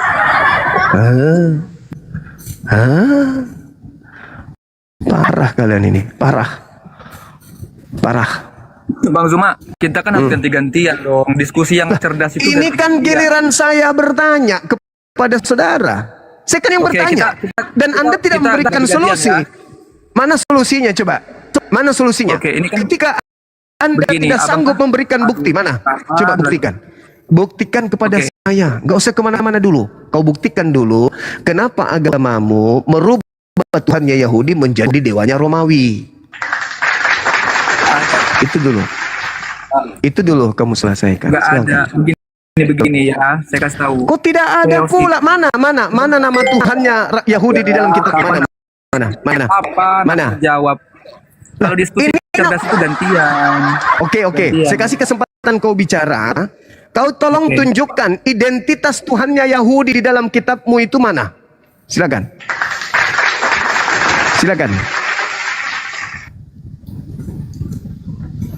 Silakan kamu tunjukkan identitasnya. Kitabnya Yahudi di dalam kitabmu Oke, tunjukkan yang sama kitabnya saya orang Roma kalau Theos silakan. itu adalah nama dewa. Coba, Theos itu nama dewa kan? Coba tunjukkan. Coba tunjukkan dulu. Biar kita lurus, tunjukkannya lurus gitu loh. Bukan Anda aja dengan perkiraan bercanda gitu. Orang-orang Yunani, Serius lah, serius. Ini tentang agama loh, serius. orang-orang Yunani, orang-orang Yahudi, orang-orang Yahudi menyebut nama Tuhan mereka tidak ada menggunakan Theos. Orang-orang Yunani menyebut sembahan mereka dengan sebutan Theos. Kamu minta saya tunjukkan samamu, kau tunjukkan original teks kitabmu. Apa yang tertulis di sana? Ayo, tunjukkan original teks kitabmu, silakan. Silakan. Ini perkara penyebutan gelar ya teman-teman. Saya kasih tahu. Ini bukan masalah gelar, ini berbicara mengenai nama Tuhan. Kau jangan sesuai dengan seleramu. Ini berbicara mengenai nama Tuhan. Sebentar. Elohim itu. Boleh nggak kita pakai timer? Boleh nggak pakai timer? Kalau memang pinter, kita ngapain pakai timer? Supaya kamu tahu bahwa kau itu penyembah dewa, bukan penyembah dewa Tuhannya Yahudi. Supaya kau sadar mulai hari ini, kau itu bukan menyembah Tuhannya Yahudi. Kau itu penyembah dewa-dewa, cuman mengambil terjemahan kitabnya Yahudi untuk nempel di kitabmu agar supaya dunia tahu, oh ternyata mereka menyembah Tuhan Yahudi juga rupanya. Aduh, kau selesaikan dulu itu yang sembahanmu keluar dari tanah itu dulu. Terlalu berat materinya. Kau tidak akan pernah sanggup menghadapi kami umat Islam membahas tentang itu. Oke? Terlalu jauh. Jangan terlalu jauh kau bermimpi. Kau jelaskan dulu ketika kamu datang kemudian bercerita tentang nama Tuhan, maka kamu harus menjelaskan kepada kami kenapa Tuhannya Yahudi kau rubah menjadi dewa. Efesus 2 nomor 6. Itu bukti tuh. Theos, dewa, turun ke bumi menjadi rupa manusia. Terlalu lebay. Terlalu lebay. Ini kau selesaikan dulu. Kau selesaikan dulu itu. Kenapa Tuhannya Yahudi berubah menjadi kemudian menjadi dewa, Theos? Itu aja dulu kamu selesaikan. Kalau kau sanggup menyelesaikan itu, barulah kemudian kita berdialog. Selama kamu tidak menyelesaikan itu, kamu jangan bahas tentang nama Tuhan, karena kamu mencret tepung nanti. Oke? Kau buktikan kepada kami kenapa kemudian Tuhannya orang Yahudi berubah menjadi dewa di dalam Tuhanmu, di dalam agamamu. Kenapa mesti jadi dewa? Kenapa tidak menjadi Tuhannya Yahudi aja? Bukankah abjad Yunani itu juga menyediakan huruf-huruf, ya, menyediakan huruf-huruf dari Yunani, bahasa Latin? Kenapa harus kau rubah nama Tuhannya orang menjadi dewanya Yunani? Kenapa? Sedangkan kalau Anda melihat di dalam kitabnya orang Yahudi, jelas mereka menyebut nama Tuhan mereka, bukan? Dengan sebutan yang jelas. Yotevave. Mereka menyebutnya Adonai. Mereka menyebutnya kemudian Hashem, El Gibor, El Shaddai, El Eroi, dan seterusnya. Tapi ketika kemudian data-data kitabnya Yahudi masuk ke dalam agamamu, kenapa berubah menjadi dewa? Contoh misalnya nih, kita lihat di dalam Kejadian 22 misalnya ya, Kejadian 22 nomor 11. Allah angelos tou korios penakse opo otron pros auton. Terus di situ mengatakan Theos. Kenapa enggak menyebut nama Tuhannya Yahudi dengan sebutan Yod He Vav He? Yod He Vav He. Bukankah ejaan Ibrani, ejaan Yunani itu ada? Bukankah huruf-huruf Yunani itu ada? Mulai dari huruf alfa sampai kepada omega. Kenapa harus berubah menjadi Theos?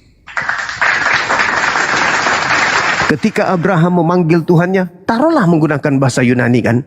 Tapi ketika dia menjawab tentang Tuhan, dia sebut kemudian Nai Yod He Vav He. Nai Yod He Vav He dalam bahasa Yunani. Nai Hasem. Nai El Gibar. Kenapa harus berubah menjadi Theos? Kenapa enggak memakai abjad Yunani dengan bahasa nama Tuhannya orang Yahudi? Kenapa harus dirubah? Sama ketika lasok bolong diterjemahkan ke dalam bahasa Indonesia, nama enggak usah diterjemahkan. Jangan dialihbahasakan namanya orang. Lasok bolong kepada yang terhormat anakku lasok bolong di Jakarta. Wah, diminta bapakmu itu kalau ngirim surat harus pakai bahasa Indonesia dong. Jangan bikin malu. Surat yae utulis untuk anakku lasok bolong ya menroy di Jakarta. Anaknya nelpon, bapak, ajat mau pasirik-sirik ki. Jangan bikin malu. Kalau ngirim surat itu tolong bahasa Indonesia semua dong. Jangan pakai bahasa Bugis, malu. Akhirnya bapaknya ngirim surat sampulnya di luar kepada anakku yang tercinta Ananda penis hitam di Jakarta. Karena dia terjemahkan lasok bolong. Lasok bolong itu ya itu penis hitam. Tambah malu anaknya. Samanya ini. Kenapa diterjemahkan atau ditinggalkan asli daripada nama orang, nama Tuhan? Kalau Yod He Vav He dalam bahasa Yunani, tetap di dalam bahasa Ibrani, nama itu jangan kau rubah. Jadi harusnya bunyinya di sana itu Allah ongelos to Yod He Vav He Punakse opo ton aurano. Tuhan memanggil Abraham dari langit. Kenapa kau harus merubahnya menjadi Theos? Kan bisanya di tengah-tengah bahasa Yunani ada tetap nama Tuhannya Yahudi. Kalau memang merujuk kepada sembahannya para nabi. Oke, begitu ya. Begitu saudaraku kontol pula, sorry, astagfirullahaladzim. Penis hitam, supaya kamu nama itu jangan kau alihbahasakan, ya, jangan. Kecuali memang kata-kata yang lain. Tapi kalau nama masa namanya orang kau ganti, nggak boleh. jangan kau ganti namanya orang. Oke, saudara kontol lagi, astagfirullah. Kok jadi sain kata ya jadinya ya. Allahu Akbar, Masya Allah, Masya Allah. Ini gara-gara penis hitam ini bang. Jadi gini banyak persoalannya ini tadi Oten ini dia nggak sadar. Sopaten. Dia nggak sadar kalau tidak ada Tuhannya Yahudi, dijadikan manusia, dia nggak punya Tuhan. Jadi Oten itu Tuhannya beda dengan Tuhannya Yahudi. Tuhannya Oten adalah Yesus. Yesus ini menurut mereka Tuhannya Yahudi turun menjadi manusia. Itulah sebabnya mereka ini kalau Yahudi tahu Tuhannya dijadiin manusia pada umumnya gitu. Waduh, nggak bisa ngebayangin kalau Esra Suruh datang ke sana ditanyain, "Hoi Esra Suruh, kenapa Tuhanku kau turunkan menjadi manusia? Apa dasarnya?" Kan gitu. Makanya sebagian itu kalau dia ke sana itu tidak mendapat apresiasi, melainkan diludahi, digamparin. Oh gitu ya. Iya, yang gamparin itu sudah tahu. Kenapa Tuhanku kau turunkan menjadi manusia, kau salib? Itu bukan Tuhanku, kata Yahudi kan gitu. Jadi mereka ini sebenarnya apa ya? Mencari-cari pembenaran bahwa dia termasuk Samawi, padahal dia adalah Romawi. Romawi mau dibungkus Samawi, kakak katamu. Ya begitu kira-kira. Mudah-mudahan tercerahkan. Iya, Masih mau aku datang besok. Oke. Banyak orang Masih mau aku datang. yang mengerti. Halo. Saudara siapa ini? Teman kita ini yang pakai baret nih. Selamat siang, Bang. Siapa nih? Ya, halo, ya. Kusai Rizal. Selamat siang, Guru Ndasuma, ya. Kusai Rizal, sabar Bang. Kusai Rizal, Sabar, selamat Bang. siang. Aku share dulu. Selamat siang juga. Selamat siang juga. Iya, dari mana? Agama Kristen, mana, Bang? Muslim. Oh, Muslim. Dibawa aja dulu ya, Bang ya.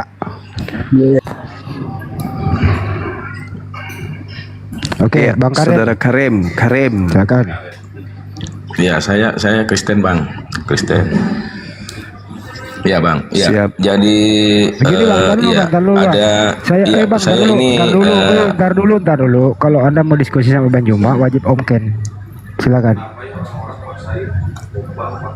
belum bisa on cam ini, Bang. Saya hanya mau diskusi, bukan berdebat, Bang. Ya. Oke, silakan.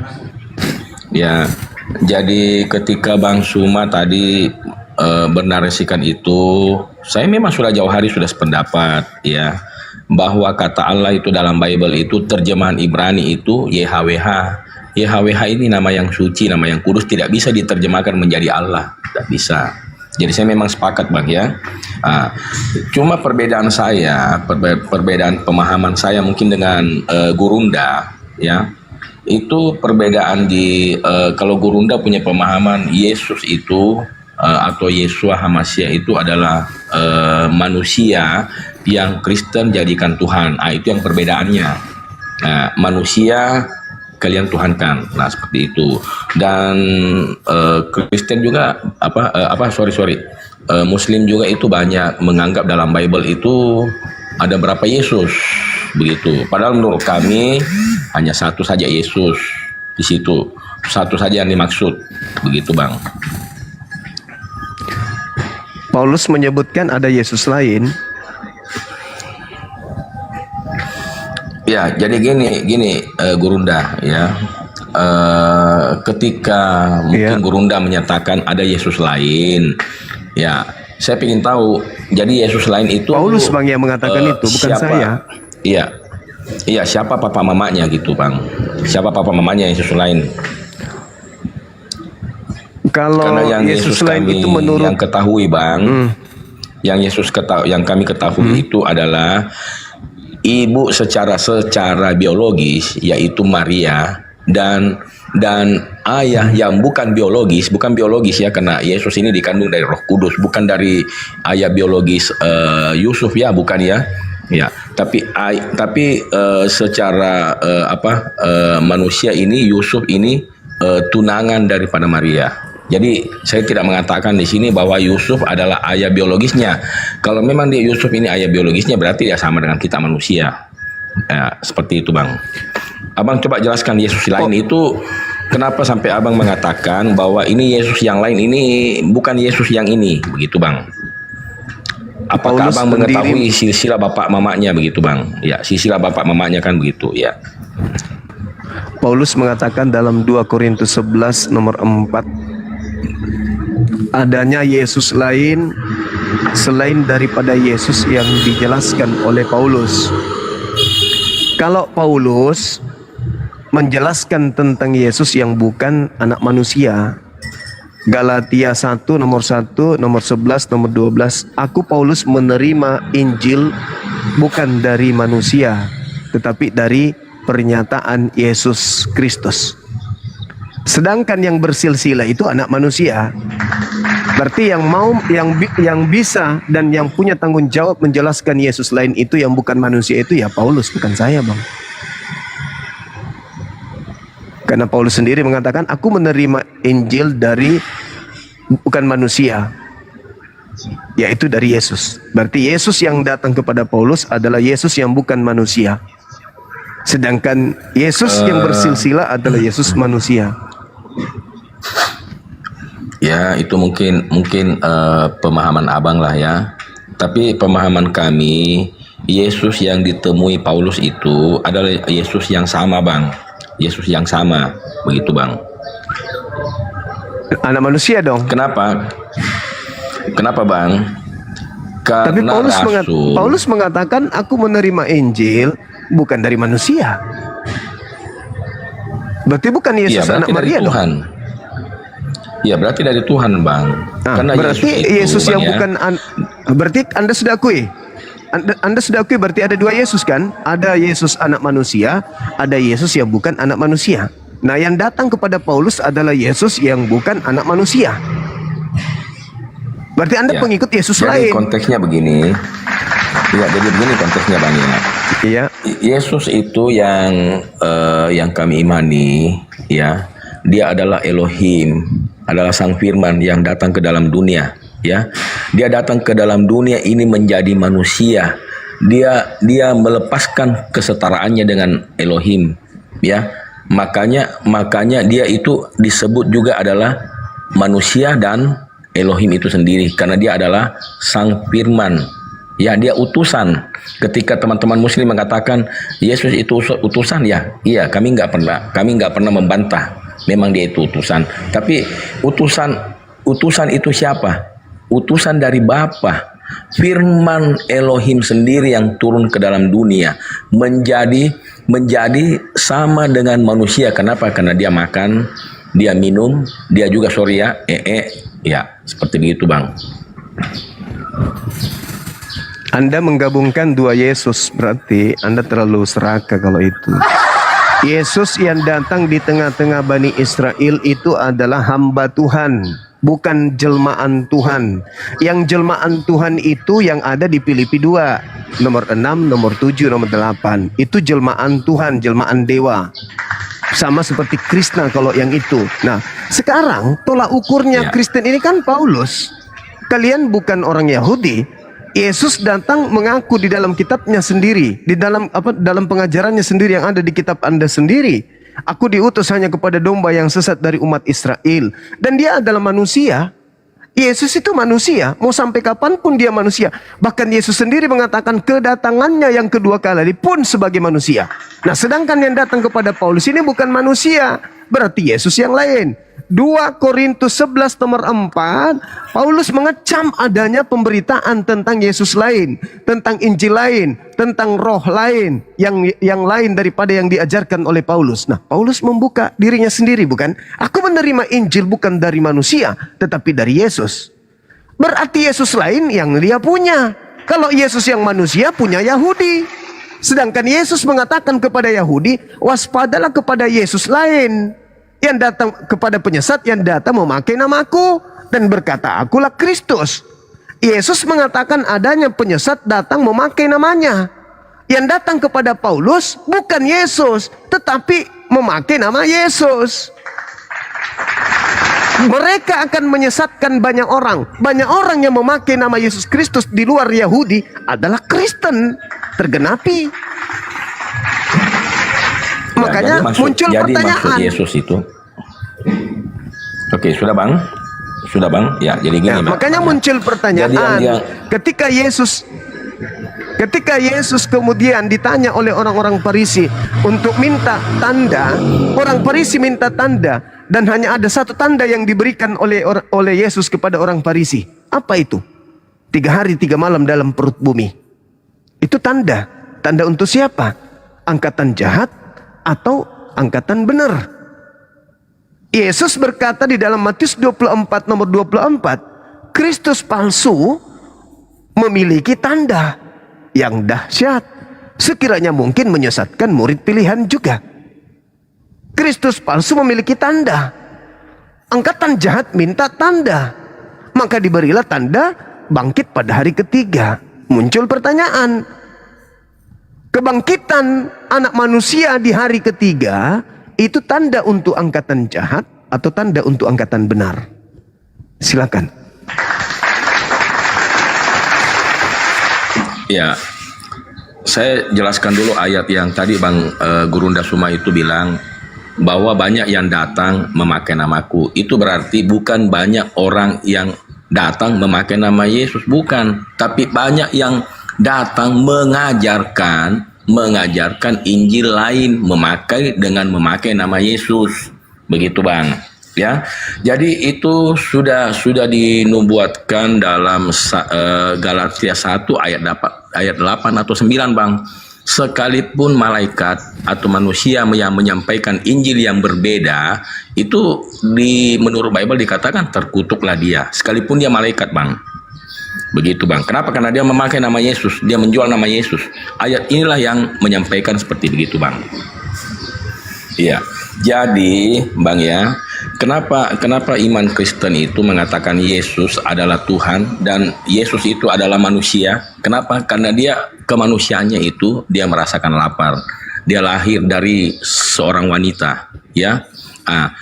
Dan masih banyak lagi dia buang air besar, ya, merasakan sakit.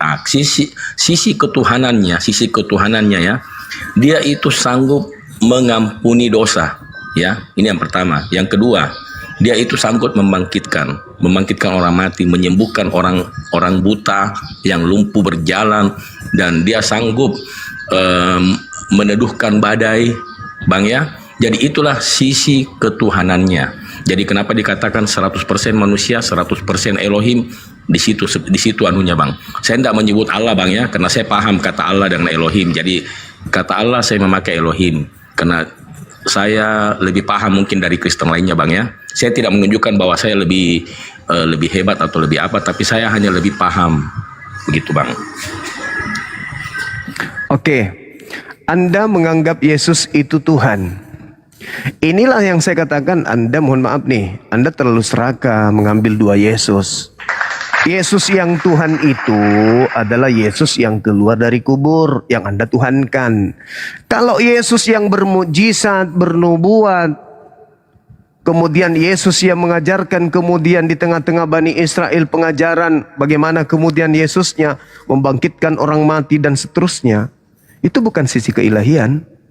Anda baca Kisah Para Rasul 2 nomor 22.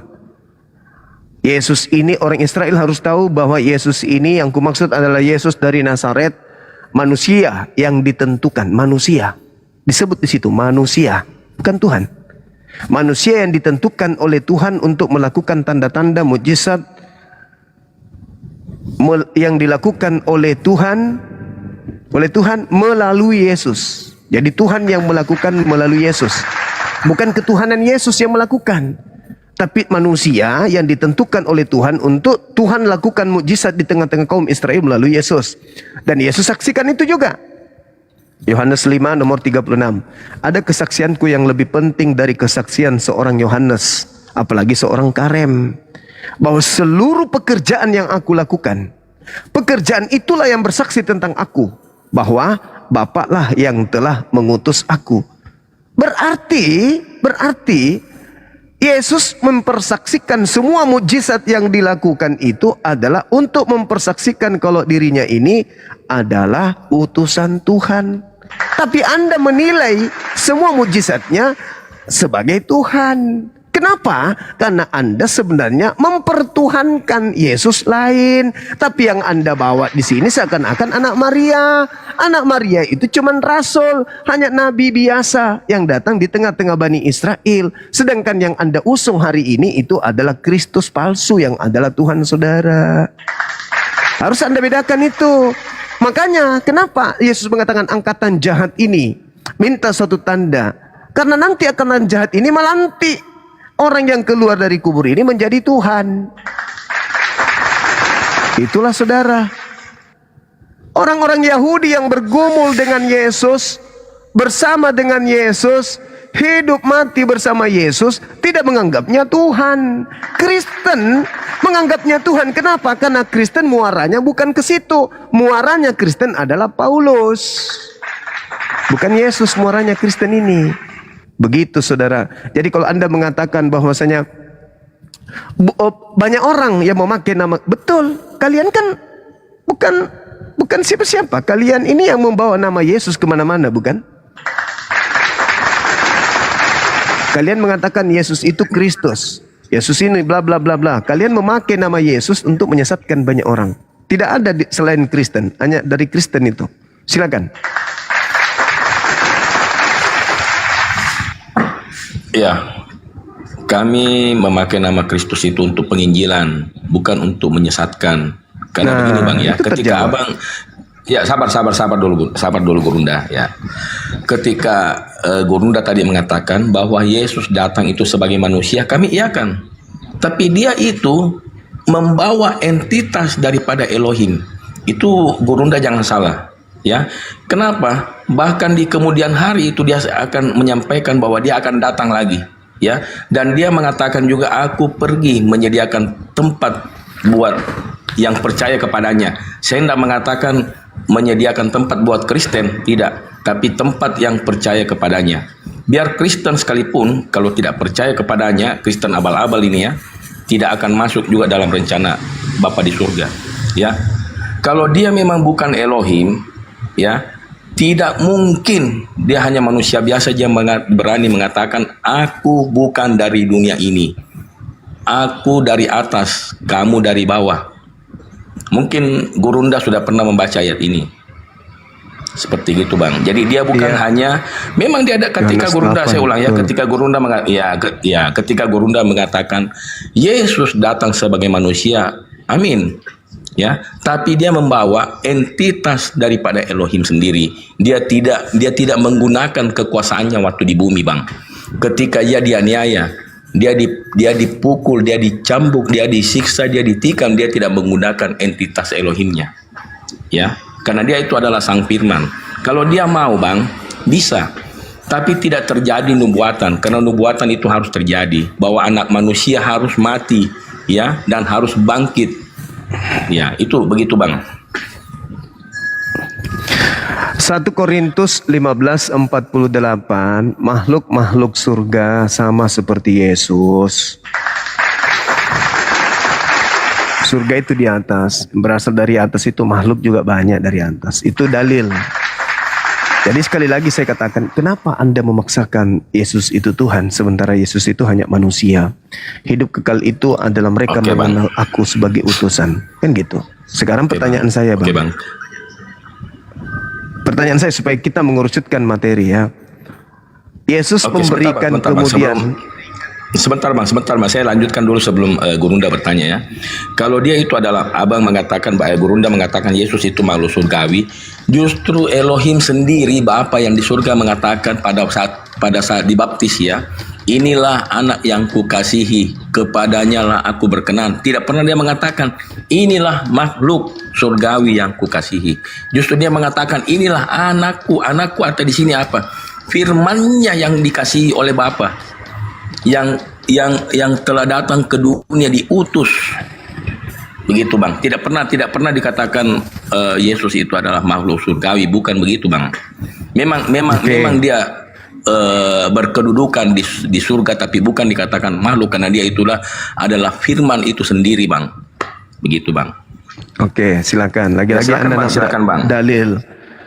Anda nak berat dalil. Yesus dikatakan anak manusia. Yesus tidak pernah menyebut dirinya sebagai anak Allah, kecuali tuduhan orang-orang pada saat itu. Yesus selalu mengatakan manusia, anak manusia, manusia.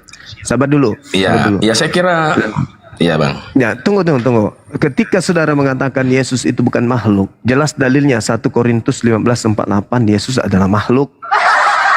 Anda bantah Bible. Kemudian, ingat, Yesus dibaptis di tengah-tengah orang Yahudi. Bukan dibaptis di Romawi. Bukan di tengah-tengah orang Kristen Yesus itu dibaptis. Bagi orang Kristen, anak dewa adalah dewa. Orang Yahudi, anak Elohim itu manusia, makhluk. Siapapun yang bergelar anak Elohim itu makhluk.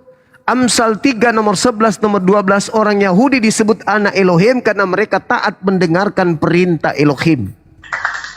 Orang Kristen kalau sudah dikatakan anak Tuhan, wah jadi Tuhan juga mungkin. Yesus disebut anak Allah, anak Elohim, artinya hamba yang taat. Kisah Para Rasul 4 nomor 30, Yesus disebut hamba yang taat. Yesus disebut hamba yang suci.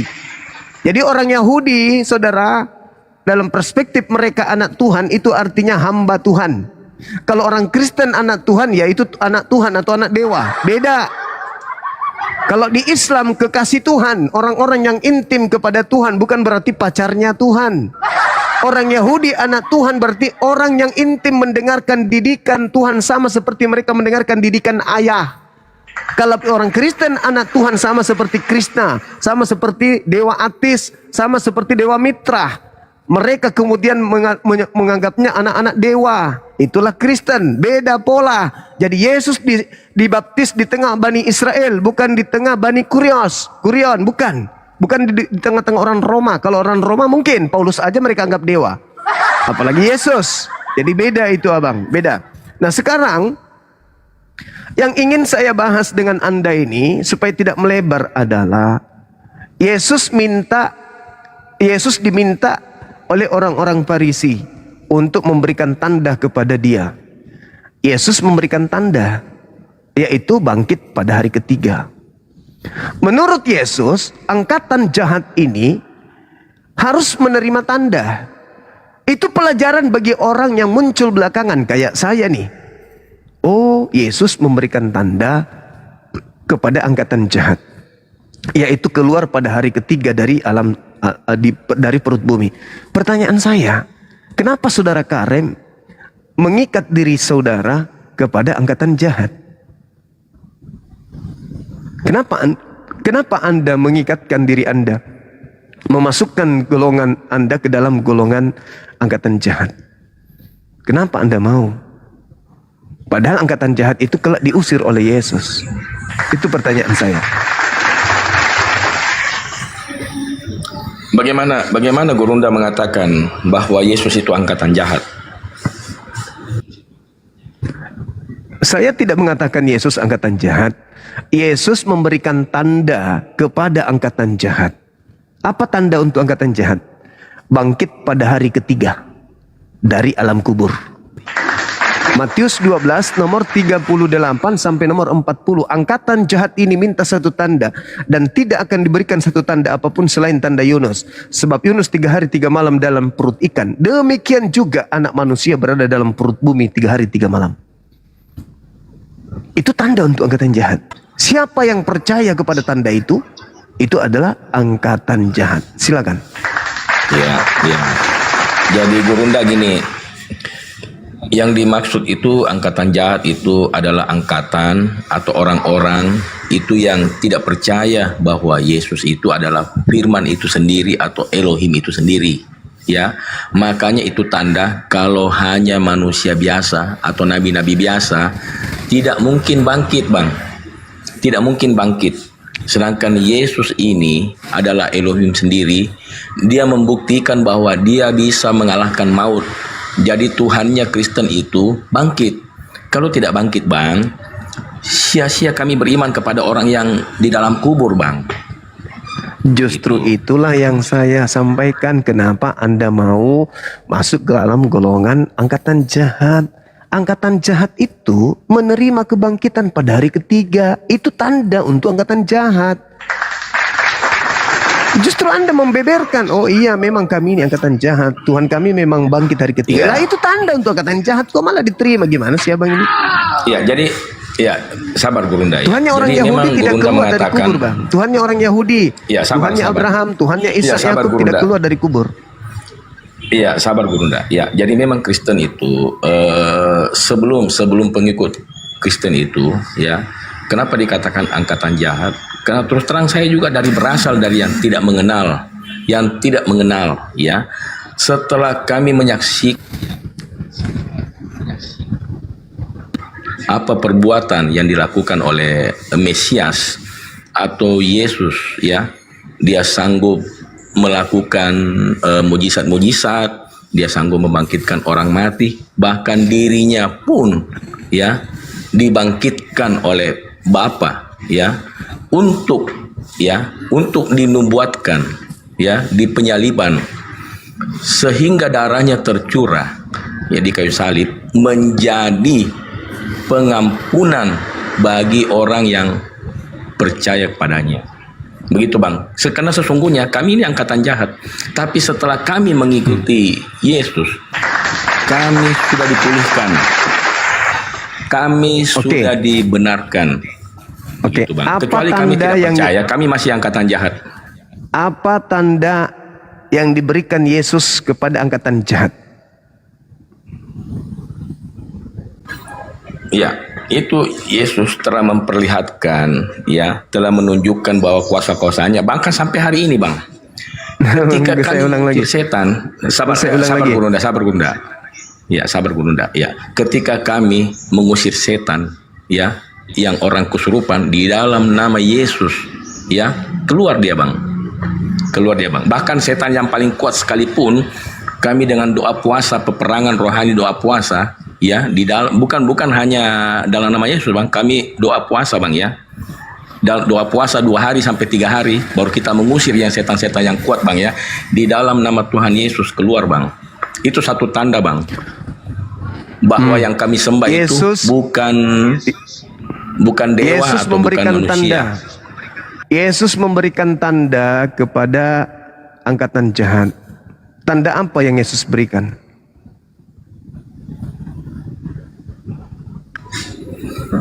Iya, tanda Angkatan kepada jahat angkatan ini minta jahat satu itu- tanda.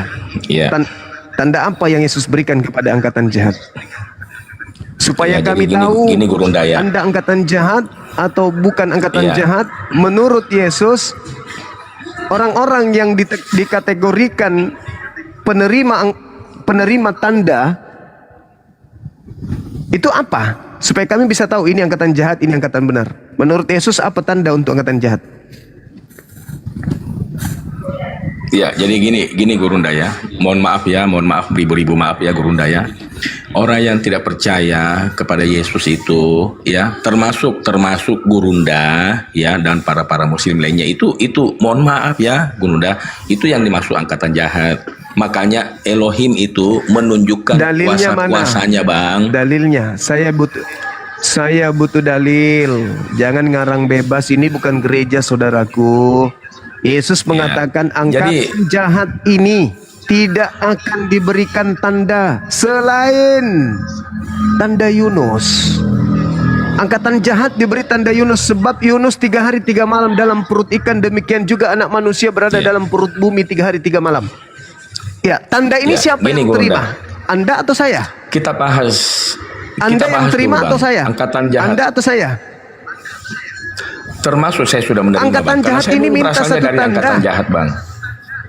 Tunggu, Ya, saya tunggu. juga, Bang, Dengarkan dulu. dalilnya, Bangku. Sabar. Saya juga dari angkatan angkatan jahat dulu, ini Bang. diberikan Ya, satu silakan. tanda. Ya, sekarang Anda percaya nggak kebangkitan hari ketiga? Percaya nggak? Anda percaya nggak kebangkitan hari ketiga? Ya, percaya karena kami beriman. Anda percaya kami nggak? melihat, tapi kami Nah, percaya, itu Bang. tanda untuk siapa? percaya, Itu Bang. tanda untuk siapa menurut Yesus? Ya, itu tanda untuk siapa menurut Yesus? Ya, difokuskan kepada orang-orang yang belum percaya, Bang. Pada waktu itu, artinya gini, Bang, ya. Artinya gini, Gurunda, ya. Artinya gini, Anak Gurunda. manusia berada Ya, sabar, dalam perut Gurunda. bumi. Dalilnya, Bang. Ya, oke, Dalil. Gurunda dulu. Ya, Anak Gurunda. manusia berada Ya, dalam perut bumi.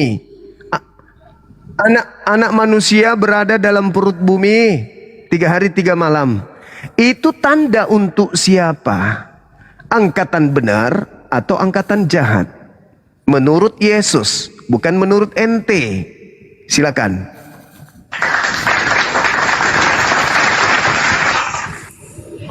Ya, tujuannya untuk angkatan jahat dan angkatan yang baik juga, otomatis supaya memperlihatkan juga, Bang. Jadi bukan hanya jangan yang Anda, baik, tidak perlu jangan tidak Anda perlu untuk tambah-tambahi. Jangan Anda tambahi. Berarti berada dalam perut bumi keluar pada hari ketiga itu tanda untuk angkatan jahat. Nah, Anda percaya itu, Anda menerima itu, berarti Anda adalah angkatan berasal Anda dari angkatan angkatan apa? jahat. Karena itu adalah tanda Berasal untuk dari angkatan jahat. Anda angkatan Ya, kami- jahat. Sampai hari ini Ya, Anda kami- percaya kan?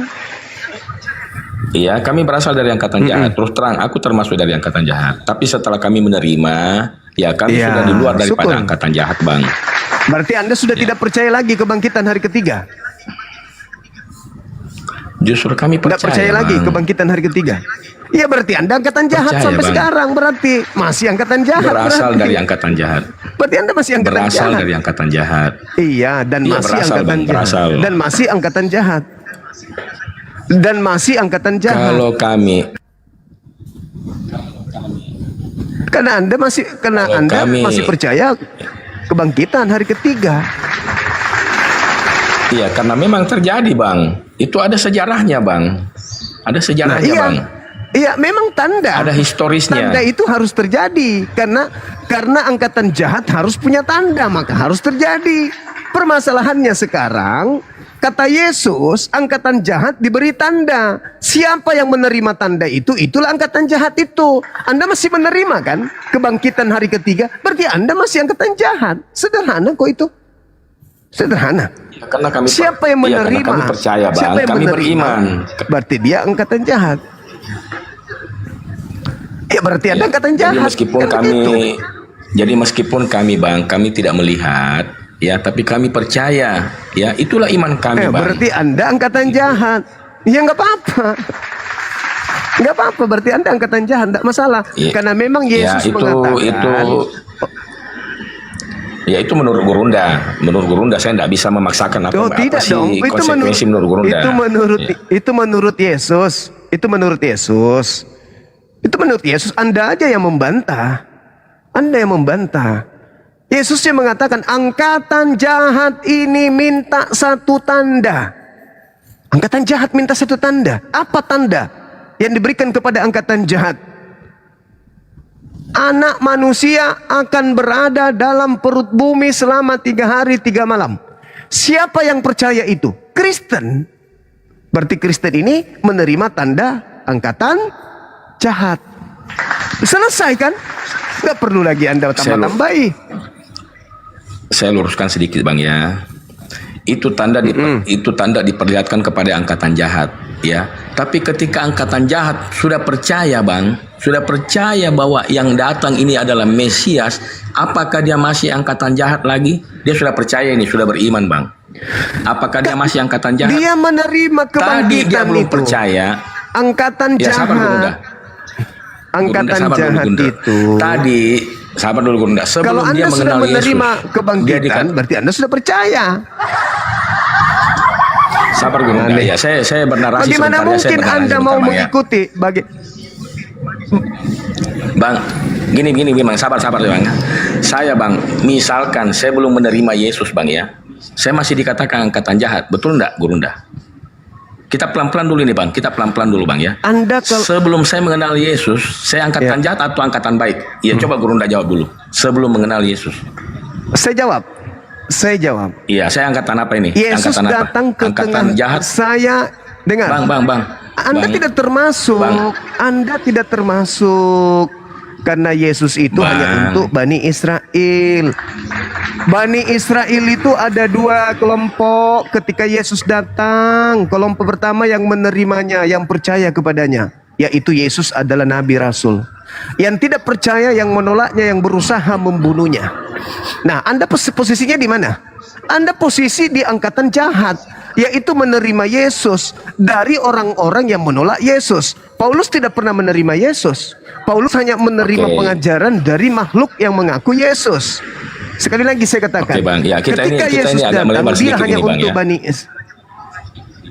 Yesus datang itu di atas muka bumi khusus untuk Bani Israel.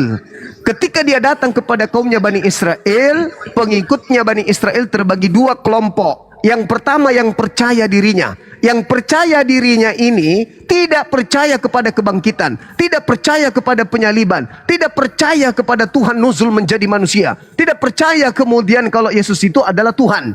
Itu adalah kelompok yang percaya. Kelompok yang benar. Kelompok jahat mulai dari awalnya sudah menolak Yesus, lalu kemudian berusaha membunuh Yesus, lalu kemudian mengajarkan kepada orang di luar Yahudi bahwa Yesus itu adalah Tuhan. Anda posisinya di mana? Apakah Anda menerima dari angkatan benar, yaitu tidak percaya kebangkitan, atau Anda menerima Yesus keluar dari kubur pada hari ketiga dari angkatan jahat? Hanya angkatan jahat yang menerima kebangkitan. Anda menerima kebangkitan, berarti Anda berasal dari menerima ajaran dari angkatan jahat. Kalau Anda menerima Oke, Bang. ajaran Saya dari jawab dulu, angkatan Bang. benar, sabar. Kalau Anda menerima ajaran Yesus dari angkatan yang benar, Anda tidak mungkin nyamar jadi serigala, jadi domba. Karena Anda bukan Yahudi.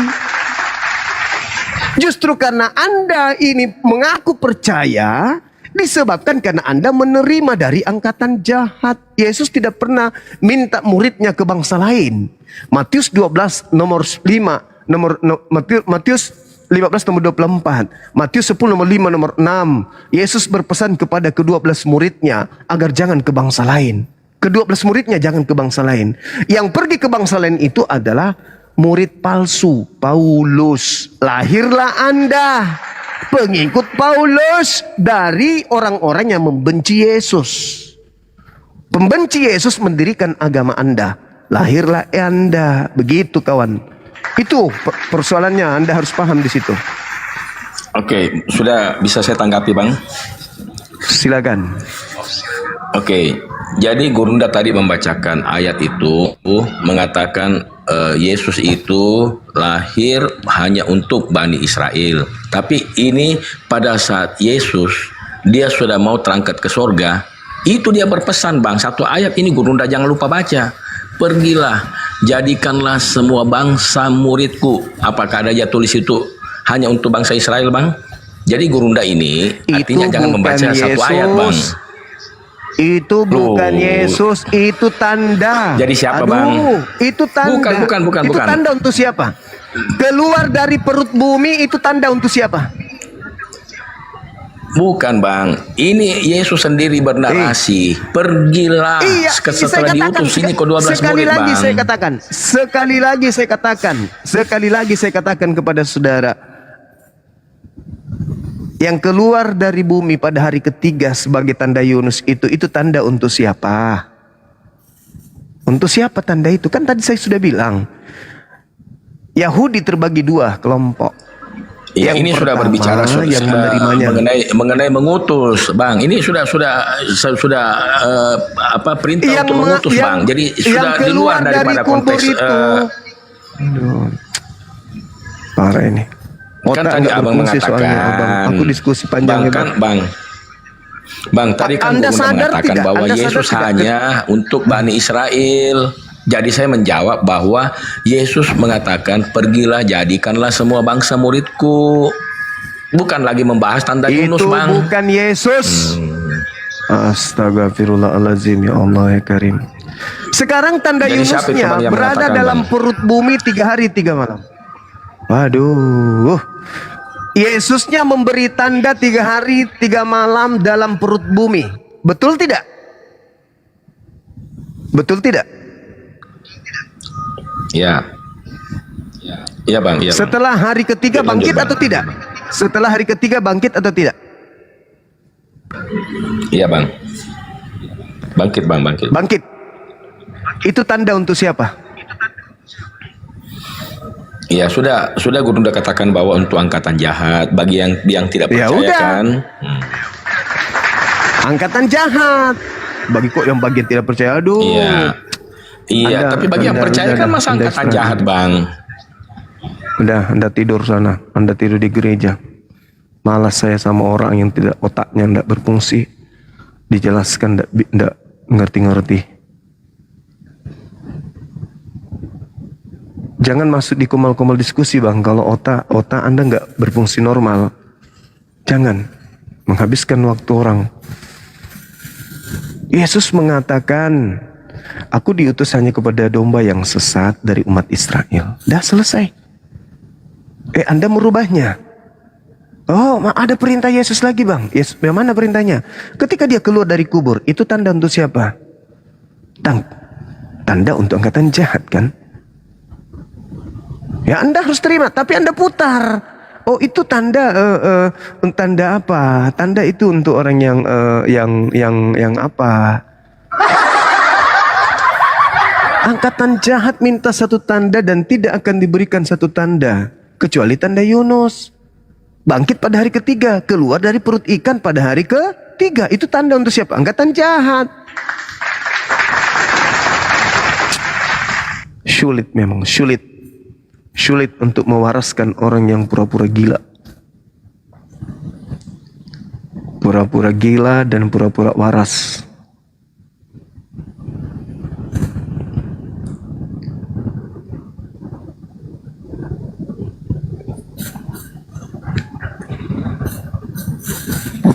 Cek nggak bisa naikkan orang ya Pak Juma ya? Kenapa ya? Iya Kanda, di sini juga sudah mau asar Kanda. Ya kan ya? Iya kalau sedikit lagi asar, kita istirahat dulu. Iya, rehat dulu lah ya. Iya. Kita rehat asar. Iya ada boru monte nih. Boru. Coba coba. Oh dia turun dia si boru. Kenapa boru? Takut diajak sholat asar ya? Takut dia diajak sholat asar. Bang Handi masih mau di sini? Lak busuk nih. Lak busuk nih. Ya udah kalau begitu, teman-teman. Terima kasih telah menonton. Silakan Pak Juma. Baik teman-teman sekalian, terima kasih udah menemani kita di sini ya, dari sejak pagi tadi sampai pukul 14.50. Insya Allah sebentar malam kita bergabung di Komal-Komal Sahabat-Sahabat Api untuk memberikan edukasi ya teman-teman. Yang pada intinya rujukan kita membahas tema ini adalah Al-Quranul Karim, di mana Al-Quran mengatakan wa iyad'una illa syaitanan marida, dan terkait dengan penyaliban itu Allah menerangkan dalam Al-Quran hisyum fid dunya, itu kehinaan di dunia, dan kata Al-Quran wa qaulihim, karena ucapan mereka Allah kemudian memberikan hukuman kepada mereka. Nah hukuman yang Allah berikan itu salah satunya adalah mereka sulit ya. Mereka sulit kemudian untuk menerima pengajaran. Al-Quran mengatakan summum bukmun umyum fahum la yarji'un. Mereka sulit untuk menerima pengajaran. Boleh mereka menolak Al-Quran karena itu bukan kitab mereka. Tapi fakta yang kita lihat, mereka pun menolak isi kitab mereka. Ini artinya bahwa mereka lebih mengedepankan doktrin dan dogma. Yesus tidak pernah mengajarkan itu, tetapi mereka lebih percaya kepada apa yang tidak pernah diajarkan Yesus daripada yang diajarkan Yesus. Nah, kenapa ini kita hadir? Karena memang mereka ini memiliki amanat agung untuk memurtadkan kita. Ya, jadikan, itu perintah. Jadikan, pergilah ke seluruh dunia. Nah, termasuk kita berarti. Jadikan seluruh bangsa, berarti kita termasuk bangsa Indonesia. Ya kan ya? Bangsa suku berarti kita juga orang suku Bugis Makassar berarti. Orang Madura, orang semuanya pokoknya. Orang Sunda, orang Jawa, orang Lombok, orang Bali, orang Medan, semua berarti mau dijadikan sebagai murid dari yang keluar dari kubur ini. Lah, bukankah itu tanda angkatan jahat? Bukankah itu tanda yang diberikan Yesus untuk angkatan jahat? Bukankah? Apakah kita mau masuk dalam kelompok itu? Tentu kita tidak mau kan? Nah, supaya kita tidak menjadi kelompok itu, kita harus membuka ruang untuk berdiskusi, mengulas hal-hal tersebut. Islam tidak memaksa. Islam hanya menyeru. Ini seibarat begini, dikatakan, ini masker, ini masker, ini masker, ini masker. Kita hanya menyuruh, ini masker loh, jangan sampai Anda menganggapnya roti. Ini masker. Yang percaya kepada ini masker silakan, yang tidak percaya juga silakan. Tapi kalau yang mereka jadikan, coba jadikan seluruh bangsa menjadi muridku, itu kan perintah. Kalau tidak dijadikan, gimana? Berarti mereka tidak mengikuti perintah. Nah ini penting, makanya kita hadir di tengah-tengah umat untuk mengajarkan umat Islam bagaimana cara membantah para misionaris ketika datang di tengah-tengah kita. Sama video yang saya putarkan tadi, seorang misionaris masuk ke pesantren-pesantren membagikan Bible katanya. Bahkan mau menyempatkan berkhutbah, entah itu khutbah di masjid, entah di mana, wallahu alam, karena tampilannya seperti ustadz. Namanya juga Muhammad Yasin. Ternyata dia punya gerakan di bawah tanah. Nah, apakah kita kemudian harus diam? Tidak dong. Kita harus perkuat lini pertahanan akidah umat Islam dari gerakan pemurtadan, dari gerakan misionaris, dari gerakan pendangkalan akidah. Kita harus kompak itu. Yang nonton, yang menyimak harus mendukung apologet Islam Indonesia ini untuk tetap berdiri kuat. Karena kalau tak ada lagi apologet Islam Indonesia, maka mereka akan kembali gencar melakukan aksi-aksi. Aksi-aksi pemurtadan, karena saya sendiri pernah menjadi korban mereka. Didatangi, dibagikan kaos, untuk dimana kaosnya itu diajakan, marilah semua yang letih lesu katanya. Itu kan ajakan menjadi agama mereka kan. Tapi kita ini sudah punya agama, kok didatangi, diajak lagi masuk ke agama mereka. Nah, ini sudah pelanggaran. Maka ini tidak bisa kita biarkan. Maka kita membangun diskusi, membangun debat ilmiah, berdata. Kalau ada yang tersakiti dengan itu, ya datanya begitu. Mau kayak mana? Kok kami diam termasuk angkatan jahat? Lah, datanya begitu kok. Tanda angkatan jahat. Angkatan ini minta satu tanda dan tidak diberikan satu tanda apapun selain tanda Yunus. Sebab Yunus 3 hari 3 malam dalam perut ikan. Demikian juga anak manusia akan berada dalam perut bumi selama 3 hari 3 malam. Itu tanda untuk siapa menurut Yesus? Angkatan jahat. Anda sakit? Ya silakan. Anda renungkan. Itu dalil dalam kitab saudara. Kenapa Anda tolak? Rangkul kitab Anda itu. Tugas kami yang menjaga anak-anak kami supaya tidak keluar dan mengikuti kemudian angkatan itu. Itu hak kami menjaga akidah kami. Tidak boleh Anda larang. Wah ini nggak boleh, dia telah menista. Apanya menista? Kami menjelaskan agama kami dan kami menjelaskan agamamu. Yang kamu kemudian ingin ajarkan kepada kami, ajakannya supaya kami menjadi muridnya. Kami nggak mau. Iya kan? Sama seperti ketika Anda ingin memberikan kami racun. Kami menolak dengan menjelaskan racun yang kalian kasih. Apa salah? Ini aku mau kasih racun deh kepada Bang Suma. Ya saya tolak racun itu dengan saya menjelaskan. Supaya nggak ada lagi korban yang lain. Saya jelaskan racun yang Anda ingin berikan kepada aku. Itu bukan kue. Itu adalah racun. Buktinya di dalam benda yang mereka kasih itu ada begini. Ya saya jelaskan supaya menyelamatkan yang lain. Itu hak saya. Itu hak saya sebagai orang yang menjadi sasaran. Itu hak saya. Dan saya juga punya keyakinan. Saya juga punya hak bela diri. Saya juga punya hak untuk mengajarkan agama saya. Agama saya mengatakan faqatilu awliya syaitan. Itu jelas itu. Perintah dalam kitab suci saya. Jadi Anda tidak punya wewenang untuk kemudian menghentikan langkah saya untuk mengajarkan. Saya mengajak berdiskusi dengan cara baik. Saya mengajak berdiskusi dengan elegan. Adapun narasi yang saya bangun, ya itu karakter saya, itu ciri-ciri saya. Jangan Anda mau kita punya hak kan? Masing-masing kita punya hak untuk memiliki kebebasan berargumentasi, memiliki kebebasan untuk meluapkan pemikiran. Selama hal itu tidak mencederai kemudian apa yang menjadi aturan main di negara kita ini. Saya punya hak untuk menjabarkan agama saya punya hak untuk mempertahankan akidah saya. Begitu juga Anda. Jadi ketika kami tampil buka komal seperti ini, ya itu karena kalian juga buka komal kan?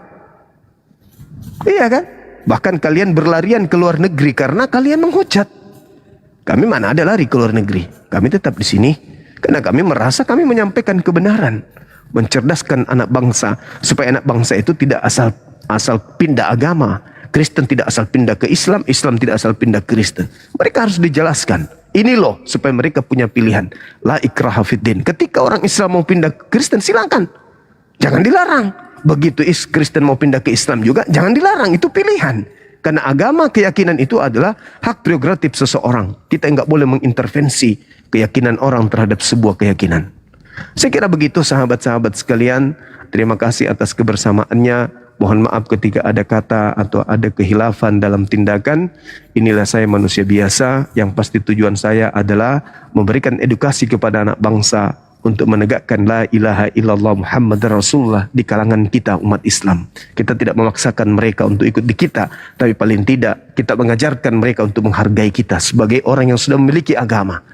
Jangan dianggap sampah, jangan dianggap bukan, apalagi dianggap domba sesat. Jangan. Kita ini manusia yang sempurna, yang diciptakan oleh pencipta langit dan bumi. Saya kira begitu sahabat-sahabat sekalian. Terima kasih atas kebersamaannya. Mohon maaf sekali lagi. Mudah-mudahan apa yang saya berikan itu bermanfaat khususnya kepada saya dan juga kepada keluarga dan juga kepada anak-anak saya Apologet Islam Indonesia. Saya tutup. Subhanakallahumma bihamdi asyhadu an la ilaha illa anta astaghfiruka wa atubu ilaik. Salam tauhid, salam satu Tuhan. Jayalah Islamku, jayalah Indonesiaku. Assalamualaikum warahmatullahi wabarakatuh. Allahu akbar. Waalaikumsalam warahmatullahi wabarakatuh. Sampai jumpa. Sampai jumpa Bang Handi. Makasih teman-teman. Saya menyayangi kalian semua. Saya mencintai kalian semua. Sampai jumpa sebentar lagi ya.